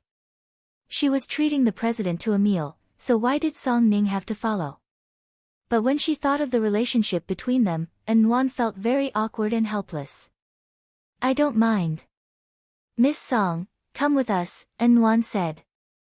Ning Shu didn't expect Nuan to treat them to a high-class restaurant. Did Nuan have the money to treat them to a meal at a place like this? She didn't even have enough money to pay for the surgery, and now she wanted to treat them to a meal here. When they were ordering, Song Ning deliberately ordered the most expensive meal. Ning Shu clearly saw Nuan's face twitch. It was obvious that Song Ning's order was beyond Nuan's tolerance. But Nwan was stubbornly holding on. She was a little embarrassed. Ning Shu ordered a relatively cheap meal. Seeing that Ning Shu's meal was much cheaper than Song Ning's, Nwan's eyes flashed. Ning Shu asked, "President, is this all you're eating? Do you want to order a little more?" "I'm not hungry," Ning Shu said indifferently. He looked very cold and unapproachable. Nwan nodded and ordered the cheapest meal. After all, she had a debt of $500,000. To be able to treat them to a meal at a place like this, Nwan had mentally prepared herself for a long time. Song Ning looked at Ning Shu's actions. She moved closer to Ning Shu's ear and whispered, "You're so considerate. You're always thinking of saving money for Nwan." Ning Shu felt his ear itch. Song Ning's hot breath was on his ear. It was very itchy. Song Ning saw Ning Shu's ears twitch. Her ears were turning pink at a speed visible to the naked eye. She suddenly burst out laughing. "You're so cute." Ning Shu pushed Song Ning away. He unbuttoned his suit and opened his jacket. He could feel the fine hairs on his back. Nwan looked at their actions and felt that she was a big light bulb. It was indescribably awkward. The steak was served. Song Ning pushed the plate in front of Ning Shu. "Help me cut it." Ning Shu really wanted to ask why. Was her hand lame? Song Ning looked at Ning Shu with pitiful eyes. She reached out her slender and fair hand. "Look at my hand. It hurts. I can't even cut the steak now." Ning Shu was speechless. "I'm working for you. If you have any conscience, you should cut it for me." Song Ning smiled and looked at Ning Shu. Song Ning was like a shameless child now. She was acting shamelessly, but she was also cute and playful. Damn it. If he asked her to cut it, then cut it. He was flirting with her again. She would die if she didn't flirt with him. Ning Shu cut the steak for Song Ning. Only then did Song Ning smile in satisfaction. Seeing Nwan in a daze, she said calmly, "Do you want Gong Luo to cut the steak for you too?" "No need, no need." Nwan quickly waved her hand. "I don't want to trouble you, CEO." Nwan thought for a moment and raised her glass of red wine. Ning Shu proposed a toast. She said shyly, "Thank you, CEO, for lending me 500,000. Otherwise, my brother's name would have been lost. I propose a toast to you." "Thank you." Ning Shu nodded. He raised his glass and clinked it with Nwan's. He took a sip and put it down.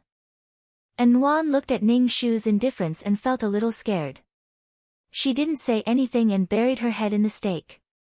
Song Ning's expression said, "I'm not happy. Come and coax me." Ning Shu looked straight ahead and focused on eating. Song Ning felt wronged and kept drinking. Ning Shu couldn't help but say, "Can you drink less?" "No, I'm not anyone to you. Why do you care?" Song Ning pouted and threw a tantrum. Ning Shu frowned helplessly. A woman was acting coquettishly with him. This feeling was really weird. When Nwan saw this scene, she felt even more awkward. She couldn't sit still. The two people in front of her were engaged. The man was handsome, and the woman was beautiful. They were a perfect match. They were a perfect match. They were the envy of others. But why did she feel disappointed? Could it be, Nwan looked at the cold Ning Shu. Could it be that she had feelings for this cold, heartless, and sharp-tongued man? Impossible, impossible. She didn't like this kind of man.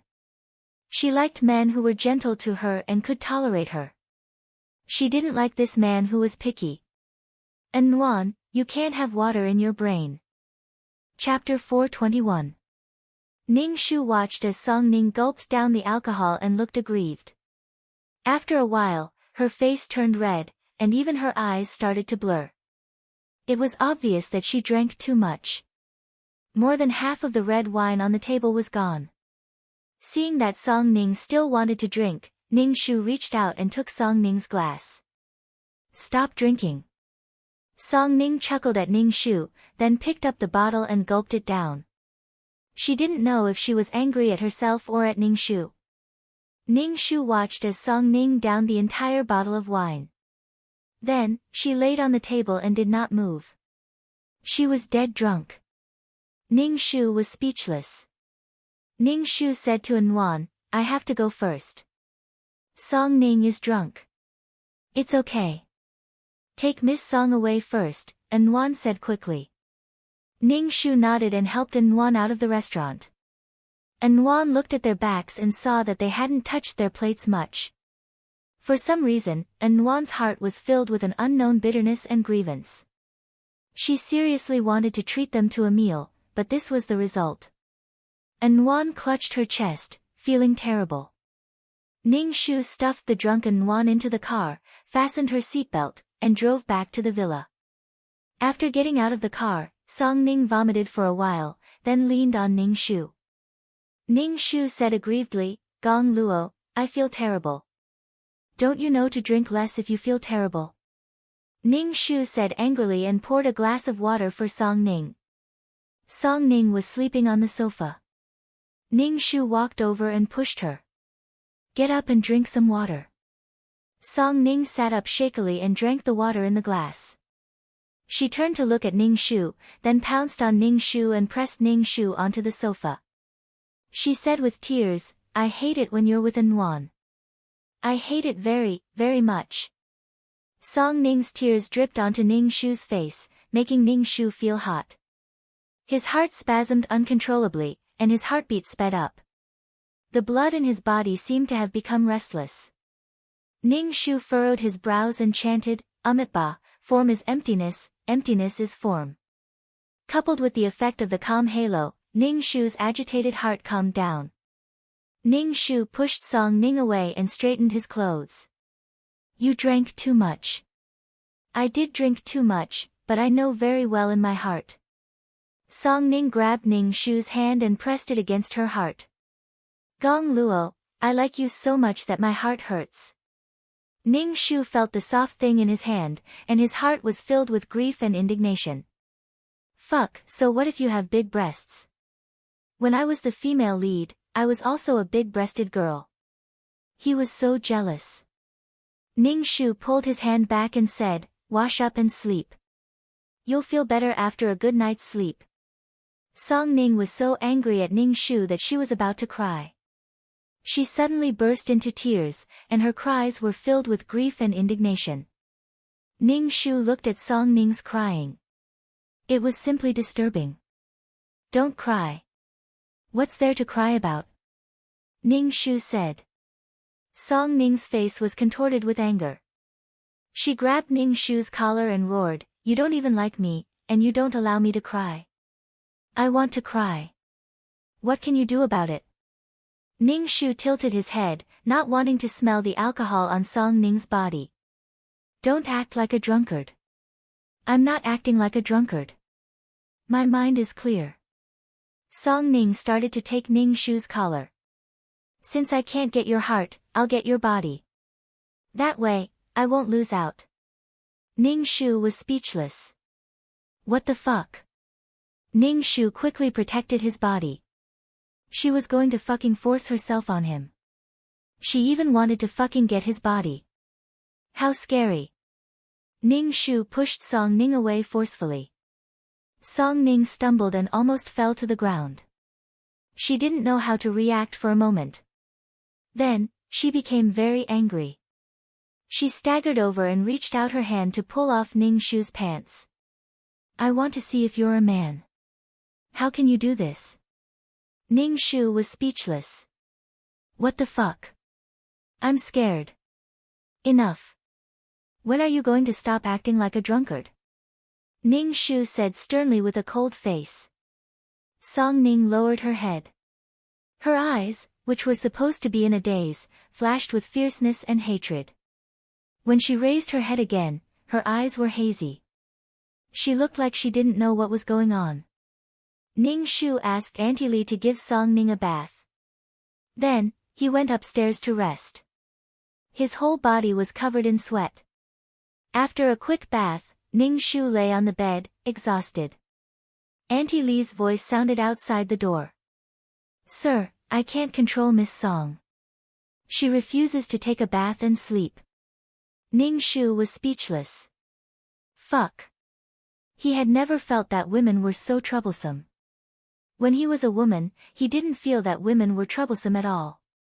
But as a man, he felt that women were so troublesome.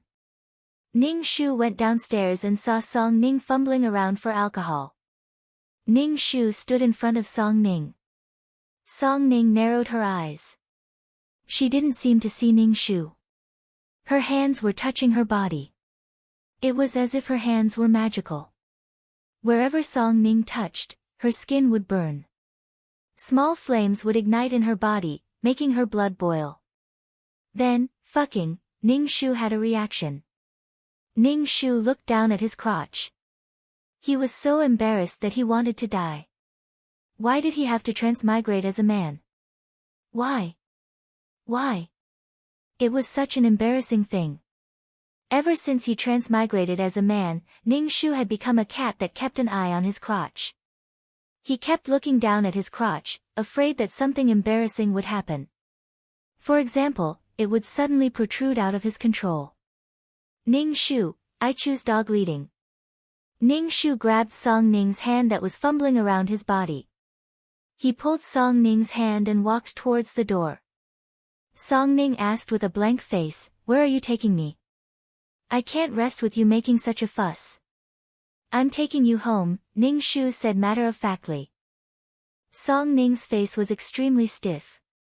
She looked at Ning Shu and complained, I've never seen such a cold-hearted person like you. I feel terrible. You actually want to send me away. You're bringing me around in the middle of the night. Gong Luo, you're heartless. Ning Shu was speechless. Fuck, what should he do when he suddenly realized that he was such a jerk? Then stop making a fuss. Have a good bath and rest. Making such a fuss makes everyone uncomfortable, Ning Shu said calmly. Song Ning hummed in grievance. She lowered her head and her hair covered her face. She looked extremely lonely and innocent. She looked really pitiful. Song Ning reached out her hand and grabbed Ning Shu's fingers. She looked up at him. Why can't you try to accept me? All I want is to be with you. Ning Shu, I like you. Song Ning said as she wrapped her arms around Ning Shu's waist. She leaned her head on Ning Shu's chest. Don't push me away.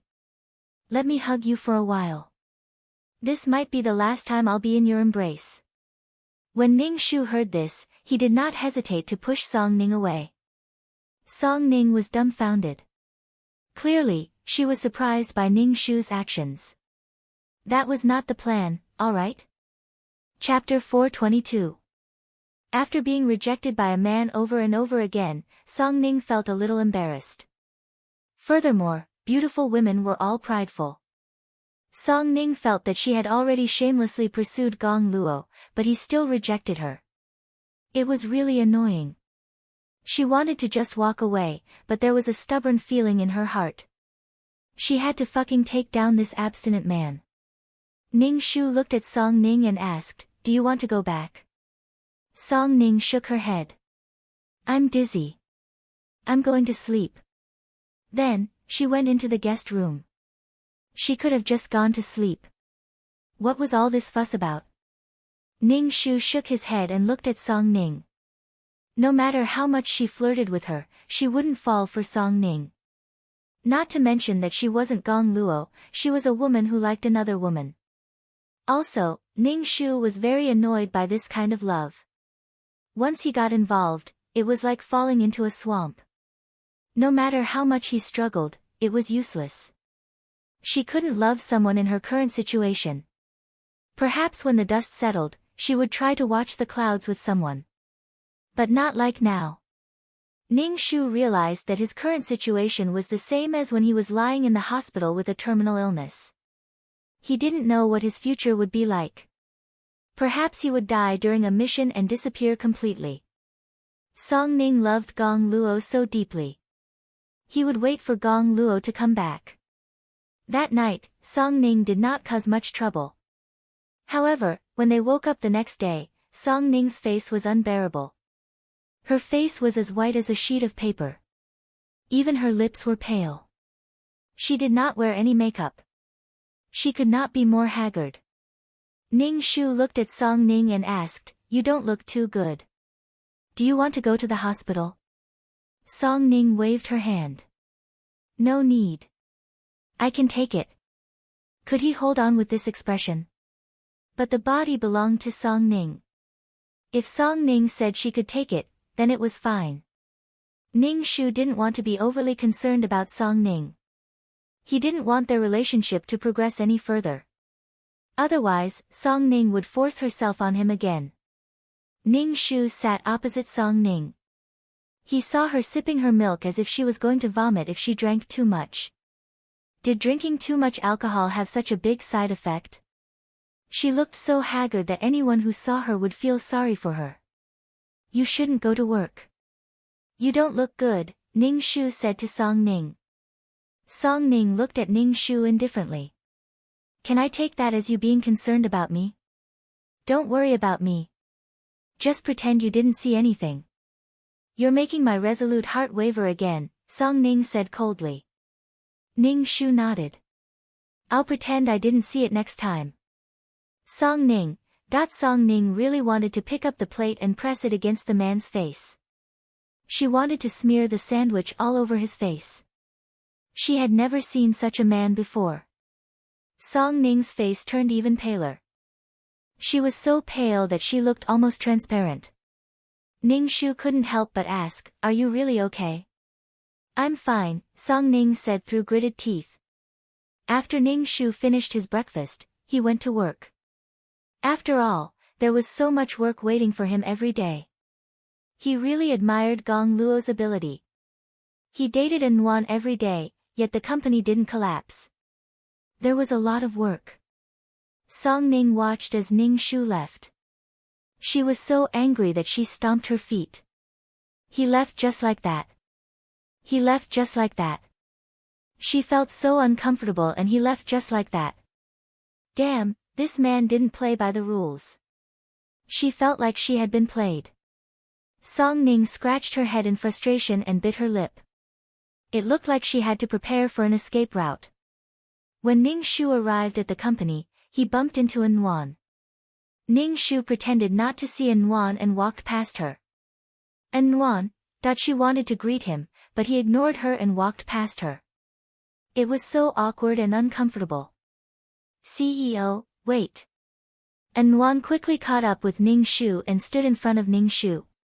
Seeing Ning Shu's cold expression and the way he looked at her was cold and indifferent, she swallowed her words. She didn't know what to say. The atmosphere was a little tense. Ning Shu asked, "What's the matter?" An asked, "Is Miss Song okay? She drank so much yesterday." "She's fine." Ning Shu walked around An and left. This man was too cold and cold-blooded. It was unbearable. His heart was bitter. Ning Shu felt like he was sandwiched between An and Song Ning. He took turns to show his presence in front of her, not caring whether she could take it or not. Ning Shu wiped his face. This mission was really a trap. How was he supposed to get rid of An? Ning Shu believed that even without him, An, this girl who was doted on by the heavens, would still have a good life. The problem was that the plot wanted to forcefully tie them together. If he chased An away, who knew what the plot would do? It was too annoying. "CEO, the CEO of Ding Phone Company is here to visit you," the secretary said. "It's about the cooperation proposal. Let him in." Ning Shu stood up. Zhong Zhengbin walked in a casual suit. Zhong Zhengbin's face was handsome, but he had a pair of foxy eyes. He looked like a playboy, giving off a frivolous vibe. Zhong Zhengbin was the second male lead. Under his flirtatious appearance was his deep love for the female lead. Although he didn't know what was wrong with Zhong Zhengbin's eyes, to fall for the married An, he had no choice but to like An. When Ning Shu saw Zhong Jingbin, his eyes lit up. He might as well let the second male lead, who looked flirtatious on the outside and had deep love on the inside, take over. He really wanted to wipe his face. What was he doing? Not only did he have to break up the couple, but he also had to be a matchmaker. He even had to push the original owner's wife to someone else. Damn, he didn't know what to say. Ning Shu didn't expect to get a lot of points for this mission. To be able to leave this world, Ning Shu was already very grateful. He had some doubts in his heart. Without a Nuan, perhaps the plot would arrange for another girl to appear in front of Gong Luo, and the plot would keep repeating. Ning Shu shook his head. He only needed to mess up the story of Nuan and Gong Luo. As for the other things, he had to leave it to the original owner. Zhong Jingbin reached out and shook hands with Ning Shu. He smiled and said, CEO Gong, how have you been? Hello. Ning Shu said coldly and invited Zhong Jingbin to sit down. Ning Shu still wanted to say something, but the office door suddenly opened. Nuan walked in with a mop and a bucket. Ning Shu was speechless. Nuan saw that Ning Shu had a guest and quickly apologized. I'm sorry, CEO. I'll go out immediately. Wait a minute. Make 2 cups of coffee. Ning Shu said to Nuan.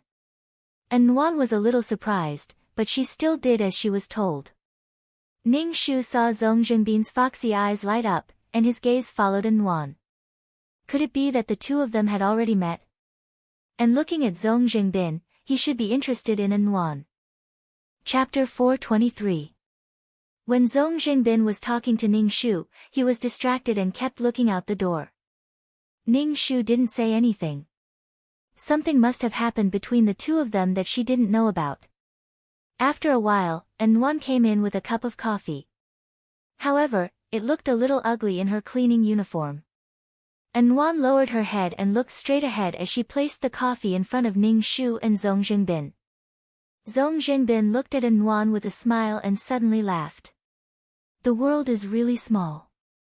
Nuan turned and saw Zhong Jingbin. Her eyes widened and her face flushed red. Why are you here?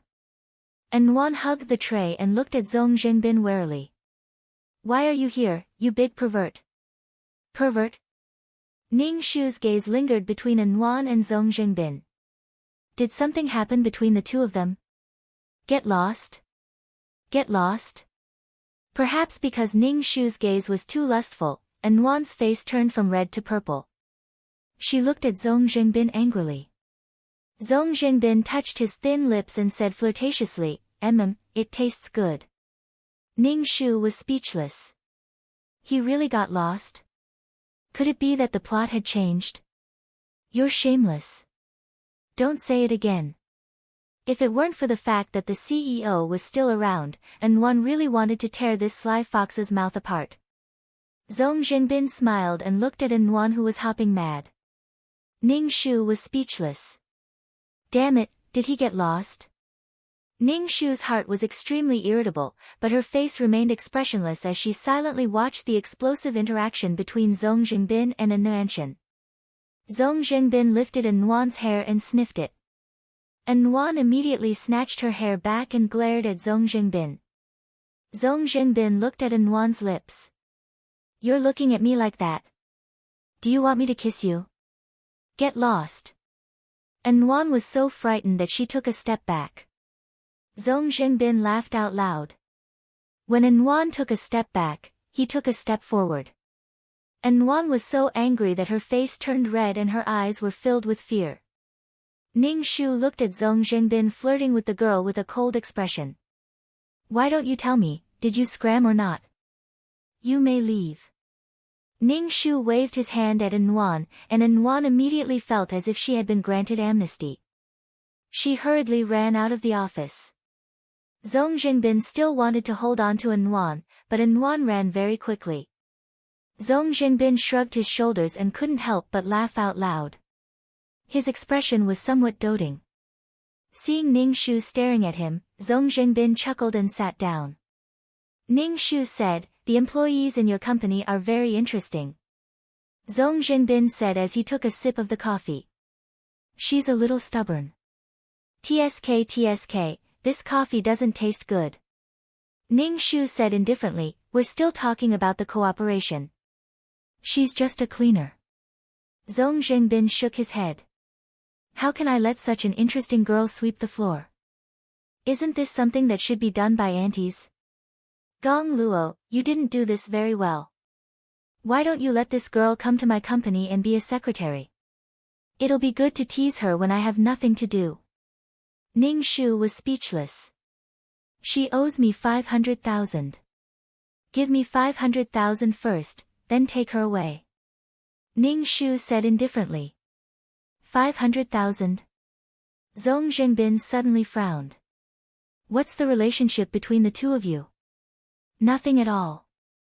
It's just that my younger brother is sick, and then he wants to borrow money from me. Ning Shu said indifferently. Zhong Jingbin suddenly laughed as if he had heard a big joke. You borrow money to do good deeds. The vampire Gong Luo actually has such thoughts. We're talking about cooperation, let's not talk about this. Ning Shu's expression was indifferent, making it impossible for others to read his emotions.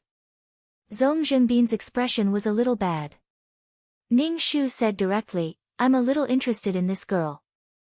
If she's your mistress, then just say it. I don't want to be melodramatic and fight over a woman with you.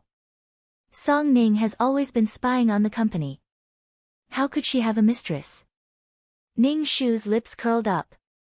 If you want An to come to your company, you can tell her yourself. An? Is her name An? Zhong Jingbin touched his chin and recalled the name like an idiot. His peach blossom eyes were shining. Ning Shu was speechless. After all this time, he didn't even know her name. Zhong Jingbin raised his wrist to look at his watch and said apologetically, I'm sorry, I still have something to do. Let's talk next time, okay? Ning Shu didn't say anything. Zhong Jingbin tidied his hair and then left the office. Ning Shu felt that this guy must have gone to flirt with An again. He suddenly saw the light of victory. It would be good if An and Zhong Jingbin got together. It seemed like Zhong Jingbin was very interested in An. It was probably because he hadn't made any progress with An for a long time, so the second male lead came online early.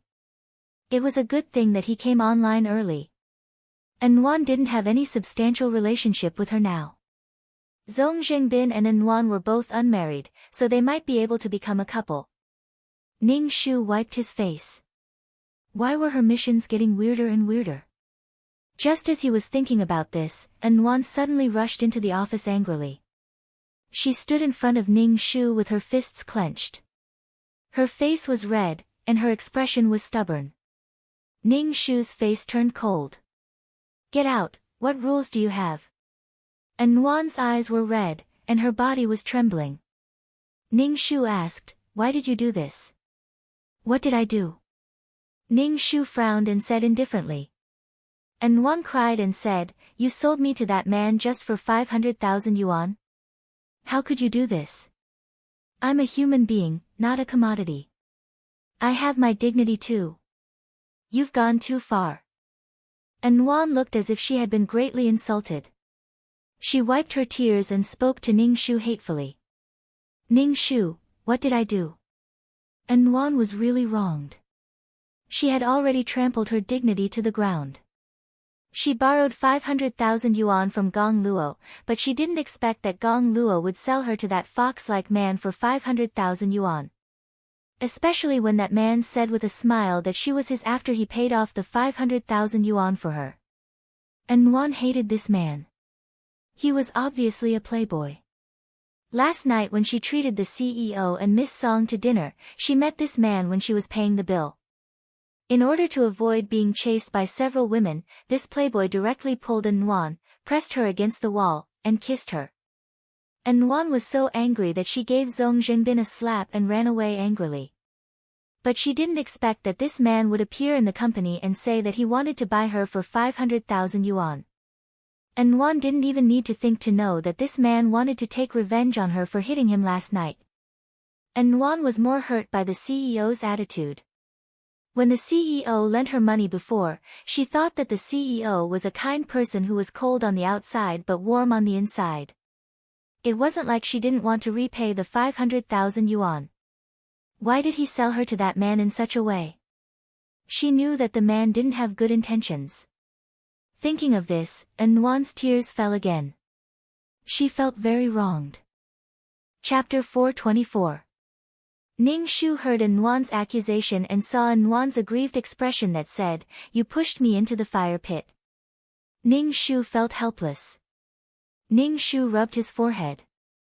"Zhong Jingbin wants to poach you. Since he wants to poach you, shouldn't you give him 500,000 yuan? It was a fact that Nguyen borrowed money. How could he send Nguyen away happily without taking the money? But you're selling me to that man by doing this," Nguyen said as she cried. Ning Shu, Flip's table, they couldn't have a better conversation. Why did Nguyen feel that he was selling her? Ning Shu expressed that he couldn't understand this thought. "I only told Zhong Jingbin that you owe me 500,000 yuan. He poached you to be his secretary. He should know that you owe him 500,000 yuan, Ning Shu said indifferently. Nguyen said as she cried, "But I have my dignity. Did you consider my feelings when you did this? I'll return the 500,000 yuan to you myself. I don't need that man to pay for me. It's up to you. No matter who pays, I'm a businessman. I only have money in my eyes." Ning Shu waved at Nguyen. "Get out. If you barge into my office so unruly again, you can just pack up and leave." Nguyen's tears fell. She felt terrible. Ning Shu said, "I originally thought that you were a good person. I really misjudged you. You only have money in your heart. What can you do with money? Not everything can be bought with money." Ning Shu looked at Nguyen and sneered. "Your brother's life was bought with money. Didn't you beg me for money too? What kind of mentality did she have to suffer for money and then despise money and rich people? Did this make her seem virtuous?" Ha ha ha. He felt that Nguyen's thoughts were really capricious. She did whatever she wanted. When Nguyen heard Ning Shu's words and how pitiful she was for money, she felt as if her self-esteem had been sliced into pieces. Especially when the person in front of her was her creditor. Nguyen was ashamed and angry. Could it be that she wanted to put down her dignity and beg for help? If she wasn't forced to do so, who would put their dignity on the ground and let others trample on it? What Nguyen couldn't stand the most was Ning Shu's attitude, which made her feel very embarrassed. "I'll return the money to you. Although you're my creditor, it doesn't mean that you can decide my life at will." Nguyen wiped her tears with the back of her hand and turned to leave the office. Ning Shu shrugged. He had no idea what Nguyen meant. Decide Nguyen's life? She only cared about Nguyen because she had eaten too much. Furthermore, Ning Shu could not understand Nguyen's anger at all. He had no idea what Nguyen was angry about. He kept saying that he had sold her out. Why was it so difficult to communicate with him? How could a debtor become a lord? Ning Shu rubbed her face hard. She was so frustrated that she wanted to die. Whenever something like this happened, every time Nguyen saw Ning Shu, she would put on a cold face and ignore Ning Shu. Even if she met him normally, she wouldn't greet him. She would just snort coldly and brush past Ning Shu. Ning Shu was baffled. Could it be that Nguyen's lack of basic greetings to her superior was a sign of her dignity? Ning Shu sneered. Of course, a person who was favored by the heavens naturally didn't need to consider this problem. She would live a better and more comfortable life than others. Others had to struggle to survive, but these people could live in their own world and do whatever they wanted. It was no wonder that there were always people who were so jealous that they turned evil. He was lucky that he didn't gain anything, but some people could be so lucky. Nguyen was completely an ingrate now. Instead, she kept saying that others were trampling on her dignity. Ning Shu only wanted Zhong Jingbin to get rid of Nguyen quickly. Every time he saw her, he felt frustrated. Zhong Jingbin always came to the Miyagi group with the excuse that he was there to talk about work. But in the end, he always went to flirt with Nwan, often making her angry. Anyone could tell that Zhong Jingbin was interested in Nwan, but Nwan always felt that Zhong Jingbin was here to take revenge on her. She was very slow. Zhong Jingbin liked this Nwan very much. The two of them bickered and quarreled like quarrelsome lovers. Ning Shu watched all of this silently and didn't say anything. Ning Shu felt that he had lost the right to be the male lead because he wasn't qualified. He didn't treat the female lead well and even trampled on the female lead's dignity. He borrowed money and asked the female lead to return it. It was simply disgraceful. And now, Zhong Jingbin felt like he was going to be promoted. Which female lead would return money to the male lead? Regarding this, Ning Shu's face was cold, but his heart was throwing flowers. Song Ning, on the other hand, felt that something was wrong. Something was very wrong. The two of them were supposed to be in love.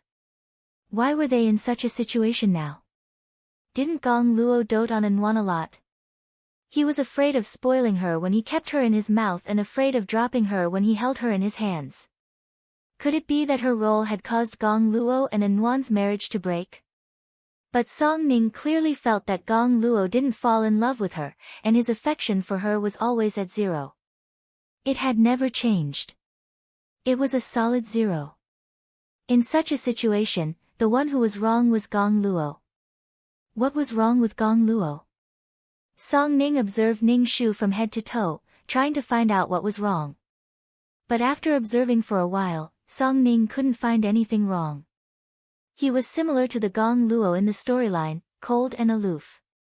But why was Gong Luo indifferent to Nwan? Could it be that Nwan's heart had changed and she ran off to be with the supporting male lead?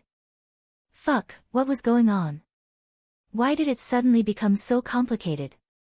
But the current situation was clearly in her favor. It was better that Nwan wasn't by Gong Luo's side. Ning Shu had long noticed that Song Ning was looking at him with suspicion and vigilance.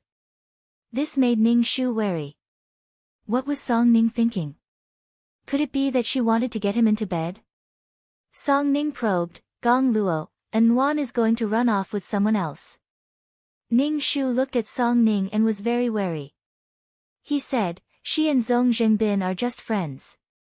What friends? Why would friends be so ambiguous? I even saw them hugging and kissing.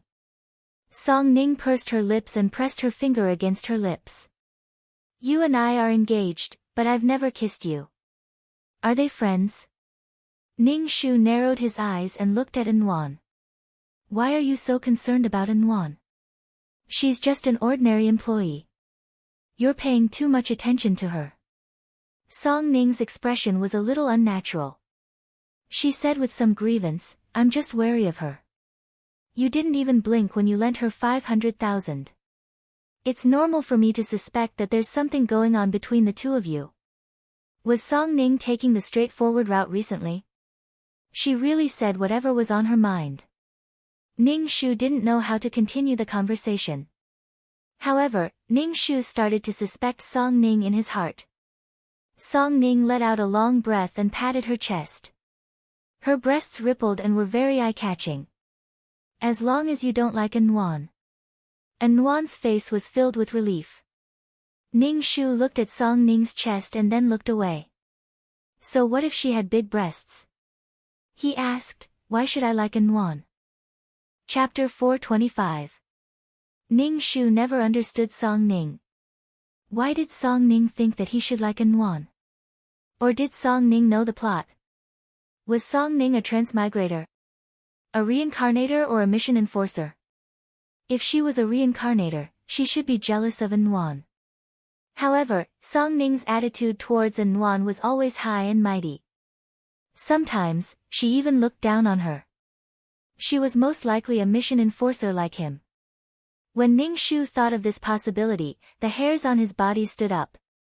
He felt that this bitch might really be a mission enforcer. She kept teasing him. Ning Shu's mind flashed with all kinds of thoughts, but his face was expressionless. He asked Song Ning, why should I like Nwan? Song Ning pursed her lips and said, "Don't you guys like this kind of pure and innocent girl?" "No, I like people like you." Ning Shu grinned. Looking at his smiling face, Song Ning really wanted to give this man a big slap. Although he said he liked her, he should at least give her a better impression of him. Fuck, it would always be a 0. Song Ning was so angry that she wanted to cry. She had never seen such a hooligan. Anwan and Zhong Zhengbin's relationship developed rapidly. Not long after, Ning Shu saw the two of them acting intimately. Anwan was often teased until her face turned red. He would either suddenly kiss her or hug her. Anwan would faint from the smell. Zhong Zhengbin's flirting skills were simply through the roof, and the interaction between the two of them was incredibly sweet. The entire Miyagi Corporation was filled with the sour taste of love. Ning Shu, a single dog, silently ate a few pounds of PDA. Look, even without Gong Luo's love, there were other men who loved Anwan. Anwan was born to be loved. In comparison, they were both women. Ning Shu even began to doubt his own life. Forget it, he was destined to work hard. On this day, Zhong Zhengbin brought Anwan to Ning Shu. He directly said to Ning Shu, "CEO Gong, you have to let her go. I'm taking Anwan away." Ning Shu looked at Anwan. Her face was rosy and she looked energetic. Anwan, who was nourished by love, was very beautiful. It was just that she had kept talking about her dignity and accused her of selling her to Zhong Zhengbin. Not long after, she slapped herself in the face and left with Zhong Zhengbin. Ning Shu's expression was indifferent as he said, "Sure, just give me 600,000. CEO, I borrowed 500,000 yuan. Why did it suddenly become 600,000 yuan? Anwan was instantly displeased when she heard that it was 600,000 yuan. She felt that Ning Shu was deliberately raising the price. Ning Shu ignored Anwan and said to Zhong Zhengbin, "This cleaner broke a vase before. 100,000 is the compensation for the vase." Anwan covered her mouth in shock. She looked at Ning Shu even more indignantly. "What vase is worth 100,000 yuan? How can you do this? You're blackmailing me on purpose. How can you do this? I'm an antique vase. This price is already very cheap." Ning Shu said indifferently. "It's just so much money. What can you do to me?" Anwan frowned and said to Zhong Zhengbin, "I think we should just forget about it." Ning Shu said in surprise, "What do you mean forget about it? You owe me money. Now you're returning the money, not buying anything. How can we forget about it?" Anwan was immediately embarrassed. Why did the CEO have to talk about money, especially in front of Zhong Zhengbin? She previously thought that the CEO was a good person, but now it seemed that he was still a cold-blooded capitalist. Zhong Zhengbin saw his woman's embarrassed look because of a mere 600,000 yuan. He very straightforwardly wrote a check for 600,000 yuan to Ning Shu. "This is 600,000 yuan. From today onwards, Anwan is no longer an employee of your company." Ning Shu didn't know if it was an illusion or not, but the current scene was like a prince defeating an evil dragon and saving a beautiful princess. She inexplicably became the villain. Ning Shu took the check and said to Anwan, "Go to the finance department to get your salary. You're no longer an employee of the Gong Corporation." However, Anwan seemed to have been insulted. "I don't want your money." She then pulled Zhong Zhengbin away. Zhong Zhengbin shook his head and left with Anwan with a doting look on his face. Ning Shu, although it was strange, Ning Shu felt relieved. Now that Anwan had nothing to do with him, he would let Zhong Zhengbin pamper Anwan.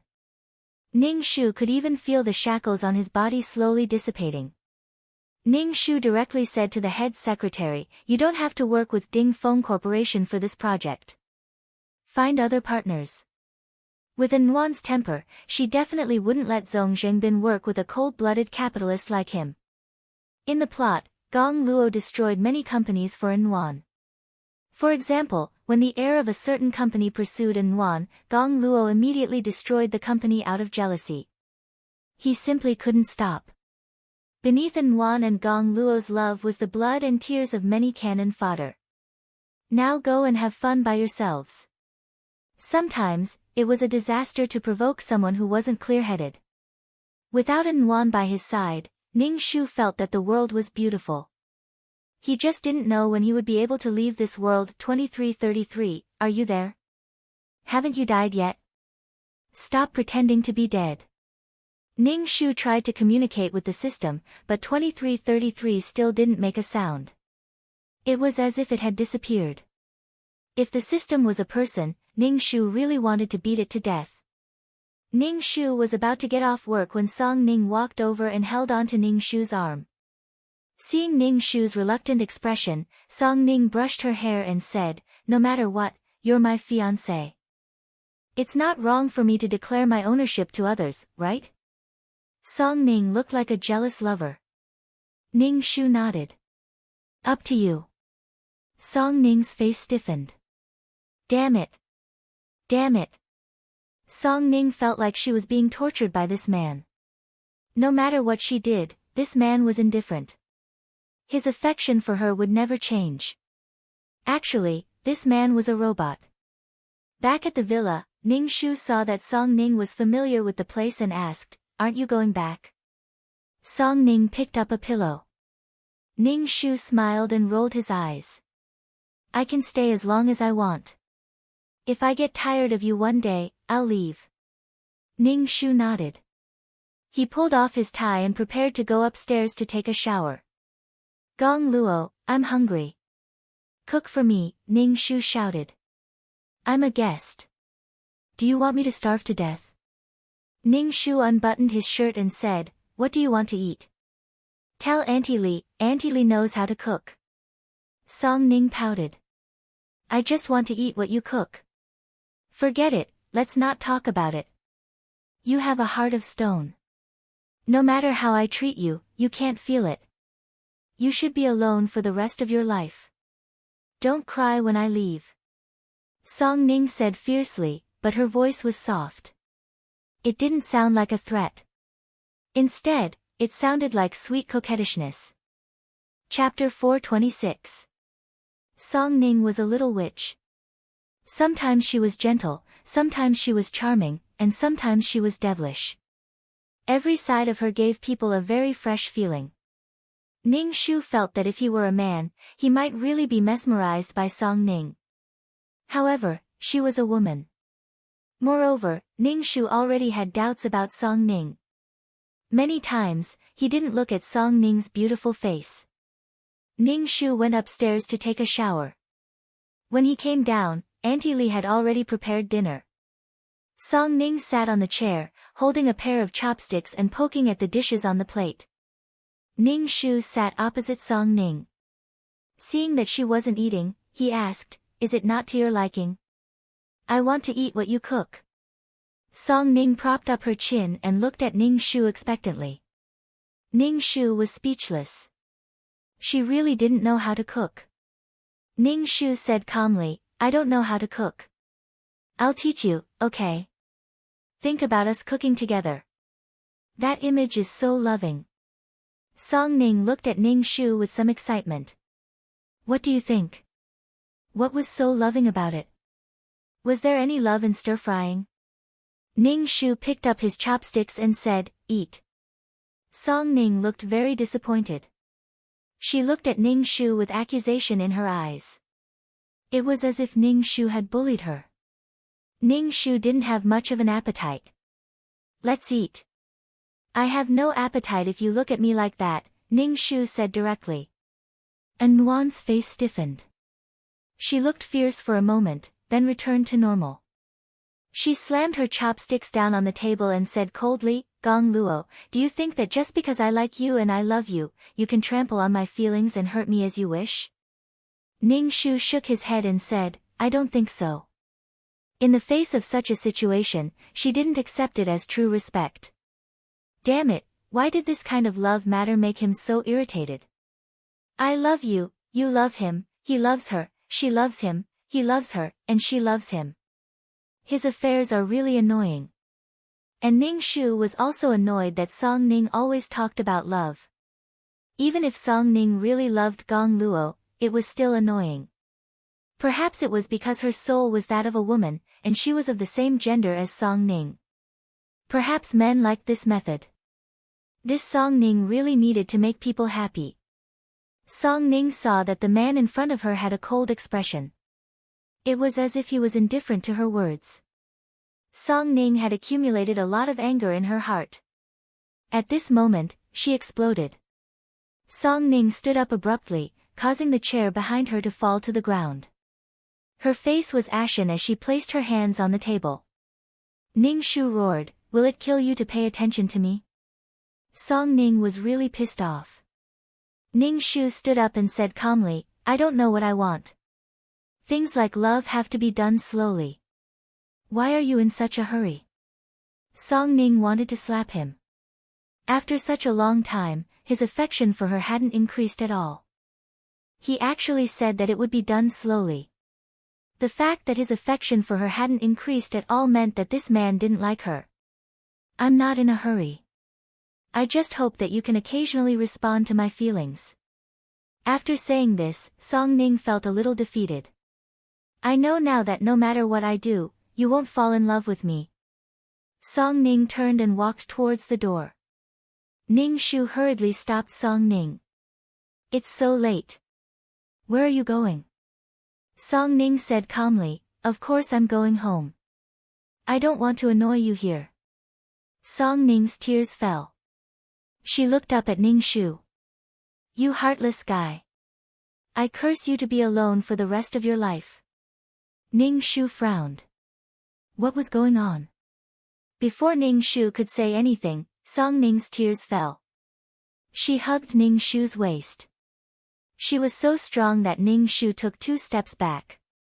Song Ning's tears wet Ning Shu's shirt. It was very hot. Ning Shu felt an indescribable pain and sadness in his heart. It was like a thin needle piercing his heart. It was very painful. "Ning Shu, I've done everything I could to make you fall in love with me. Why can't you fall in love with me?" Song Ning's sobbing voice sounded in Ning Shu's arms. Ning Shu felt that he was having a heart attack. Otherwise, he wouldn't be in so much pain. He silently recited the chants of a peerless martial art. Under the effects of the calm aura, he was finally able to suppress the overwhelming pain. But Ning Shu's body was weak. His back was covered in cold sweat. He coldly pushed Song Ning away. But Song Ning hugged Ning Shu's waist tightly. She cried and said, "You've pushed me away countless times. This time, no matter what, I won't let you push me away." Of course, Song Ning hugged Ning Shu tightly. They were inseparable. Ning Shu was speechless. He had never felt so broken before. "I won't fall in love with you. No matter what you say, I won't fall in love with you. I will never fall in love with you." Ning Shu's voice was firm. He began to suspect Song Ning's identity. This Song Ning was a mission enforcer. The mission was to make him fall in love with her. But she wasn't the original owner. Of course, he wouldn't fall in love with her. If Song Ning hadn't been so anxious, Ning Shu wouldn't have suspected her. "Why?"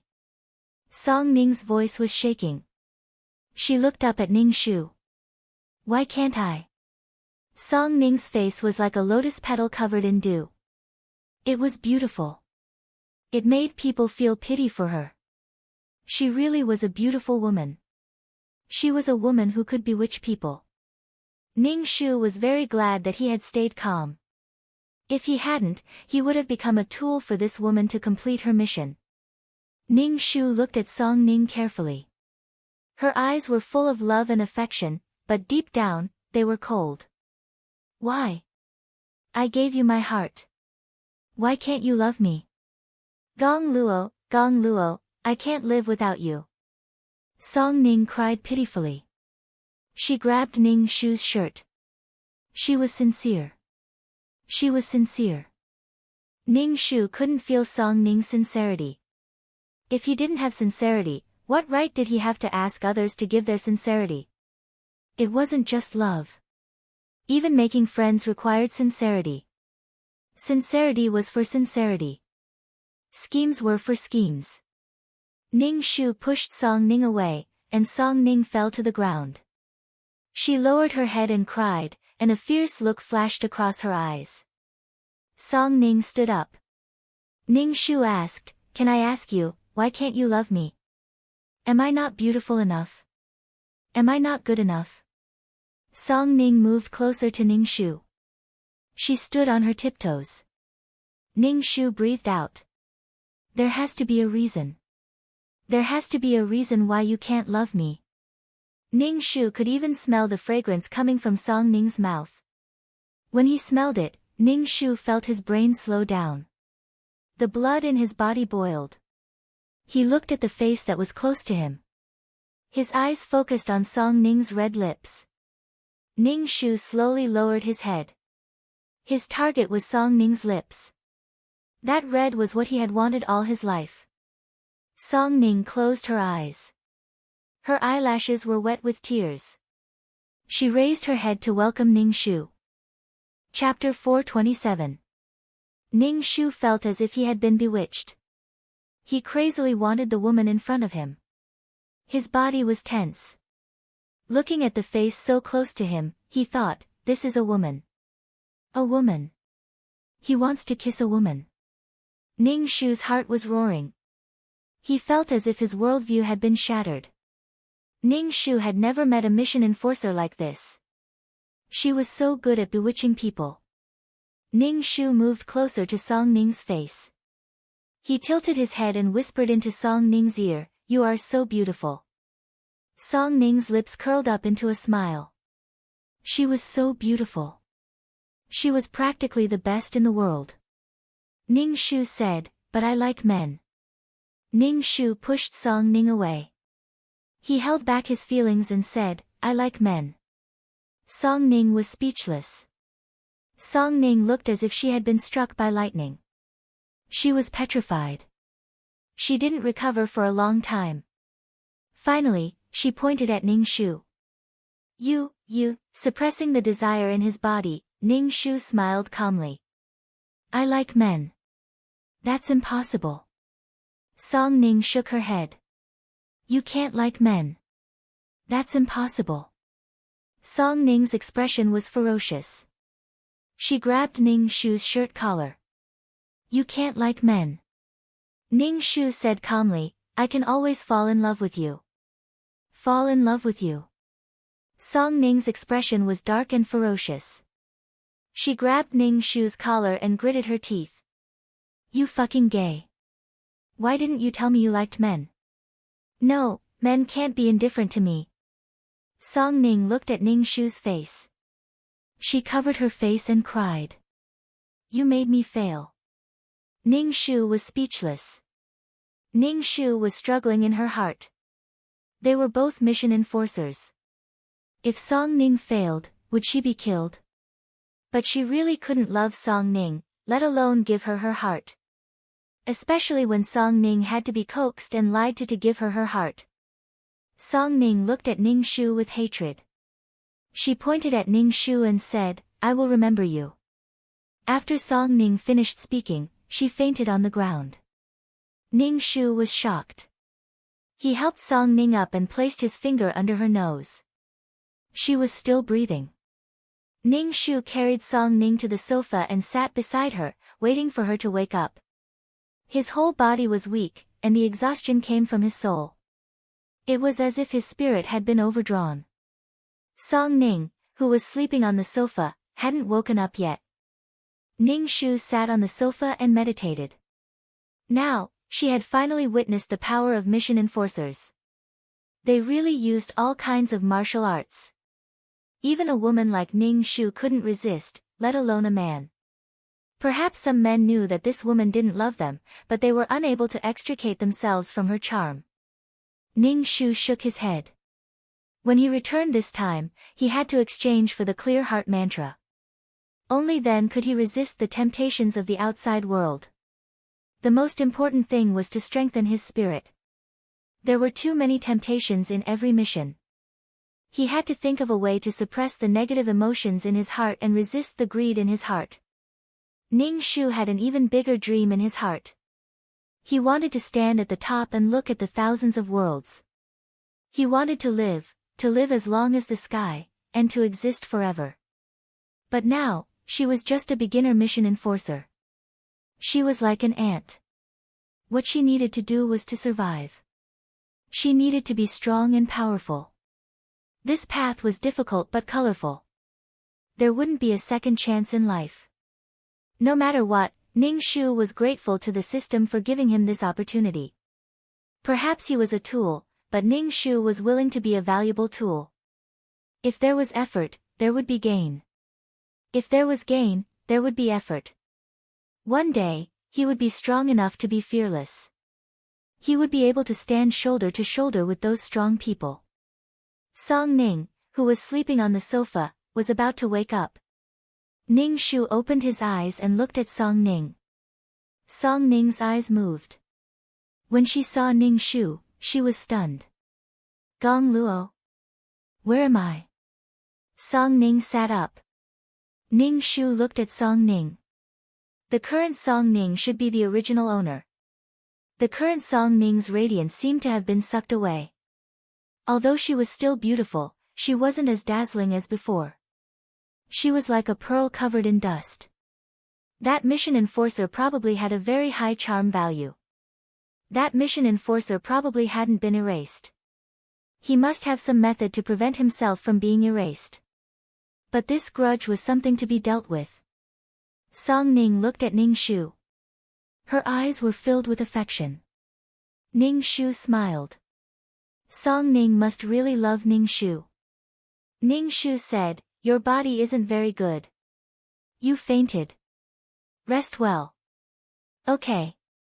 Song Ning looked at Ning Shu. She hesitated and asked, "Can you take me home?" Ning Shu nodded and drove Song Ning home. Song Ning's expression was blank. She clearly didn't know what had happened. When they arrived at Song Ning's house, Song Ning got out of the car first. She bent down and said to Ning Shu, "I'll go in first. Drive slowly." Ning Shu nodded. Okay. Ning Shu realized that getting along with Song Ning was more comfortable than getting along with that mission enforcer. Song Ning wasn't like that mission enforcer, who always flirted. Ning Shu turned the car around and left. He looked at the rearview mirror and saw that Song Ning was still standing at the iron gate of the villa. Love was a matter between two people. There was no need for others to interfere. Everyone was unique. Did the target love the mission enforcer or the original owner? After solving An Nuan's problem and solving Song Ning's problem, Ning Shu's heart relaxed a lot. He returned to the villa and slept until noon the next day. When he woke up, he felt refreshed. He didn't feel tired anymore. Ning Shu now knew that he was really weak. He was a weak mission enforcer. Mission enforcers who were slightly stronger than him could crush him. In the future, he might encounter a situation where mission enforcers were at odds with each other. If he wasn't strong enough, he could only be defeated by other mission enforcers. Ning Shu's heart was suddenly filled with a sense of urgency. He felt that something was chasing him from behind, forcing him to speed up his path. Song Ning, this mission enforcer, was definitely stronger than him. When he faced this mission enforcer, Ning Shu was completely holding on.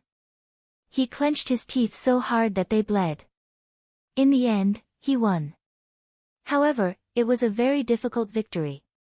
Perhaps if he was a little weaker and was bewitched by Song Ning, his entire soul would have collapsed. There was nothing more important than persevering to be himself. Some bottom lines must be firmly held. Perhaps it was more difficult than others, but it allowed him to go further. Ning Shu smiled at the mirror. He was so handsome that it made people unable to close their legs. She tried to call the system in her heart, but the system still didn't respond. What the fuck was going on? She was almost done with all her missions. Why wasn't she allowed to leave this world? Fuck, was the system dead? She wanted to complain. This broken system was always breaking down. It didn't let people do their missions properly. Ning Shu felt that she should have added her attributes to her luck. She must have had 8 lifetimes of bad luck to encounter this broken system. Chapter 428. Since the system didn't respond, Ning Shu had to continue staying in this world. Ning Shu wondered if he would have to stay in this world for the rest of his life.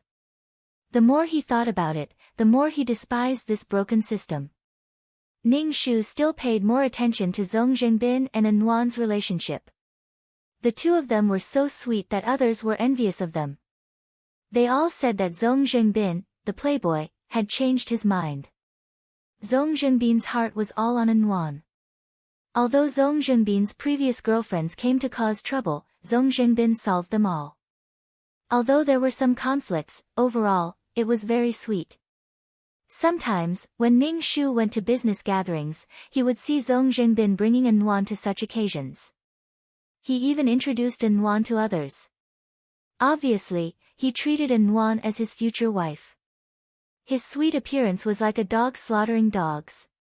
Ning Shu wished Anwan and Zhong Zhengbin a happy life together from the bottom of his heart.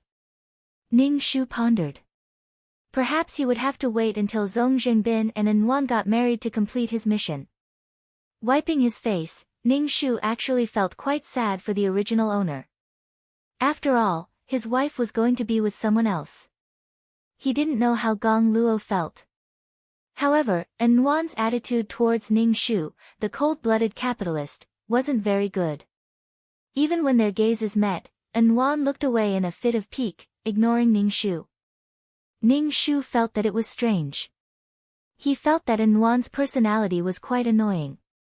After all, he had lent money to Anwan's brother when he needed it to save his life. It could be said that he had helped Anwan. But to just ask Anwan to return the money, was that treacherous?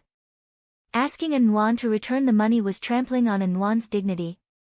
In such an occasion, Ning Shu didn't even greet Zhong Zhengbin. He didn't want to have anything to do with these people at all. The business deal he discussed with Zhong Zhengbin previously also fell through. Luckily, Ning Shu found other business partners. Actually, Zhong Zhengbin came to the Gong Corporation to discuss business only to meet Anwan. Business was a small matter. Anyway, after meeting Anwan, the man only had Anwan left in his life. He could give up on his business. It wouldn't collapse anyway. Dating was the most important thing. Ning Shu walked out of the banquet hall. When he was about to leave, a figure bumped into Ning Shu's arms. Before Ning Shu could do anything, the woman fell to the ground first. Ning Shu took a closer look. It was Anwan in a gown. Anwan was very beautiful in a gown, but now Anwan's expression was very sad. Seeing that it was Ning Shu, she got up from the ground and cried as she said to Ning Shu, "President, help me." There were tears on Anwan's face. She looked like she had been hurt. Ning Shu was speechless. Ning Shu felt stifled, but he still had to keep a smile on his face. He turned around and left. At this moment, the sound of footsteps came from the other side. Anwan wiped her tears and hugged Ning Shu's arm. Ning Shu wanted to shake Anwan off without thinking, but Anwan hugged him very tightly. Ning Shu couldn't shake her off at all. He looked up and saw Zhong Zhengbin running over angrily. Especially when he saw that Anwan was holding on to Ning Shu's arm, his face turned even colder. "Anwan, come here," Zhong Zhengbin said coldly to Anwan. Anwan hugged Ning Shu's arm tightly. Her tears fell like rain. She shook her head and said sadly, "I don't want to go over. Go find your lover. That's all in the past. I only have you in my heart now. Why don't you believe me?" Zhong Zhengbin explained. "I never thought of getting back together with my ex-girlfriend. We just hugged like friends." Ning Shu was speechless. "Damn it. If you guys want to fight, then fight. Why drag me into it? What about you? You're indeed related to Gong Luo." Zhong Zhengbin looked at Ning Shu coldly. His expression was gloomy. "I say, you lent me 500,000 yuan just like that. I'm afraid your relationship isn't as simple as a debtor's." You're shameless. What right do you have to frame me? And Wan was so angry that she cried. There's nothing going on between CEO Gong and me.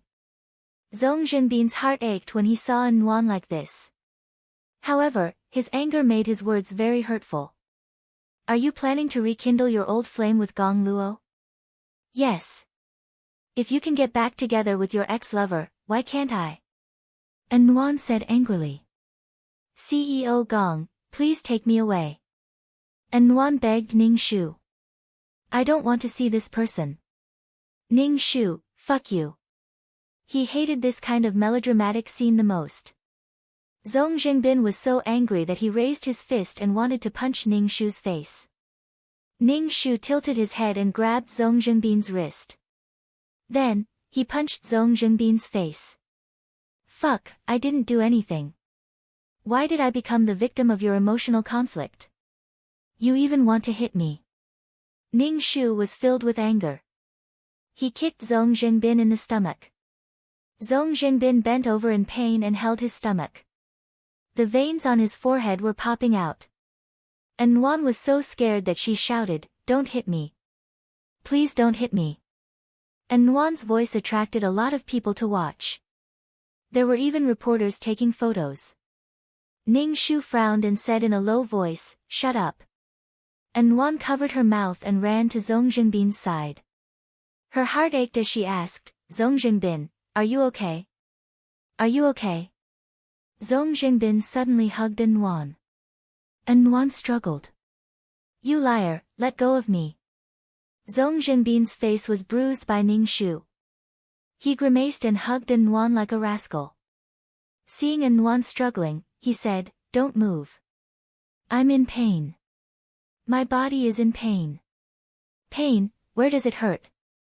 Wan didn't dare to move and asked anxiously. Zhong Zhengbin grabbed Wan's hand and placed it on his heart. "It hurts the most here. It hurts for you." Wan suddenly smiled through her tears and asked Zhong Zhengbin, "Does it still hurt?" It hurts a lot." There was a sour smell of love. Ning Shu turned and left. He didn't want to see these two crazy people. It really made him unhappy. His existence just now was to make Zhong Zhengbin jealous and then fight to show Wan's charm. It seemed like he wasn't the male lead anymore. It felt like he was a spare tire. Ning Shu felt that it was really funny. Wan actually asked him to take her away. Where did her confidence come from? Crazy confidence. If you guys love each other, then just love each other. Why did you have to drag others into it? The next day, Ning Shu looked at the newspaper. It was a big headline. The photo was of her fighting with Zhong Zhengbin. It said that the CEO of Miyagi Group and the CEO of Ding Feng Group fought over a woman. Moreover, Wan was also dug up by the media. Her family conditions, work experience, relationship history were all exposed in front of everyone. Wan was called the modern version of Cinderella by the media. Ning Shu sneered. Crazy. It was just a matter of dating. Did they have to attract so many people's attention? It was probably because every woman was jealous of Wan. Ning Shu thought that this matter was over. When he arrived at the company, he saw that the company's entrance was surrounded by reporters. They said they wanted to interview her. Chapter 429. When the reporters at the entrance saw Ning Shu, they swarmed over and almost stuffed their microphones into Ning Shu's mouth. CEO Gong, what's your relationship with Wan? What was the reason for the fight at last night's banquet? Wan is an employee of your company. Did you have a special relationship with her before? Did you hit Zhong Zhengbin because he stole Wan? Does that mean Wan cheated on you? These reporters were trying their best to dig out some inside information. This kind of feud between rich and powerful families attracted the attention of the general public, and the newspaper was selling very well. Ning Shu was annoyed. How did he get dragged into this kind of situation? This kind of plot was simply fucked up. What, he wasn't the male lead anymore, and now he was the villain. Ning Shu sneered in his heart and said indifferently, I have nothing to do with Wan. As for me hitting Zhong Jingbin, it was because of the cooperation between the two families. Things were going well, but Zhong Jingbin suddenly went back on his word and caused losses to the Miyagi Corporation. The reporter wasn't satisfied with such an answer and asked sharply, "Anwan was there at the time, and someone saw Anwan hugging your arm. How do you explain this?" "Why should I explain? I have a fiancée. She's beautiful and dignified, and has a good family background. Why should I like Anwan who has nothing?" Ning Shu sneered. "I have nothing to do with Anwan." The security guards pushed the reporters aside and let Ning Shu enter the company. Ning Shu wiped his face. It seemed like he had formed a grudge with Zhong Jingbin. If he were in Zhong Jingbin's position, he would definitely think of ways to destroy the Miyagi Corporation. In the plot, Gong Luo's favorite thing to do was to break the Tianliang Wangpe and cause some companies to go bankrupt. Of course, it was all because of Anwan. Zhong Jingbin would also do such things to express his love for Anwan. Ning Shu held a board meeting and made arrangements in advance to resist the possible economic impact from the Ding Feng Corporation. Anwan, who was watching TV in the mansion, was furious when she heard what Ning Shu said. She said to Zhong Jingbin angrily, "Zhongzheng, how can he say that? His words are too harsh." Zhongzheng hugged Anwan and said with a smile, "Actually, I'm quite happy that he said that. He can't see how good you are. You're still laughing." Anwan said angrily, "He said I have nothing. I don't have a good family background, and I don't have a peerless beauty. Do you think so too?" Anwan threatened Zhong Jingbin. Zhong Jingbin laughed and pulled the bruise on his face. Anwan immediately asked, "Are you all right?" "I'm fine." Zhong Jingbin smiled very sweetly, "That's because that guy didn't know how good you are. Luckily, I made the first move. In the future, there will be things that Gong Luo will regret. However, he actually dared to say such things about my woman. He has to pay a price, right? What are you doing?" Anwan hugged Zhong Jingbin. Zhong Jingbin patted Anwan's head, "It's fine. You don't have to care about this. Anwan, let's get married." Anwan's face showed hesitation, "But your parents don't accept me." "It's fine. You don't have to care about other things," Zhong Jingbin said with a smile, his peach blossom eyes shining brightly. Anwan met such a pair of eyes, which contained deep affection, doting, and infinite love. Anwan's heart throbbed and she hugged Zhong Jingbin. As Ning Shu expected, Zhong Jingbin made a move against the Gong Corporation and secretly bought a large amount of the Gong Corporation's scattered shares. Ning Shu felt like fucking a dog in his heart. They were going to go against each other just like that. There was no reason at all. Now that the plot had changed, Gong Luo was no longer the male lead. What right did he have to have such good conditions? These external advantages were to allow Gong Luo to dote on Anwan without restraint. Now that he was no longer the male lead, he still wanted to have such good conditions. Fuck off. This world revolved around Anwan. So the plot now was to let Zhong Jingbin strip Gong Luo of his various halos. It was fine as long as there was a powerful male lead in this world. How could others suppress the male lead? The Gong Corporation's capital was stronger than the Ding Feng Corporation's, but she didn't know why Zhong Jingbin was so confident in going against her. Bewildering confidence. Ning Shu directly retaliated against Zhong Jingbin's attack. "Let's see who has more money. If you buy the Gong Corporation's shares, I'll buy your shares. Let's see who wins in the end. If you have the ability, use your money to fight." When dealing with such matters, one had to cut off all means of retreat. Moreover, one had to prevent others from taking advantage of the chaos to take a bite out of it.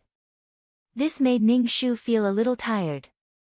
What Ning Shu didn't expect was that the Song family would actually come to help and support the Gong Corporation at this time.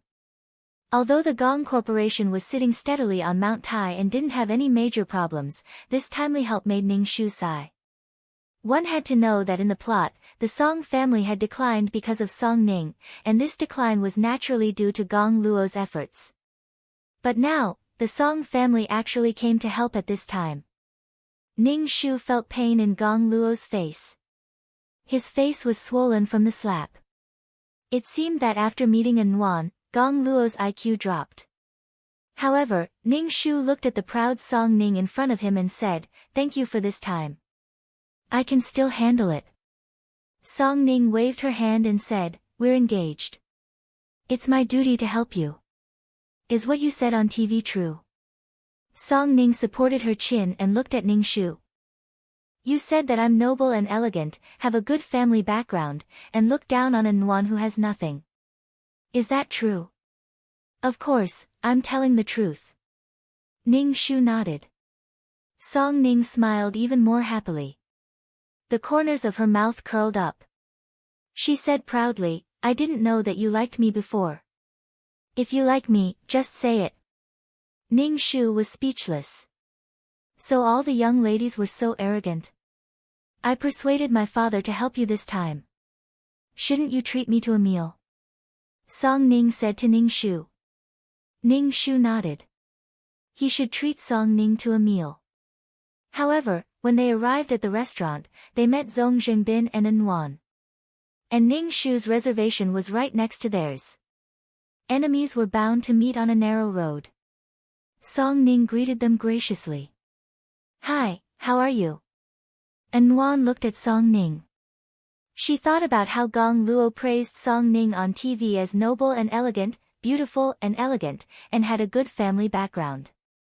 So when An looked at Song Ning now, she couldn't help but feel a little jealous and inferior. An actually cared a lot about Gong Luo's words. There was a period of time when An almost fell for this noble and arrogant man. When she borrowed money from him, he did. An thought that the CEO was a gentle person, but in the end, she found out that he was actually a cold-blooded and heartless person. What An couldn't stand the most was Gong Luo's evaluation of her. He said that she had nothing. This cold-blooded person had nothing. He only had money in his life. He had nothing. He was so poor that he only had money. Chapter 430. Ning Shu pulled out a chair for Song Ning. Song Ning thanked Ning Shu with a smile and sat down. Then, Ning Shu sat opposite Song Ning. He let Song Ning order first when it came to food. An watched from the side and felt that Gong Luo was really gentle to Song Ning. Zhong Jingbin saw An staring at the man and was a little unhappy. He said, "Your husband is here." An smiled sweetly at Zhong Jingbin and fed him a piece of steak with her fork. Ning Shu watched from the side and felt his teeth ache. They were still showing off their love in this kind of situation. Song Ning saw this scene and smiled without saying anything. "CEO Gong, I didn't expect to meet you here." Zhong Jingbin raised his wine glass to Ning Shu. Ning Shu raised his wine glass with a cold expression and returned the toast. He said indifferently, "I didn't expect it either. I'm serious. I've never seen such a thick-skinned woman. No, I should say that she's ungrateful." Ning Shu looked at An. "You really want to see the world in chaos?" Zhong Jingbin frowned. "CEO Gong, be careful with your words." Ning Shu looked at An and said, "When your brother was sick, I lent you money. In the end, it was my fault. When you quarreled, you used me as a shield. The tension between the Miyagi group and Ding Feng group is also because of you." An shook her head. "I didn't want it to be like this. But you let things happen like this." Ning Shu said indifferently, "Even if I'm a cold-blooded capitalist, I've created wealth for society. You're someone who doesn't know how to repay kindness." Ning Shu didn't understand why An felt so uncomfortable when he wanted to repay the loan. Shouldn't she repay the loan? An kept saying, "I'll repay the money." When she really did repay the money, she was like this. Ning Shu felt that he was looking for trouble for himself. Anwan's face turned pale at Ning Shu's words. She wanted to retort, but she didn't know what to say. She didn't have that kind of intention at all. An felt very embarrassed, and her eyes became misty. Ning Shu took a sip of wine. Don't cry. It's not nice to cry in a place like this. Ning Shu, pay attention to your attitude. It's not up to you to talk about my woman. Zhong Jingbin narrowed his peach blossom eyes and looked at Ning Shu with an oppressive gaze. Ning Shu sneered, what an overbearing CEO. Ignoring Zhong Jingbin, Ning Shu said to Song Ning, let's eat, then we'll go watch a movie. Okay. Song Ning smiled brightly. She curled her lips and looked reserved. Seeing that the people at the table next to her were ignoring her, Anwan was furious. How could this man be so hateful? Anwan stood up and left with her bag. Hey, Anwan. Seeing Anwan leave, Zhong Jingbin immediately chased after her and left the restaurant. Zhong Jingbin reached out and grabbed the angry Anwan. With a bad expression, he asked, why are you running? You didn't do anything wrong. You don't have to hide from Gong Luo. Anwan's tears suddenly fell, falling onto the back of Zhong Jingbin's hand. Zhong Jingbin reached out and used his fingers to gently wipe away Anwan's tears. He kissed Anwan's forehead and said, you're crying for someone else. My heart hurts. Anwan's tears flowed even faster. She sobbed and said, back then, I had no choice. My brother was lying in the hospital and urgently needed money. I could only borrow money from Gong Luo. Because of money, my dignity has been trampled to the ground by Gong Luo. Because I once borrowed money from him, that's why he can humiliate me like this. Don't say any more. I know. I only hate that I didn't meet you earlier and let you and Gong Luo have such a relationship. Zhong Jingbin hugged Anwan and comforted her. In the dining room, Song Ning put down her knife and fork. Ning Shu said, I'm done eating. You said you were going to treat me to a movie. Is that true? Of course it's true. Ning Shu stood up and said to Song Ning. Song Ning smiled. In the afternoon, Ning Shu didn't go to work. Instead, he went to watch a movie with Song Ning and then went shopping. It felt like a shopping spree between best friends. Ning Shu looked at Song Ning. Perhaps when Gong Luo returned, Song Ning and Gong Luo might be able to get married. In Ning Shu's opinion, Gong Luo and Song Ning were more compatible. The two of them lived in similar environments, had the same standards, and had the same values. The two of them didn't need to get used to each other. They didn't need to compromise or give in to each other's values. Since ancient times, it was important to be well-matched in social status. This made sense. A dragon wouldn't enter a group of snakes. Cinderella's father was an earl. If he didn't let Cinderella have the chance to attend the palace banquet, how could she? Ding Feng Corporation increased their pressure on Miyagi Corporation. Ning Shu didn't hesitate to retaliate. How you treat me, I'll treat you. In Ning Shu's opinion, the current Zhong Jingbin was rather irrational. He couldn't understand why Zhong Jingbin was so determined to destroy the Miyagi Corporation. Perhaps it was for Anwan, or perhaps it was the power of the plot. In any case, Ning Shu definitely wouldn't resign himself to death. If you guys love each other, so be it. Do you have to be like this? The Gong Luo in the plot was like the current Zhong Jingbin. However, Gong Luo was much stronger than Zhong Jingbin. It wasn't as strenuous for Zhong Jingbin to deal with others. Zhong Jingbin was originally just a supporting male character. Now that he was about to be promoted to the main character, his role naturally needed to be strengthened. Attacking Miyagi Corporation would naturally allow Ding Feng Corporation's financial resources to increase. Zhong Jingbin was ruthless to her, so she didn't hold back either. However, Ning Shu had the Song family's help. On the other hand, the surrounding people who were eyeing covetously and waiting to take a bite of the meat didn't gain any benefits. On the contrary, Ding Feng Corporation's competitors snatched away a lot of business resources in this battle. Just as the two sides were in full swing, an invitation was delivered to Ning Shu's desk. Ning Shu flipped open the invitation. It was Zhong Jingbin and Anwan's wedding invitation. Ning Shu flicked the invitation with his finger. They were finally getting married. They had to hurry up. On the day of the wedding, Ning Shu brought a few bodyguards to a luxurious hotel to attend Zhong Jingbin and An Nuan's wedding. Zhong Jingbin was dressed in a white suit. When he saw Ning Shu and a few bodyguards wearing sunglasses, his peach blossom eyes shone brightly, making him look even more handsome. Ning Shu, you actually brought bodyguards to attend my wedding. I never knew you were so timid. Zhong Jingbin reached out his hand and shook Ning Shu's hand. Ning Shu didn't care about Zhong Jingbin's mockery. He said indifferently, I've always been timid. After all, there are so many people today. It's easy for something to happen. Zhong Jingbin's expression didn't look good. He felt that Gong Luo was cursing his and An Nuan's wedding. This was the most beautiful moment of his and An Nuan's life. How could they allow any mistakes to happen? Therefore, Gong Luo thought too much. He never thought of doing anything to Gong Luo. Even if he wanted to deal with Gong Luo, it wasn't the time. Chapter 431. Zhong Jingbin and An Nuan's wedding was very grand, attracting the attention of the entire W city. Many reporters were taking pictures everywhere. Moreover, those who attended the banquet were all political and business celebrities. Everyone present was not simple.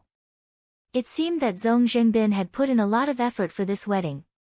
Such a grand wedding was what every woman longed for. Women yearned to marry the right person, to be a little princess on their wedding day that would make the world envious.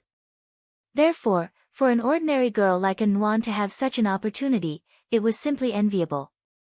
Ning Shu sat in the corner with several bodyguards protecting Ning Shu. The elegant sound of the violin flowed through the wedding march, filling the air with a sweet atmosphere.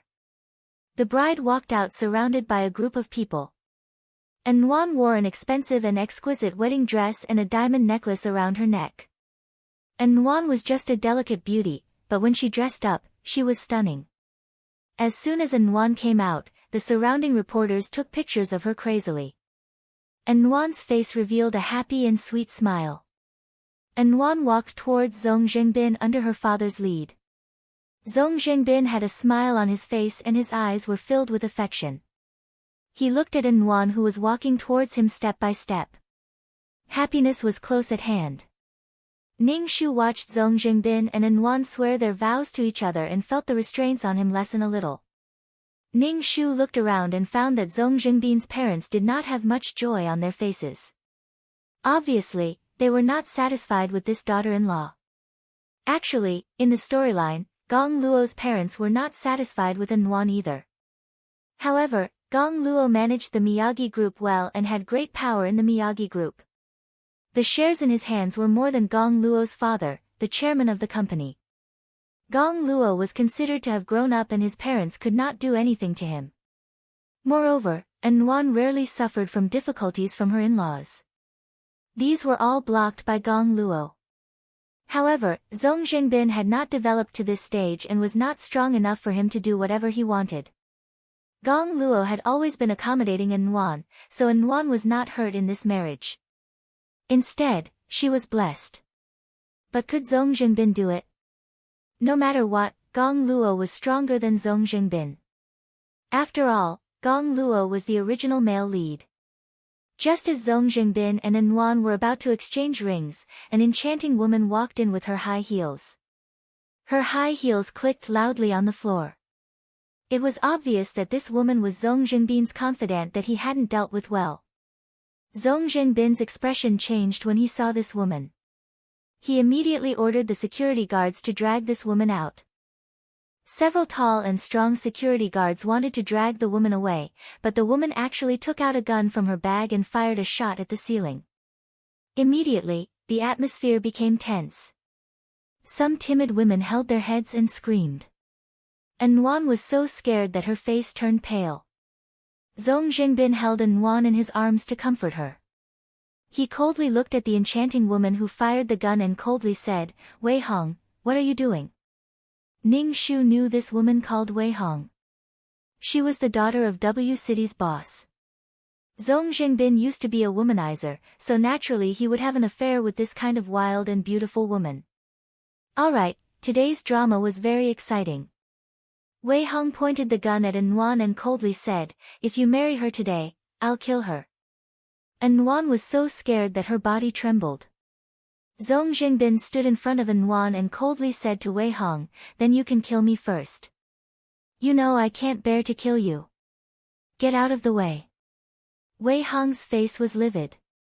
The guests who came to attend the banquet were all evacuated. Wei Hong didn't care about these people. Her target was An. Ning Shu left the hotel under the protection of several bodyguards. Before he left, he gave Zhong Jingbin a look that said, "Good luck." Zhong Jingbin's face was livid when he received Ning Shu's look. He even thought that Wei Hong was sent by Gong Luo. Noticing that An was trembling behind him, Zhong Jingbin's eyebrows were full of heartache and pity. His eyes were extremely cold when he looked at Wei Hong, which made Wei Hong's sad and indignant heart feel even worse. She and Zhong Jingbin had that kind of relationship. They were good at playing and were friends with benefits. But when it came to bed, women fell in love more easily than men. For this grand wedding to end so anticlimactically, it was simply a joke. Ning Shu's expression was indifferent, but he was gloating in his heart. Love dies quickly. The next day, Ning Shu woke up early in the morning and opened the entertainment newspaper. The headline was indeed about the wedding yesterday. Wei Hong shot and injured Zhong Jingbin. Wei Hong's target was An, but she didn't expect Zhong Jingbin to take the bullet for An. When Wei Hong was in a daze, she was restrained by the security. Now, Wei Hong was still locked up in the police station, and Zhong Jingbin was lying in the hospital. No one knew if he was dead or alive. Ning Shu shrugged his shoulders. He didn't sympathize with him at all. Who asked you to be a playboy and couldn't control your lower body? You also didn't handle your relationship with your previous woman well. Now that something like this happened, you reaped what you sowed. Playing with feelings was the easiest way to get burned. There were also some bad tabloids that said that the Zhong Jingbin family was going to divorce their daughter-in-law, An, and something like this happened on the first day of their marriage. They even listed Zhong Jingbin and Anwan's birth characters seriously, saying that the two of them were incompatible. But yesterday's wedding incident increased the sales of these newspapers by a lot. Ning Shu put the newspaper aside. Although the wedding didn't go well, Anwan and Zhong Jingbin were officially husband and wife. After all, the two of them had already gotten their marriage certificate. He just didn't know if they would hold another wedding after this failure. Even if they did, would anyone attend? It was a terrible start to a marriage.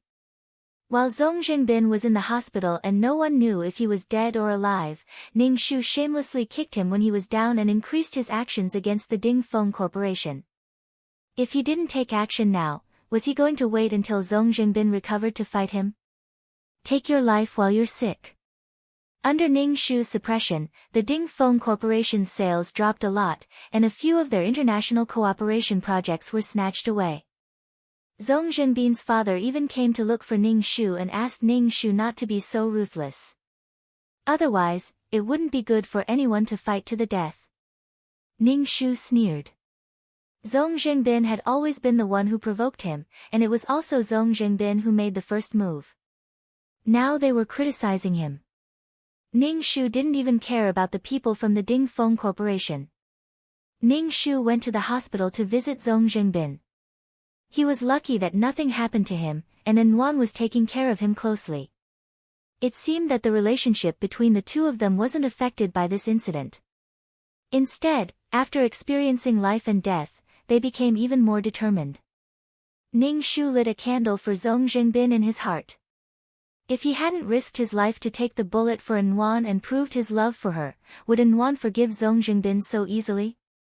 If Zhong Jingbin hadn't been shot, Anwan wouldn't have forgiven Zhong Jingbin at all, especially after such a thing happened at the wedding. Zhong Jingbin used his injury to exchange for Anwan's forgiveness. Chapter 432. From Ning Shu's point of view, Zhong Jingbin was also someone who was controlled by the plot. He was willing to do anything for Anwan. It was definitely true love. However, Zhong Jingbin's parents really didn't like Anwan. The moment she married into the Zongjing family, they felt that it was just like what the tabloids said. Their birth characters were incompatible. Otherwise, this wouldn't have happened. The elders of the Zongjing family chose to forget that it was all because of the conflict between Zongjingbin and Wei Hong. They completely let the weak Nuan take the blame. Who asked Nuan to have nothing? Ning Shu smiled faintly. This was the real life of a rich family. If one didn't have the ability, they wouldn't even have a place to stand in the family. When the rich enjoyed the best quality of life, they put in more effort and pressure than ordinary people. This was very fair. However, Nuan forcefully broke into a class that didn't belong to her. Of course, she would be ostracized. In the plot, the Gong Corporation gave a portion of its shares to Nuan so that she could hold her head high in the Gong family. However, it wasn't known if Zongjingbin could do it. To be honest, in the plot, Gong Luo really doted on Nuan and was considerate of her in all aspects. On the other hand, Nuan enjoyed Gong Luo's doting with a clear conscience. Everything was because of love. Because Gong Luo loved her, and she loved Gong Luo. However, no one should endlessly sacrifice for the other. During the period when Zongjingbin was recuperating, the board of directors of the Dingfeng Corporation removed Zongjingbin from the position of CEO due to his injuries and promoted his younger brother to the position. After Zongjingbin's younger brother was promoted, he stopped fighting with the Gong Corporation. This was an arduous and unrewarding task. It was completely exhausting the corporation's financial resources without any returns. Zongjingbin's younger brother personally came to apologize and express goodwill to Ning Shu. Zongjingbin's younger brother wasn't as good-looking as Zongjingbin. Furthermore, he was an illegitimate son. Zongjingbin completely inherited his father's flirtatious nature. However, Zongjingbin met his true love and stopped. However, Zongjingbin's father didn't meet his true love. He had many illegitimate sons and daughters. It was said that the youngest one was still in his arms for vaccination. One could imagine how fierce the competition in the Zongjing family was. Ning Shu accepted the Zongjing clan's apology and didn't say anything else. When Zongjingbin found out about this in the hospital, he was so angry that his gunshot wounds started bleeding again. Nuan comforted Zongjingbin, saying that health was more important than anything else. Zongjingbin restrained himself from getting angry at Nuan, but he was still angry. His career and status had been taken away by someone else. This made Zongjingbin very upset, but when he saw Nuan, who had been taking care of him all this while, he felt comforted in his heart. When he was lonely, there was such a person by his side. After Zongjingbin recovered from his injuries and was discharged from the hospital, he was caught up in the fight for the inheritance of the family, and he didn't have the energy to deal with Ning Shu. Ning Shu also calmed down and learned all kinds of business knowledge, as well as the operation of the group, and learned how to manage such a large group. Sometimes, Ning Shu felt a little strained. Was it because his IQ was too low? In the future, he needed to add more attribute points to his wisdom, but he couldn't fall behind in martial arts. This was something that could protect his life, so he couldn't fall behind. Ning Shu paid a little attention to the Zongjin clan. Now, the Zongjin clan was really lively, with all kinds of feuds, love, and family members being tortured by power and money. Zongjingbin wanted to regain control of the group, but how could his newly appointed brother hand it over obediently? People from all walks of life were sinister, and they wore all kinds of masks, making it impossible for people to distinguish them. Everyone had their own selfish motives and goals, which made the situation of the Zongjin clan seem very strange. He just didn't know if Nuan could adapt to such a complicated life of a rich family. Ning Shu felt that with Nuan's simple mind, she would definitely be used by others. Nuan was the daughter-in-law of the Zongjin clan, the wife of the first successor, so many people had their eyes on her. Such a tiring life would exhaust Nuan mentally and physically. She had to beat around the bush when she spoke, and she also had to think about the meaning of other people's words. Just thinking about it made him feel tired for Nuan. Ning Shu sometimes saw Nuan when he attended business banquets. There was fatigue between her eyebrows, and even the exquisite makeup couldn't hide this tiredness. She tried her best to talk to the other rich ladies elegantly, and she was also very careful with her words.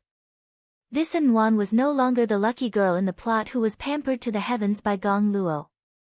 Although Zhong Jingbin loved her, he was busy fighting for his own power. Once he was trapped, he could only fight to the death. Now, An had to help Zhong Jingbin fight for resources and connections, so that Zhong Jingbin could win the battle for the successor. Ning Shu shrugged. Why didn't An say that Zhong Jingbin only had power in his heart now? Thinking about how An accused him of being a cold-blooded capitalist who only had money in his heart, Ning Shu wanted to laugh. An turned her head and met Ning Shu's eyes. Ning Shu raised his wine glass to An. An hesitated and was about to walk towards Ning Shu, but Ning Shu turned and left. He didn't want to have anything to do with An at all. An stared at the man's back, her face turning purple. Suddenly, she felt like crying. She was really tired. Sometimes, she couldn't understand Zhong Jingbin's actions. An wanted Zhong Jingbin to give up such a fight and live an ordinary life. It was better than this endless fight. But every time she said something like this, Zhong Jingbin would be very angry. He would hug her and tell her that it would be fine in the future, that it would be fine when we win. But when would that be? An couldn't see the end of it.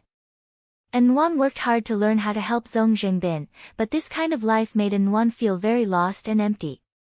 Brocade clothes, branded bags, luxury cars to send her when she went out, and a nanny to wait on her at home. But An felt that she shouldn't live such a life.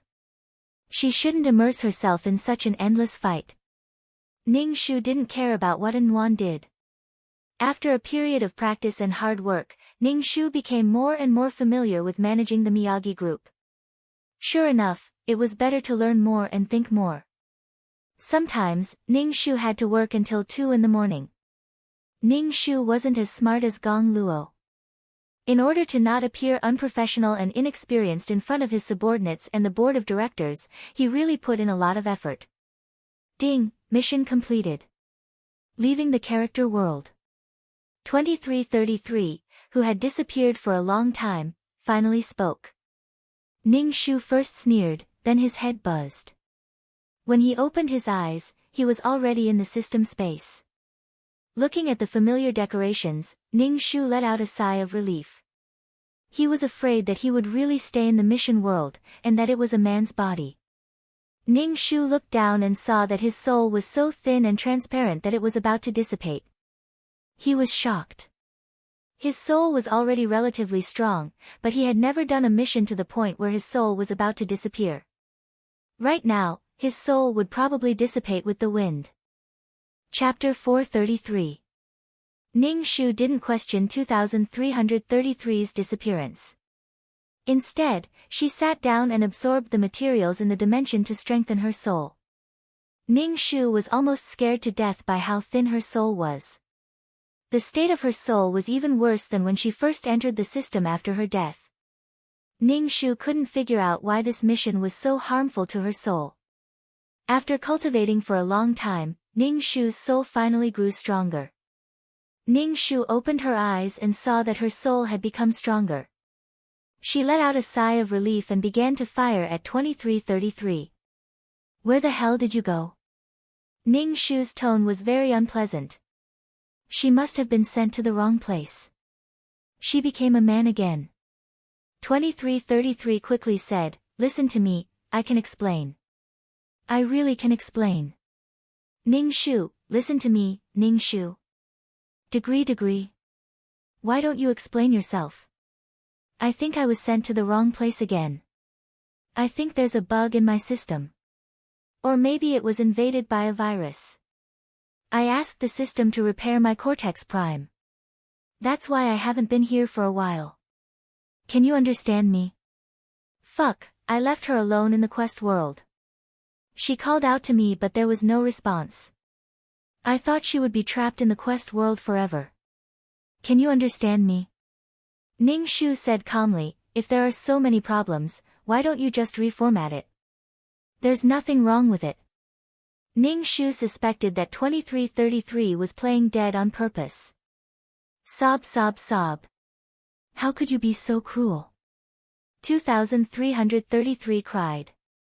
Ning Shu felt helpless and said to 2333, I met a quest enforcer this time. She's very strong. And this quest enforcer wanted my heart. 2333 quickly asked, then did you fall in love with her? Did you give her your heart? How can that be? How can I fall in love with a woman? Ning Shu said angrily. It's good that you didn't. 2333 sighed. Ning Shu was puzzled and asked, is there a problem? Some quest takers don't just want to earn more points. They also want to earn some extra money after entering a quest world. They want to get as many resources as possible. 2333 said.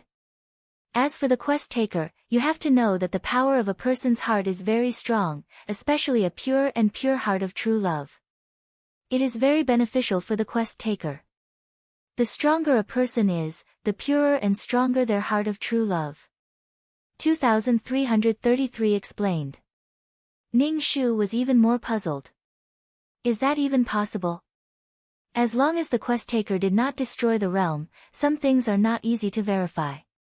It all depends on the mind of the quest taker. Since the quest taker was able to obtain the heart of true love, it is also considered a skill, 2333 said calmly. Ning Shu made an oh sound. A man who was deceived was truly miserable. Ba, but one was willing to be beaten and the other was willing to be beaten. Then why did my soul power consume so much this time? Ning Shu asked. It should be that the quest taker had some kind of item. When you resisted this kind of power, it consumed your own soul power, so your soul power is almost depleted. 2333 said with some disappointment. Hurry up and get stronger. In the future, you will meet all kinds of quest takers and all kinds of quest takers. You are so weak, you will be killed by others. I'm working hard. Ning Shu said, I can't become strong all of a sudden. Do you think I'm not anxious? 2333 said, you are too inflexible. You don't know how to be flexible. Others are working hard to obtain resources from quests. Look at you, each quest only gives you a little points and attribute points. There is nothing else. Okay, I'll work hard. Ning Shu nodded. If I encounter any treasures, I will definitely take them. Sigh, that's true. There are no treasures in this low-level realm. Take it slow. Ning Shu, don't be anxious. Take it one step at a time. 2333 comforted Ning Shu. Ning Shu took a deep breath. Yes, I can't rush for quick success. If I lose my calm, it will be easy to cause problems. How am I going to complete the quest? How am I going to survive? Ning Shu now felt a little anxious. It was because in this quest, he encountered a powerful quest taker. He had almost no power to resist. This made Ning Shu feel a little helpless and panicked. Feeling a little tired, Ning Shu didn't care about it. He lay on the bed and slept. Negative emotions must be removed. The system space was quiet. Everything was still here and there was no flow of time. After sleeping for an unknown amount of time, Ning Shu woke up and stretched her body. 2333, look at the mission points this time. Ning Shu said. Immediately, Ning Shu's attribute panel appeared in front of him. Serial number, 23333 name, Ning Shu, beginner quest taker, age, 27 points, 250, 000, 150000 soul, 200 HP, 60 wisdom, 100 charm, 3 luck, 34 spirit, 120 martial strength, 55 faith, 15 aptitude, 26 merit, 351 skills, 5th ring shooting technique, trash fighting technique, beginner peerless martial arts, beginner level business management knowledge honorary title, goddess of war, selfless ancestor aura, mother of the world, queen's blessing, sister model worker, Qinshi's blessing, leader's aura, grass. Blessing, completed Gong Luo's wish. Quest completion progress, 100. Obtained 150,000 points and 25 attribute points. Ning Shu was quite satisfied. He obtained 150,000 points and also obtained beginner-level business management knowledge. It was always good to have one more skill. Learning more knowledge was always good. What Ning Shu didn't expect was that this time, his faith increased by 5 points and there was also a merit point. Ning Shu suspected that this merit point was because he borrowed money to save An Nuan's brother. Anyway, he couldn't figure it out. 2333, where did this faith come from? Ning Shu asked. When someone believes in you, it will naturally provide you with faith. Faith is also a pure and powerful spiritual power. It's a good thing. 2333 explained, but very few low-level quest takers can get faith. You're not bad. Ning Shu didn't know what benefits faith had, but if 2333 said it was a good thing, then it was a good thing. Sure enough, people should do more good deeds. If it was within his power, then he should do as much as he could. This faith probably came from the primitive society. After all, she became the ancestor of a tribe, the first leader. When the tribe sacrificed, they had to kneel and worship her. That should be how faith was produced. There's probably also the princess's world. After all, someone made a statue of you. It should be able to produce a small trace of faith. 2333 said, you are the goddess of war. The title of goddess of war was quite embarrassing. Chapter 434. Ning Shu added his attribute points to intelligence, luck, and martial strength. Intelligence was important, but martial strength was a must. His status panel changed. Serial number, 23333 name, Ning Shu, beginner mission taker, age, 27 contribution points, 250,000 150000 soul, 200 HP, 60 intelligence, 10010 charm, 3 luck, 345 mental power, 120 martial strength, 5510 faith, 6 aptitude, 26 merit, 36 skills.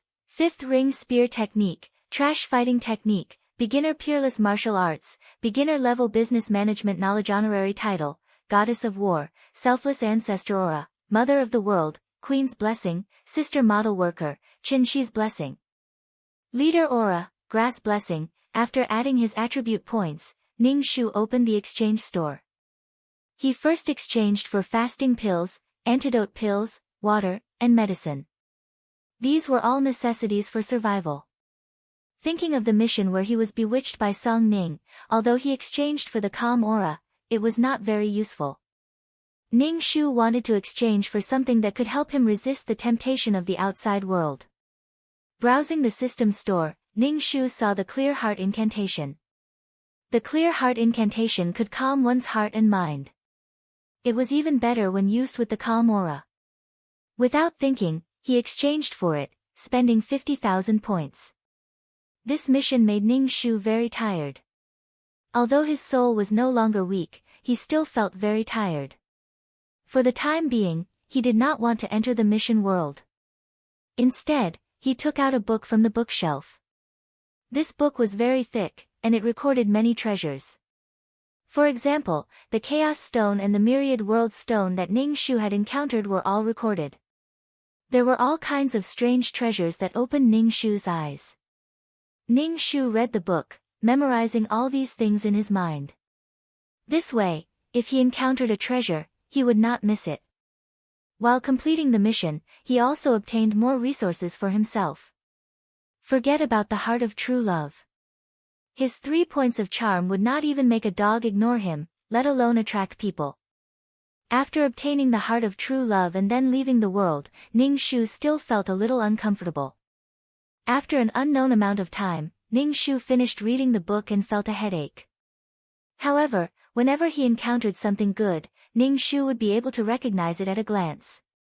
After wandering around the system space for a long time, Ning Shu finally wanted to do a quest. He said to 2333, enter the quest world. Is it a man or a woman this time? Female client. 2333 said, hurry up and become an intermediate quest taker. That way, you will be able to meet the quest taker in advance and talk to the quest taker face to face. Then, you will be able to determine the direction of the quest. Ning Shu was stunned for a moment before he asked, you can meet the client in advance for every mission? Of course, but you don't have the authority to do so now. Moreover, an intermediate mission taker can reject the client. If the reward is too low, they can reject it completely. They can also bargain with the client. Ning Shu suddenly wanted to become an intermediate task giver. He asked, how many points do I need to become an ultimate task giver? 3 million points, 2333 said. Ning Shu was speechless. It felt so far away. She only had 200,000 points out of 3 million points, and she had to exchange them for all kinds of things every time. It seemed that she would have to save some money and work hard to become stronger so that she wouldn't have to sell these items. Ning Shu now truly felt that she was an ant. She was an ant at the bottom of the pyramid of quest takers. It was extremely difficult for her to even take a step forward. 2333, tell me the truth. Do you think I can make it this far? Ning Shu asked 2333. 2333 hesitated for a moment before he said, I made an assessment based on your data. Your potential is not good. Compared to other quest takers, you are not as slick. You are not flexible enough, and your brain is stupid. I don't think you can make it far. Ning Shu stared blankly at him, speechless. What the fuck? The system was implying that she couldn't even reach the intermediate quest taker level. Ning Shu shrugged. Although she was a little disappointed by 2333's words, she quickly pulled herself together. She was already a dead person. Now that she had the chance to experience 100 different kinds of life, it was already a blessing to be able to live like this. Even if she were to be erased one day, she would be satisfied with her life. 2333 said that she wasn't slick enough and wasn't flexible enough. She was just that stubborn. As long as she was alive, she had to be herself. Even if she was just a tool to repair the realm, she had to live happily. Let's enter the quest. Ning Shu said, striving for the 3 million points. Ning Shu's head buzzed. She felt herself merging with her body. Before she could open her eyes, someone suddenly lifted her blanket. A gust of cold wind blew in, making Ning Shu shiver. Sister Miao, why aren't you up yet? The sun is high up in the sky. A female voice sounded in her ear. She didn't sound old. Ning Shu wasn't in a good state. After a while, she opened her eyes. She ignored the girl in front of her and covered herself with the blanket. It was so cold. Sister Miao, Mom is here to wake me up. The girl looked at Ning Shu curled up in bed and reached out to pull Ning Shu's blanket. What are you doing? Ning Shu looked at the girl. She was about 17 or 18 years old. Her skin was a little dark, and she wore white ear studs of an unknown material. She also wore a red down jacket, which made her face even darker. The girl saw that Ning Shu was staring at her with a sharp gaze. Her heart trembled. She pouted and said, Sister Miao, Mom is asking you to get up. The village isn't like the city. You'll be laughed at if you don't get up after so long. Ning Shu hadn't accepted the plot yet, so she didn't know what was going on. She said to the girl, you go out first. I'll come out soon. City people are so troublesome. The girl muttered. She then asked Ning Shu, Sister Miao, your pajamas are so beautiful. Can you lend it to me? Ning Shu was speechless. You go out first. Ning Shu said calmly. The girl thought that Ning Shu had agreed. She reluctantly looked at Ning Shu's pajamas before leaving. After the girl went out, Ning Shu got up from the bed and locked the door. Moreover, the lock was the kind of iron plate lock that was relatively old. If someone used force, it could be kicked open from the outside. Ning Shu looked at the pajamas he was wearing and the pair of pink slippers on his feet. He didn't fit in with the surroundings of Gij. The floor was uneven with mud. The furniture around him looked new, but the style was very old-fashioned. The workmanship wasn't very good either. Ning Shu could even smell the smell of paint.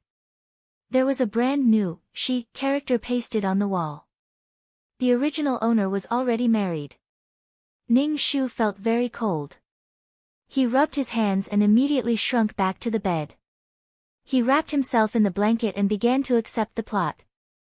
Chapter 435. This was the story of a poor boy and a rich young lady. The original owner was called Miao Miao Miao. She fell in love with Zhang Jiasen, an employee of her father's company. She ignored her parents' objections and insisted on marrying Zhang Jiasen. Miao Miao Miao was an only child, and her mother lost her ability to conceive when giving birth to her. The couple naturally doted on Miao Miao Miao, and Miao Miao Miao herself was also raised to be naive. Once, when she went to her father's company, her shoe heel broke. A man came over and helped her glue her shoe back together so that she didn't embarrass herself. Zhang Jiasen was a silent and steady man. He didn't laugh at Miao Miao Miao's sorry state. Instead, he helped Miao Miao Miao. Miao Miao Miao saw that Zhang Jiasen was wearing a white shirt with a clean collar and wrist. He looked very refreshed. Miao Miao Miao secretly glanced at the blue work pass hanging around Zhang Jiasen's neck and remembered his name. At that time, Miao Miao Miao's heart was jumping with joy. After that, she often went to the company and gradually became familiar with Zhang Jiasen. Zhang Jiasen was the kind of person who didn't talk much but gave off a feeling of being dependable. After the two of them confirmed their relationship, Zhang Jiasen told Miao Miao Miao about his family situation. Miao Miao Miao didn't mind that Zhang Jiasen's family was complicated. Instead, she felt heartache that Zhang Jiasen had a big family to support. He had parents to take care of and siblings to raise. Later, Zhang Jiasen proposed to Miao Miao Miao and Miao Miao Miao agreed. However, Miao Miao's parents firmly disagreed. Their spoiled daughter was marrying that poor boy who came from the mountains. Also, there were sisters-in-law, and brothers-in-law. It was so complicated that Miao Miao couldn't handle such relationships. However, Miao Miao Miao was determined to marry Zhang Jiasen. Miao Miao's parents doted on their daughter and saw that Zhang Jiasen was also a talent. Thus, they agreed. However, there was a condition. Their first child, whether it was a daughter or a son, must have the surname Miao. To be honest, Miao Miao's parents were looking down on them. However, Zhang Jiasen agreed. Miao Miao's parents even sold a house for a few million yuan. Miao's father wanted to write Miao Miao Miao's name on the property certificate. However, Miao Miao Miao felt that since they were about to get married, both of their names should be written on the property deed. Even if Zhang Jiasen refused, Miao Miao Miao still insisted on writing Zhang Jiasen's name on the property deed. Thus, the premarital property became the joint property after marriage. Zhang Jiasen kissed Miao Miao Miao's lips for the first time. When the two of them were in a relationship, they were passionate and restrained by etiquette. The most intimate moment was when they held hands. The most intimate moment was when Zhang Jiasen kissed Miao Miao Miao's forehead. After all, Zhang Jiasen was his son-in-law. If his position was too low, it would be a joke. Zhang Jiasen was first promoted to section chief, then to department manager, and now to deputy general manager. He had only been in the company for 3 years, but his promotion speed was like a rocket. After the two of them got married, Zhang Jiasen brought Miao Miao Miao back to his hometown. Only then did Miao Miao Miao truly feel how poor Zhang Jiasen's family was. Everything in the mud house was very shabby. Cooking and burning firewood, smoke and fire were all present. This was something that Miao Miao Miao could not imagine. Zhang Jiasen stayed at home for a few days and prepared to return to the city for work. However, he asked Miao Miao Miao to stay behind. The reason was that he wanted Miao Miao Miao to spend more time with her family. After some time, he would come and pick her up. Miao Miao Miao felt that Zhang Jiasen's parents were considered as her parents, so she stayed behind. However, the days she stayed behind were not good. Miao Miao Miao was a young lady from a wealthy family.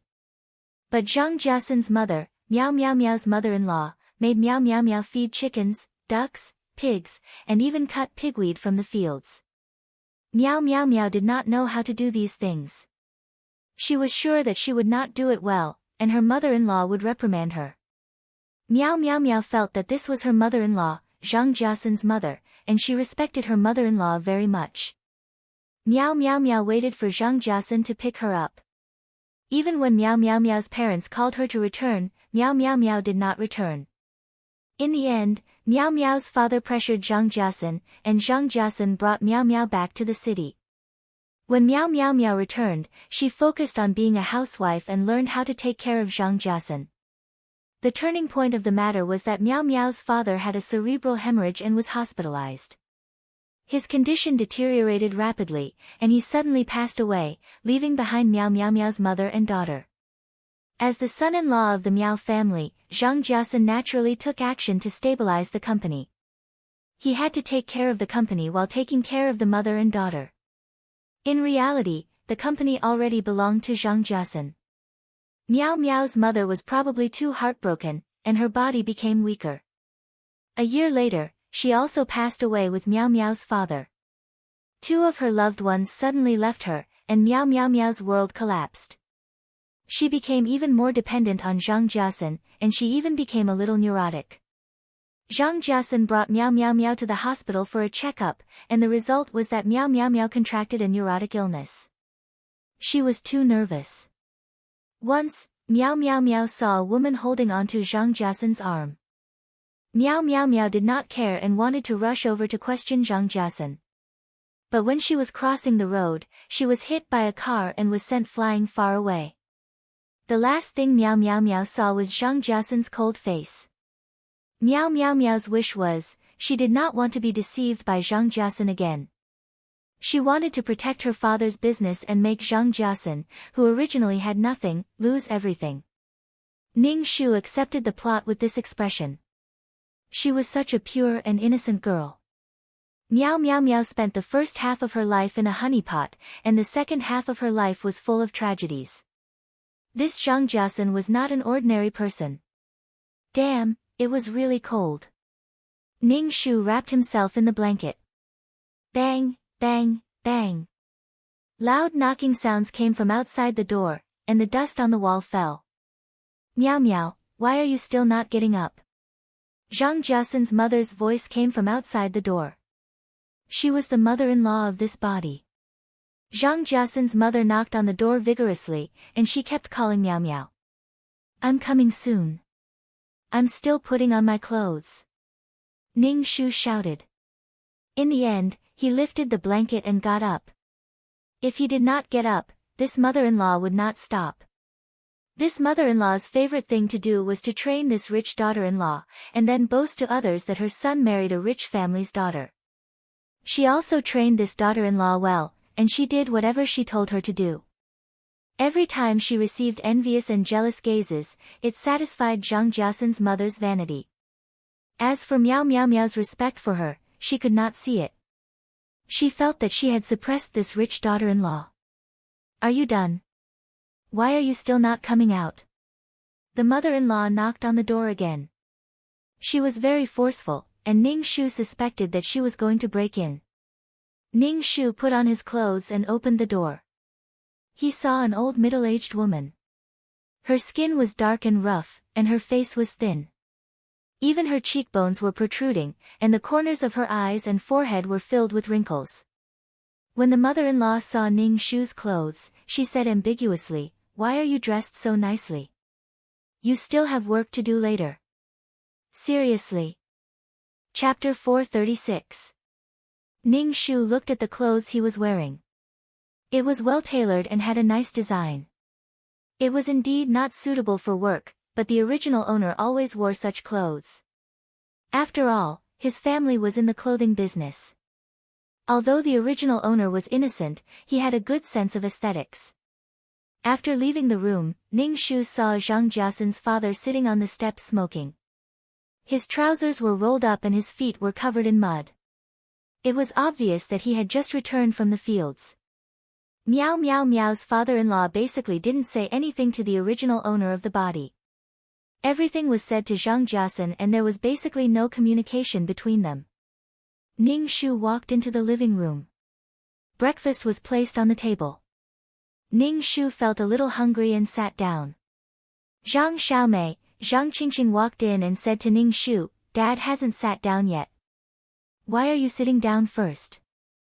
Ning Shu did not know about this and stood up. Zhang Xiaomei pulled Ning Shu's arm and said coquettishly, "Sister Miao, you said that you would give me the pajamas." Ning Shu looked at Zhang Xiaomei.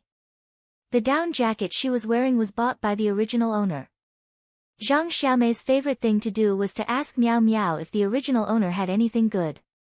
Bags, clothes, cosmetics, even a crystal hair clip. Miao Miao was a person without any values. Money was just a number in her heart. Even a hair clip could cost a lot.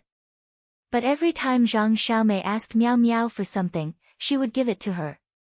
But Zhang Xiaomei had never called Miao Miao Miao sister-in-law. Instead, she called her sister Miao. What kind of a dress was this? Zhang Xiaomei saw that Ning Shu did not speak and shook Ning Shu's arm. "Sister Miao, can you lend it to me for a day?" Ning Shu thought she said that she would wear it for a day, but it was hers. "Miao Miao, lend it to Xiaomei for a day. I will ask her to return it to you." Zhang Jiasun's mother brought in a plate of pickled vegetables and placed it on the table. Zhang Xiaomei pouted but did not speak.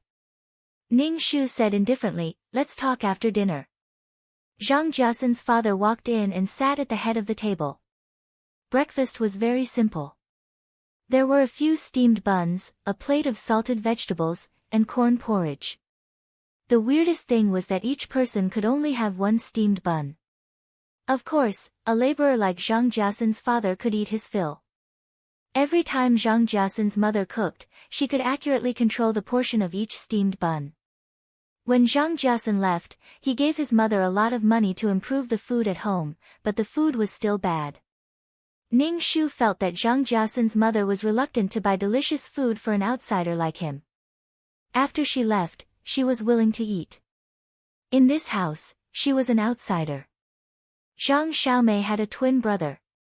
When it was time for dinner, he would come out of the house and play with his phone. He didn't raise his head and didn't greet anyone. Speaking of which, this phone was bought by the original owner. Before the original owner came to Zhang Jiasun's hometown, he prepared a lot of gifts. Zhang Jiasun called his family in advance to ask them what they needed. Then the original owner prepared the gifts one by one. Ning Shu thought that the original owner was silly. Ning Shu sat down. Zhang Jiasun's mother scooped a bowl of corn porridge for Ning Shu. Ning Shu looked at the bowl. It didn't seem clean. There were some black spots on it. The chopsticks didn't look clean either. Especially when he saw Zhang Jiasun's mother coughing and spitting phlegm while eating, Ning Shu didn't have much of an appetite. He only took a steamed bun to eat. It didn't taste good either. It felt like dead dough. Ning Shu felt disgusted. This was a daughter-in-law who had just arrived. Did she have to treat her so harshly? Was this a show of strength? He really didn't know how the original owner tolerated it. Ning Shu expressed that he couldn't tolerate it. When this family faced Miao Miao, they wanted to save face and feel inferior. In fact, they all wanted to step on Miao Miao's head, especially Miao Miao's mother-in-law. After dinner, Zhang Jiasun's mother said to Ning Shu, "Feed the pigs first. I've already fed the chickens and ducks. After feeding the pigs, go cut the pigweed." Ning Shu was speechless. Ning Shu didn't have the time to do these things. He had to go back and deal with Zhang Jiasun. Naturally, he would get rid of these blood-sucking worms. Ning Shu nodded to Zhang Jiasun's mother and said to Zhang Xiaomei, "Didn't you want pajamas? Come with me to the house to get it." Zhang Xiaomei suddenly smiled and followed Ning Shu into the house. When Zhang Jiasun's mother saw this scene, her lips squirmed but she didn't say anything in the end.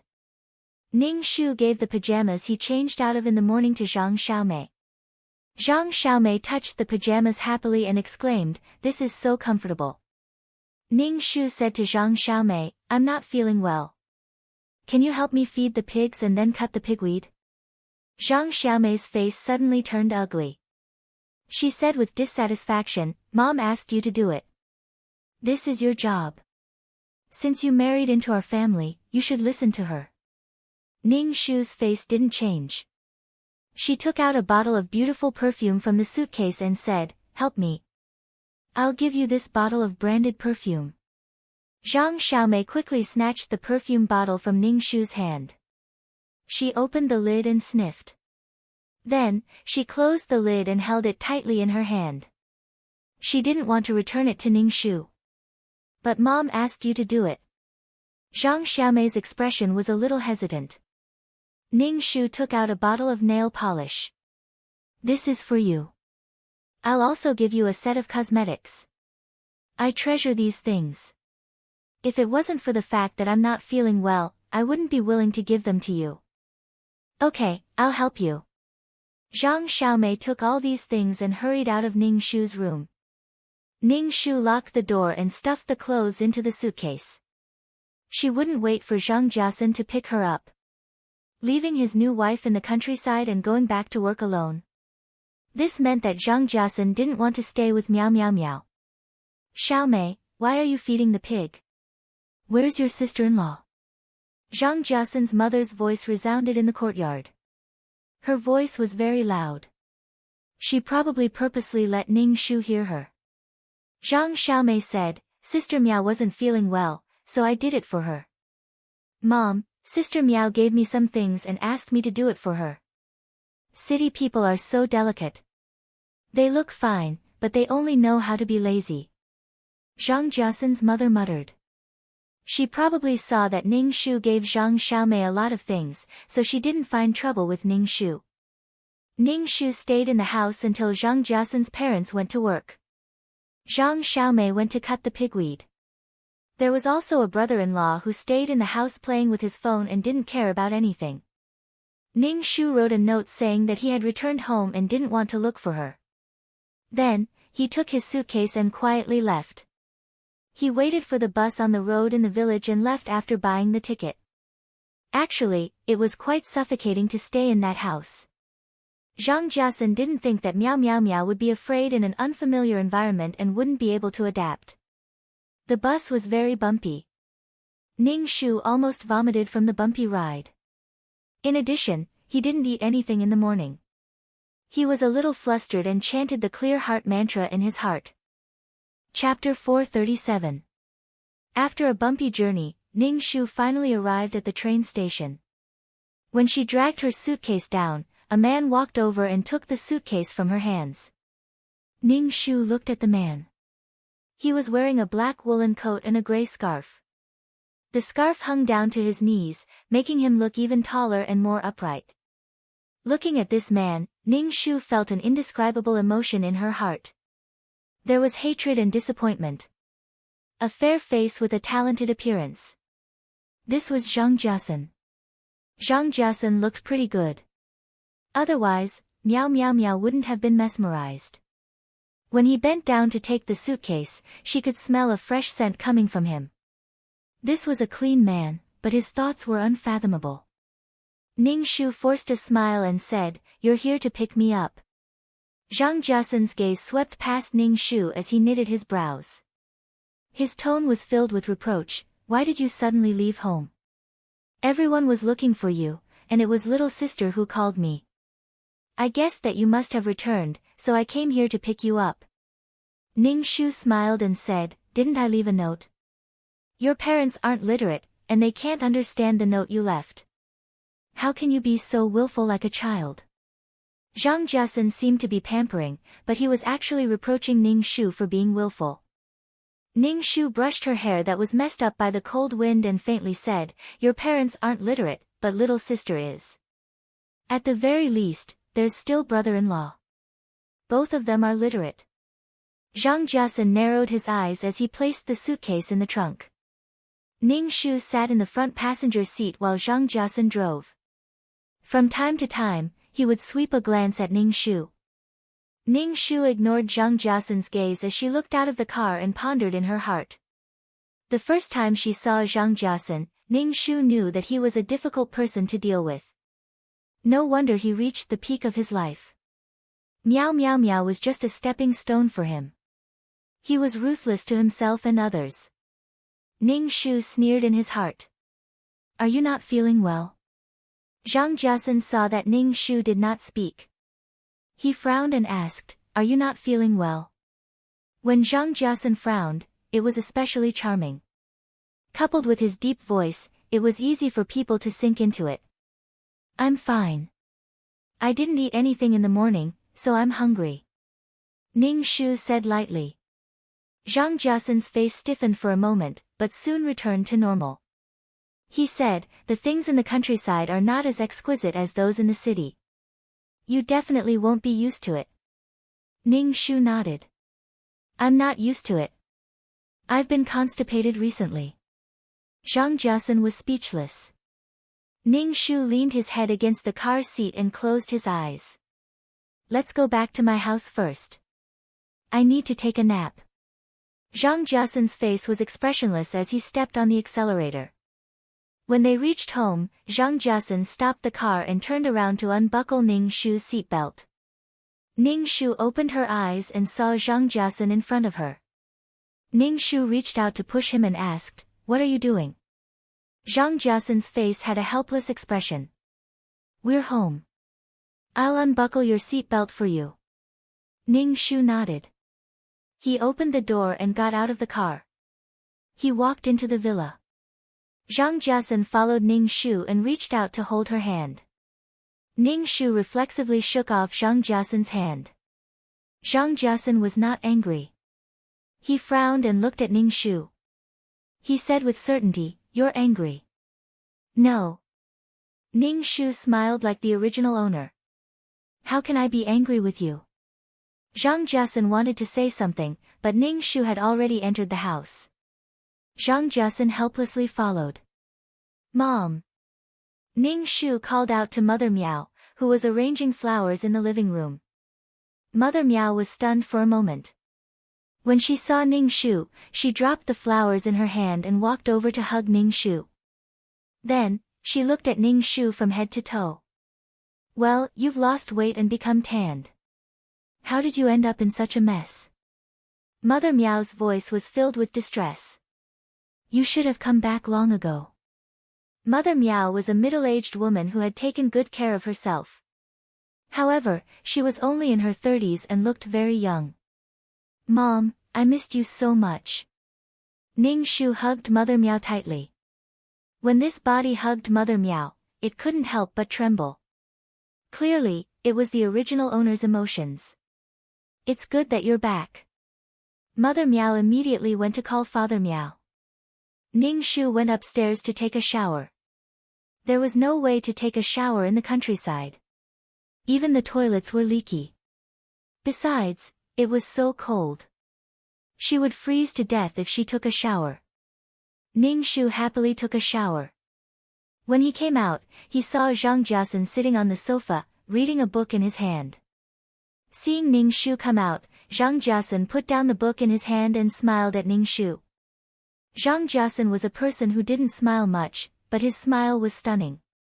Ning Shu looked at Zhang Jiasan's smiling face indifferently. Zhang Jiasan frowned and walked in front of Ning Shu. He stretched out his long arms and hugged Ning Shu. His chin was on Ning Shu's head, and he reached out to touch Ning Shu's hair.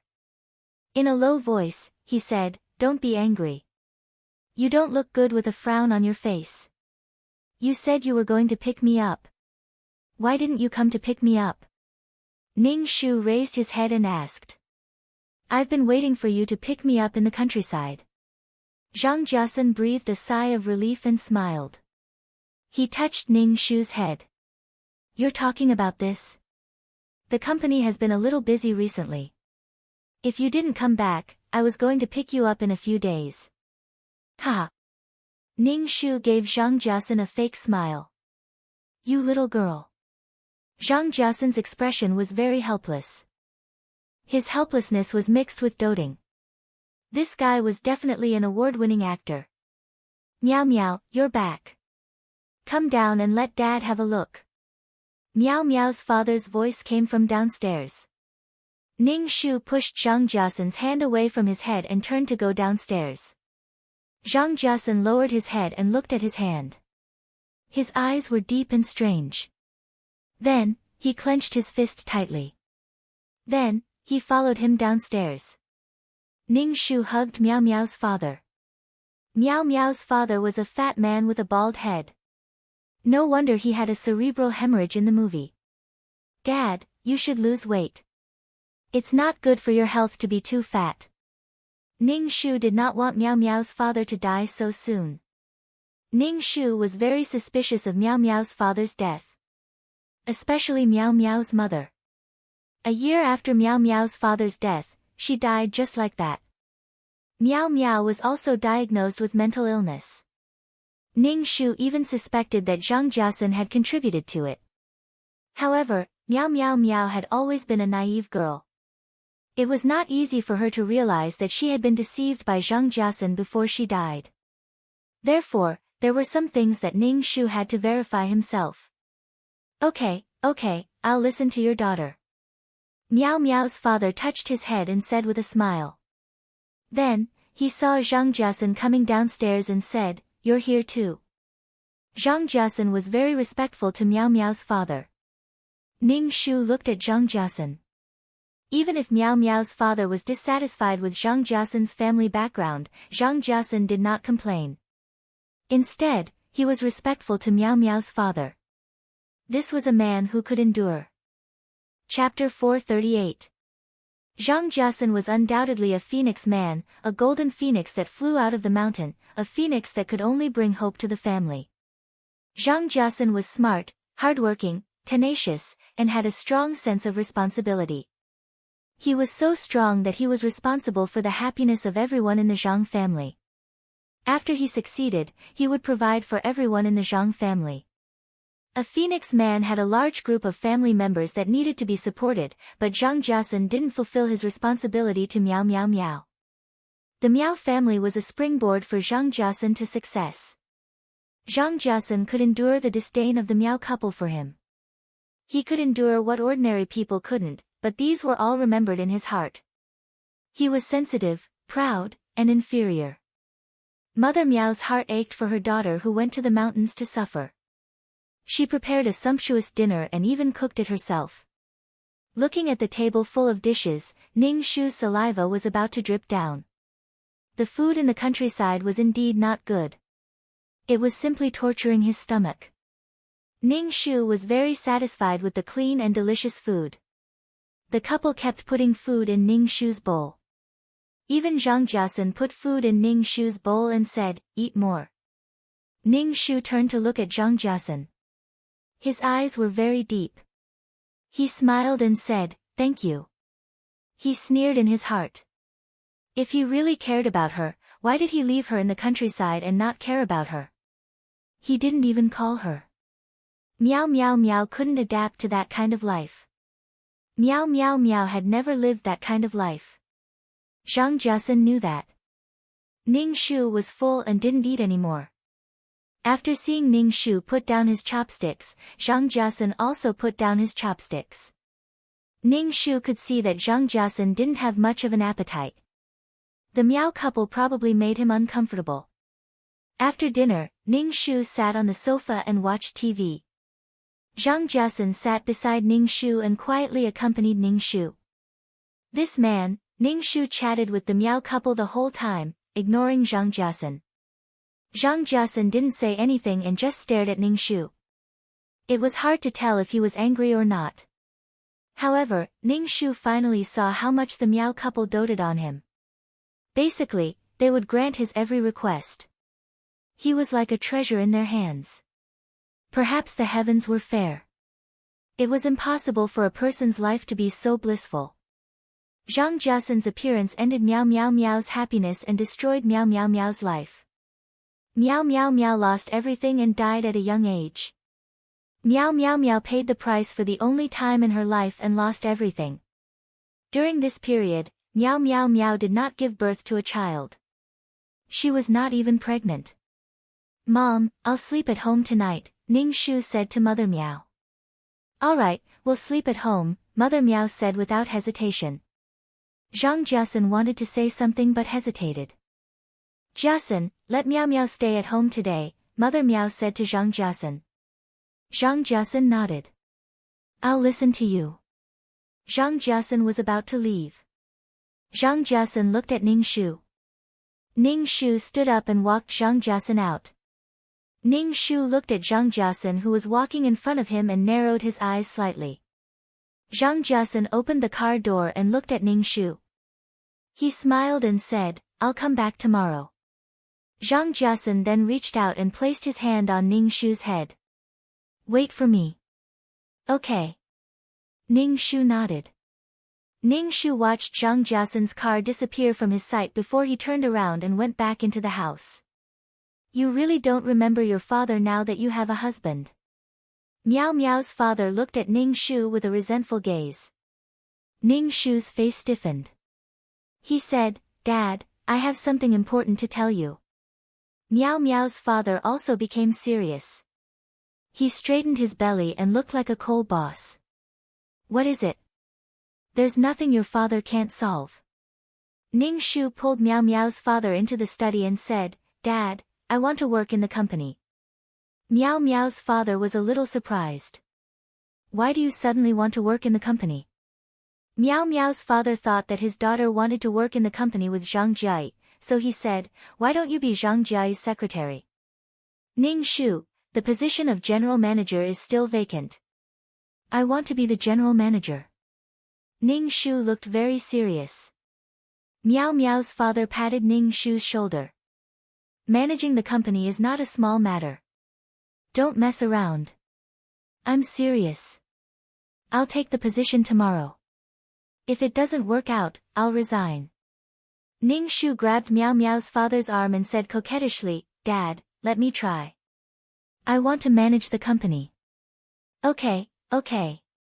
If it doesn't work out, you can resign. Meow Meow's father was completely perfunctory to Ning Shu. Obviously, he didn't think that his daughter had the ability. The next day, Ning Shu went downstairs in a smart suit. Meow Meow's father looked at Ning Shu and nodded. Well, you look good. Ning Shu smiled. Gong Luo's company was much bigger than Meow Meow's father's company in the last world. After breakfast, Ning Shu got into Meow Meow's father's car and went to the company. Daughter, don't be nervous. Dad will support you if anything happens. Meow Meow's father comforted Ning Shu. However, his forehead was sweating, and he kept wiping it with a handkerchief. Ning Shu looked at Meow Meow's father, who had a big belly. She took the handkerchief in his hand and wiped the sweat on his face. She said, Dad, from tomorrow onwards, you have to control your diet. I'll ask the nutritionist to prepare a menu for you. You can't be like this. Meow Meow's father didn't know whether to be grateful that his daughter cared about him or to force himself to eat in peace. When they arrived at the company, Ning Shu tidied up his clothes and flattened his collar before getting out of the car. Ning Shu followed behind Meow Meow's father without looking sideways. Meow Meow's father's company wasn't very big. It could only be considered a medium-sized company. Its performance was fixed and it seemed to be in a bottleneck. However, after Zhang Jiasun took over, the company gradually became bigger and stronger. Meow Meow's father informed the executives of all the departments to come over for a meeting and publicly announced that Ning Shu would be the general manager. Meow Meow, it's okay to back out now. Meow Meow's father said, managing a company is not a joke. Ning Shu looked at Meow Meow's father seriously. Dad, this company is your blood and sweat. I want to inherit it. Even if I don't know how to manage it now, I can learn. It's impossible that I won't be able to learn forever. Meow Meow's father was stunned for a moment. Tears suddenly appeared in his eyes. He wiped them with a handkerchief and said, Okay, my daughter, it's good that you have this kind of heart. Let's learn slowly. Eventually, you will learn. Zhang Jiasun is a talent. You and he are husband and wife. You can ask him to teach you. However, there are some things that you can't tell him completely. Miao Miao's father warned Ning Shu. Ning Shu nodded. People from all the departments came one after another. Zhang Jiasun also came. Zhang Jiasun was a little surprised when he saw Ning Shu, who was wearing a black suit with her hair tied up. Miao Miao Miao now looked very capable and neat. It was very different from her usual delicate appearance. Ning Shu turned to look at Zhang Jiasun. Behind him was a secretary who was holding a folder. This secretary had delicate features and wore black-rimmed glasses. In the plot, this woman was holding Zhang Jiasun's arm and was seen by Miao Miao Miao. Miao Miao Miao, who was crossing the road, was hit by a car and died. Chapter 439. Boss and Secretary. What kind of special relationship did Zhang Jiasun have with this secretary? There was a need to investigate. Zhang Jiasun had the ambition to crawl at night, but he shouldn't have trampled on Miao Miao Miao like this. Miao Miao Miao lived a simple life and didn't know anything. Ning Shu smiled indifferently. It wasn't easy to succeed, but he returned to the time when he had nothing. He wondered if Zhang Jiasun would be so uncomfortable that he went crazy. Zhang Jiasun narrowed his eyes and walked to Ning Shu. He asked calmly, Miao Miao, why are you here? Ning Shu looked into Zhang Jiasun's eyes and smiled. I'm going to work in the company. Are you happy to work with you every day? Zhang Jiasun's face flashed with a trace of astonishment. He looked at Ning Shu's face and seemed to think of something. A trace of hostility flashed in his eyes and disappeared. He showed a doting smile on his face. Of course. Ning Shu also smiled. That's great. Ning Shu looked at the secretary behind Zhang Jiasun. Her face was stiff and her expression was a little strange. When she met Ning Shu's eyes, she immediately lowered her eyes. Zhang Jiasun didn't say anything. He sat down in his seat and tapped his finger on the table. His side profile was as cold as iron. Zhang Jiasun now had the aura of a high-ranking person. He had the temperament of a successful person. No one could ignore him sitting there. When everyone arrived, Miao Miao Miao's father directly announced. This is my daughter, Miao Miao Miao. From today onwards, she will be the general manager. Everyone looked at each other. No one in the conference room spoke. Zhang Jiasun's hand trembled. His sharp eyes swept across Ning Shu's face. Ning Shu said, Hello everyone, I'm Miao Miao Miao. From today onwards, I will be the general manager. My goal is to manage the company better with everyone, Ning Shu said some high-sounding words. She would definitely be the general manager. Miao Miao Miao's father's company wasn't very big and wasn't listed. Naturally, there was no board of directors to speak. To put it bluntly, this company belonged to Miao Miao Miao's father. Miao Miao Miao's father had absolute power. Zhang Jiasun was the first to stand up and applaud. He said, I believe that Miao Miao can do it well. When the others saw Zhang Jiasun clapping, they followed suit. Ning Shu narrowed his eyes and looked at this scene. He felt that something was wrong. He didn't expect Zhang Jiasun to be so prestigious in the company. The senior executives of several departments looked at Zhang Jiasun as their leader. This further illustrated Zhang Jiasun's ambition. Previously, Ning Shu had wanted to directly take Zhang Jiasun away, but now it seemed that this method was very risky. Moreover, she and Zhang Jiasun were still husband and wife. She didn't chase Zhang Jiasun away. Instead, Zhang Jiasun would remove her from the position of general manager. He could only take it slowly. Ning Shu's eyes swept over these people's hands one by one, and finally stopped on Zhang Jiasun's face. Meeting Zhang Jiasun's eyes, Ning Shu smiled at him. Zhang Jiasun also smiled at Ning Shu and clapped unhurriedly. Ning Shu's smile grew even wider. Fighting against the heavens and fighting against people was a source of endless joy. After the meeting, Zhang Jiasun turned and walked out of the conference room. The secretary glanced at Ning Shu and chased after Zhang Jiasun. Ning Shu didn't care about Zhang Jiasun and the secretary.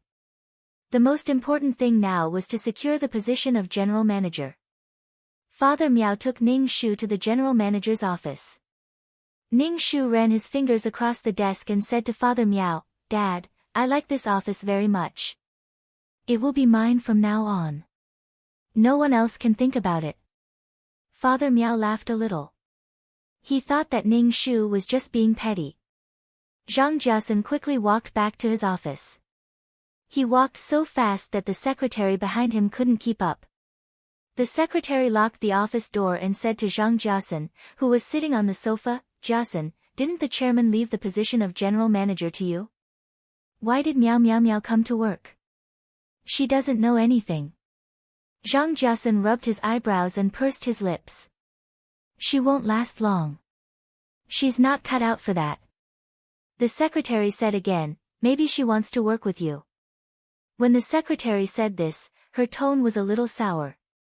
Zhang Jiasun took a deep breath and said to the secretary, "You should know how I feel about you and Miao Miao Miao."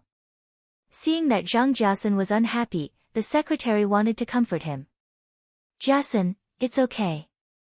You're the most capable person I've ever met." Zhang Jiasun thought for a while and dialed home. His mother picked up the phone. Zhang Jiasun asked directly, "Mom, how was Miao Miao at home recently?" "How else could she be?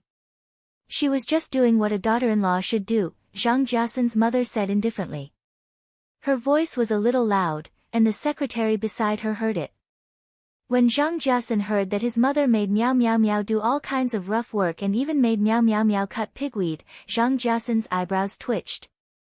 He couldn't help but say, "Mom, how can you make her do these kinds of things? She can't do it." Zhang Jiasun's mother immediately raised her voice. "Why can't she do it? As a daughter-in-law, shouldn't she do it? Other daughters-in-law are like this. Why can't she do it? Since she married you, she's a member of the Zhang family. Why can't she do it? Did she complain to you?" Zhang Jiasun rubbed his forehead. When he heard about the food at home, Zhang Jiasun said helplessly, "You and Dad aren't young anymore. Eat something good. Don't treat your body badly." Zhang Jiasun's mother immediately smiled. She was very happy with Zhang Jiasun's concern. She told Zhang Jiasun to take good care of himself. In any case, she didn't mention Ning Shu, her daughter-in-law. Zhang Jiasun hung up the phone. He finally knew that Miao Miao Miao had been acting weird since she came back. She was obviously angry. On the first day of work, Miao Miao Miao's father brought Ning Shu to familiarize herself with the various departments. He also brought Ning Shu to visit the garment factory. Along the way, Ning Shu kept taking notes in her notebook. She also saw some problems. For example, the materials used to make clothes were seriously wasted. Also, the employees didn't seem to have any rules and were very lazy. She had to come up with a set of rules and regulations. Ning Shu believed that Zhang Jiasun definitely saw through these problems. However, he didn't say anything and just left it hanging. It was as if he wanted to wait until the company was completely under his control. In the storyline, Zhang Jiasun did indeed expand the company and even got it listed. However, at that time, Miao Miao Miao was in a daze and didn't know anything. After a day of walking, Ning Shu's legs were a little sore. For the rest of the time, Ning Shu checked the company's various information and accounts to understand the company's supply channels and sales channels. She had to understand the company as fast as possible to protect Miao Miao Miao's father's hard work. Ning Shu raised her wrist and looked at her watch. It was time to get off work. However, Ning Shu decided to stay up late to read these information. At this moment, there was a knock on the door. Ning Shu was a little surprised. This was because no one came to the general manager's office for the whole day. They didn't look for Ning Shu for anything. It was as if they treated her as a vase. Chapter 440. It was the first time someone came to her office. Ning Shu straightened her face and said, "Come in." The person who came in was holding a bouquet of flowers that covered his face. Ning Shu knew who it was when she saw the man in a suit. "For my wife." Zhang Jiasun walked to Ning Shu and handed a bouquet of red roses to Ning Shu. Ning Shu took the red rose and smelled it with a smile on her face. Zhang Jiasun looked at the documents piled high on the table. His eyes flashed and said, "You're still reading the documents. It's time to get off work." Ning Shu said, "Yes, I can't understand some of them, so it's more time-consuming. By the way, why did you think of sending me flowers?" Ning Shu changed the topic and said with a smile, "I'm flattered." Ning Shu put the bouquet on the table and didn't look at it again. Zhang Jiasun asked, "Miao Miao, don't you like it?" This was the first time Zhang Jiasun sent flowers. Miao Miao Miao knew that Zhang Jiasun's family condition wasn't good, so she never let Zhang Jiasun give her gifts. Even if Zhang Jiasun wanted to buy, Miao Miao Miao wouldn't allow it. When they were dating, Zhang Jiasun was just an ordinary employee. Most of his salary had to be sent home. Miao Miao Miao felt sorry for Zhang Jiasun. So far, the only thing Zhang Jiasun gave Miao Miao Miao was a wedding ring. Every time Zhang Jiasun wanted to buy a gift, he would buy it in front of Miao Miao Miao. Ning Shu smiled in her heart. If he really wanted to buy a gift, he couldn't buy it secretly. Would Miao Miao Miao return the gift? Miao Miao Miao was a girl from a rich family. She wouldn't do such a thing. Zhang Jiasun looked at Ning Shu's indifferent expression and couldn't help but ask, "Miao Miao, you don't like roses?" Ning Shu nodded. "I don't like red roses. I like tulips. The language of tulips is noble and pure love." Zhang Jiasun's face stiffened for a moment. He didn't seem to understand the meaning behind Ning Shu's words. He reached out and grabbed Ning Shu's hand. He looked at Ning Shu and said, "You're angry, right?" Ning Shu tilted his head and looked at Zhang Jiasun without saying a word. He withdrew his hand without a trace. Zhang Jiasun's hand was very cold. "My parents are farmers from the countryside. In order to send me to college, they spent all their money. Sometimes, they are overly frugal and can't bear to spend money on food and clothes." Zhang Jiasun frowned. "I apologize on behalf of my parents." Ning Shu shook his head. "I don't blame them. To be honest, I only know how blessed I am when I see them living such a hard life. That's why I'm determined to manage the company well." Ning Shu deliberately said this to disgust people. Zhang Jiasun's eyes flashed with a trace of fierceness. He stretched out his hand to hold Ning Shu's shoulder and said with a smile, "It's time to get off work. I'm here to take my wife home." Ning Shu smiled and picked up his bag. "Okay."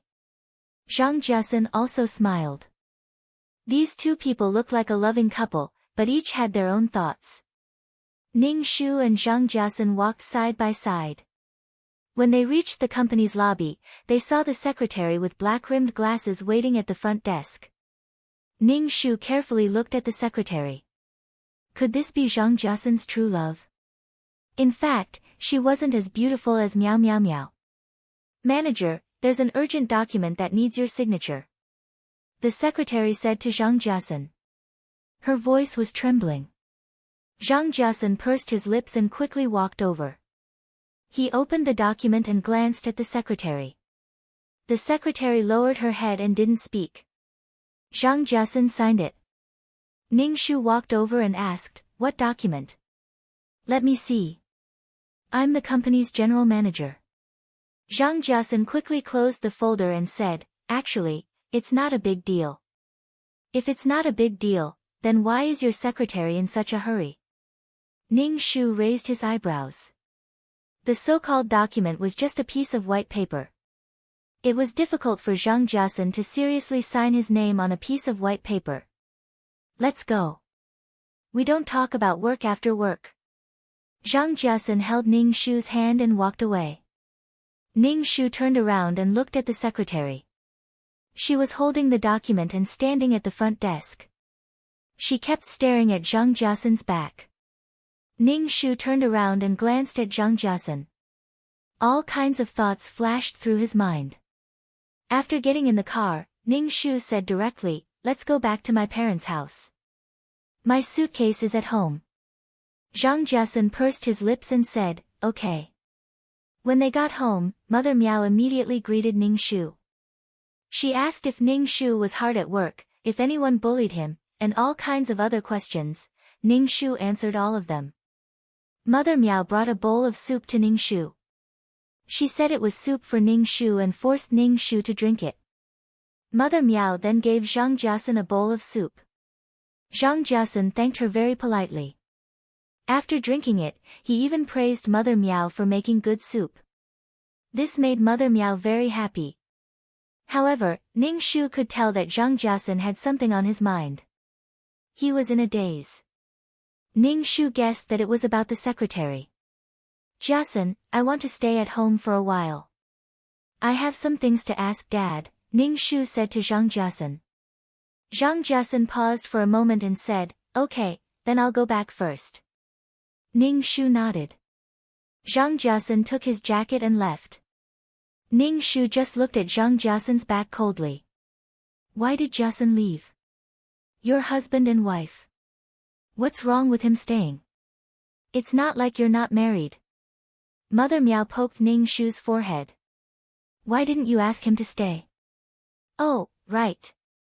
I have something to tell Jiasun, Ning Shu said to Mother Miao. He took the car keys and went to the garage to start the car. Ning Shu went out. However, he wasn't going to find Zhang Jiasun. Instead, he went to the detective agency. Ning Shu directly said to the person in charge of the agency, I want you to help me investigate my husband, Zhang Jiasun, and his secretary. Ning Shu pushed Zhang Jiasun's photo to the person in charge. This is Zhang Jiasun. Here's the deposit. Okay. I'll let you know if I have any news. The person in charge took the photo and the money. Ning Shu left the detective agency and went to the Chinese medicine shop to get some herbs. Then, he drove home. As for whether Zhang Jiasun went to find his secretary, Ning Shu didn't care at all. These herbs were prepared for Father Miao. Father Miao was too fat and had high blood lipids. His body was in a serious state of subhealth. After the cerebral hemorrhage, he never woke up. When he got home, Ning Shu decocted the herbs.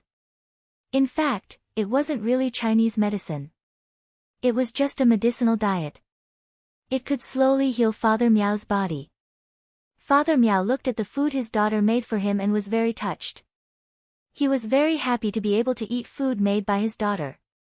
Dad, you have to eat this every day in the future. You have to eat more vegetables and fruits and drink more water. You can't eat too much fish and meat anymore. Especially, you can't drink alcohol.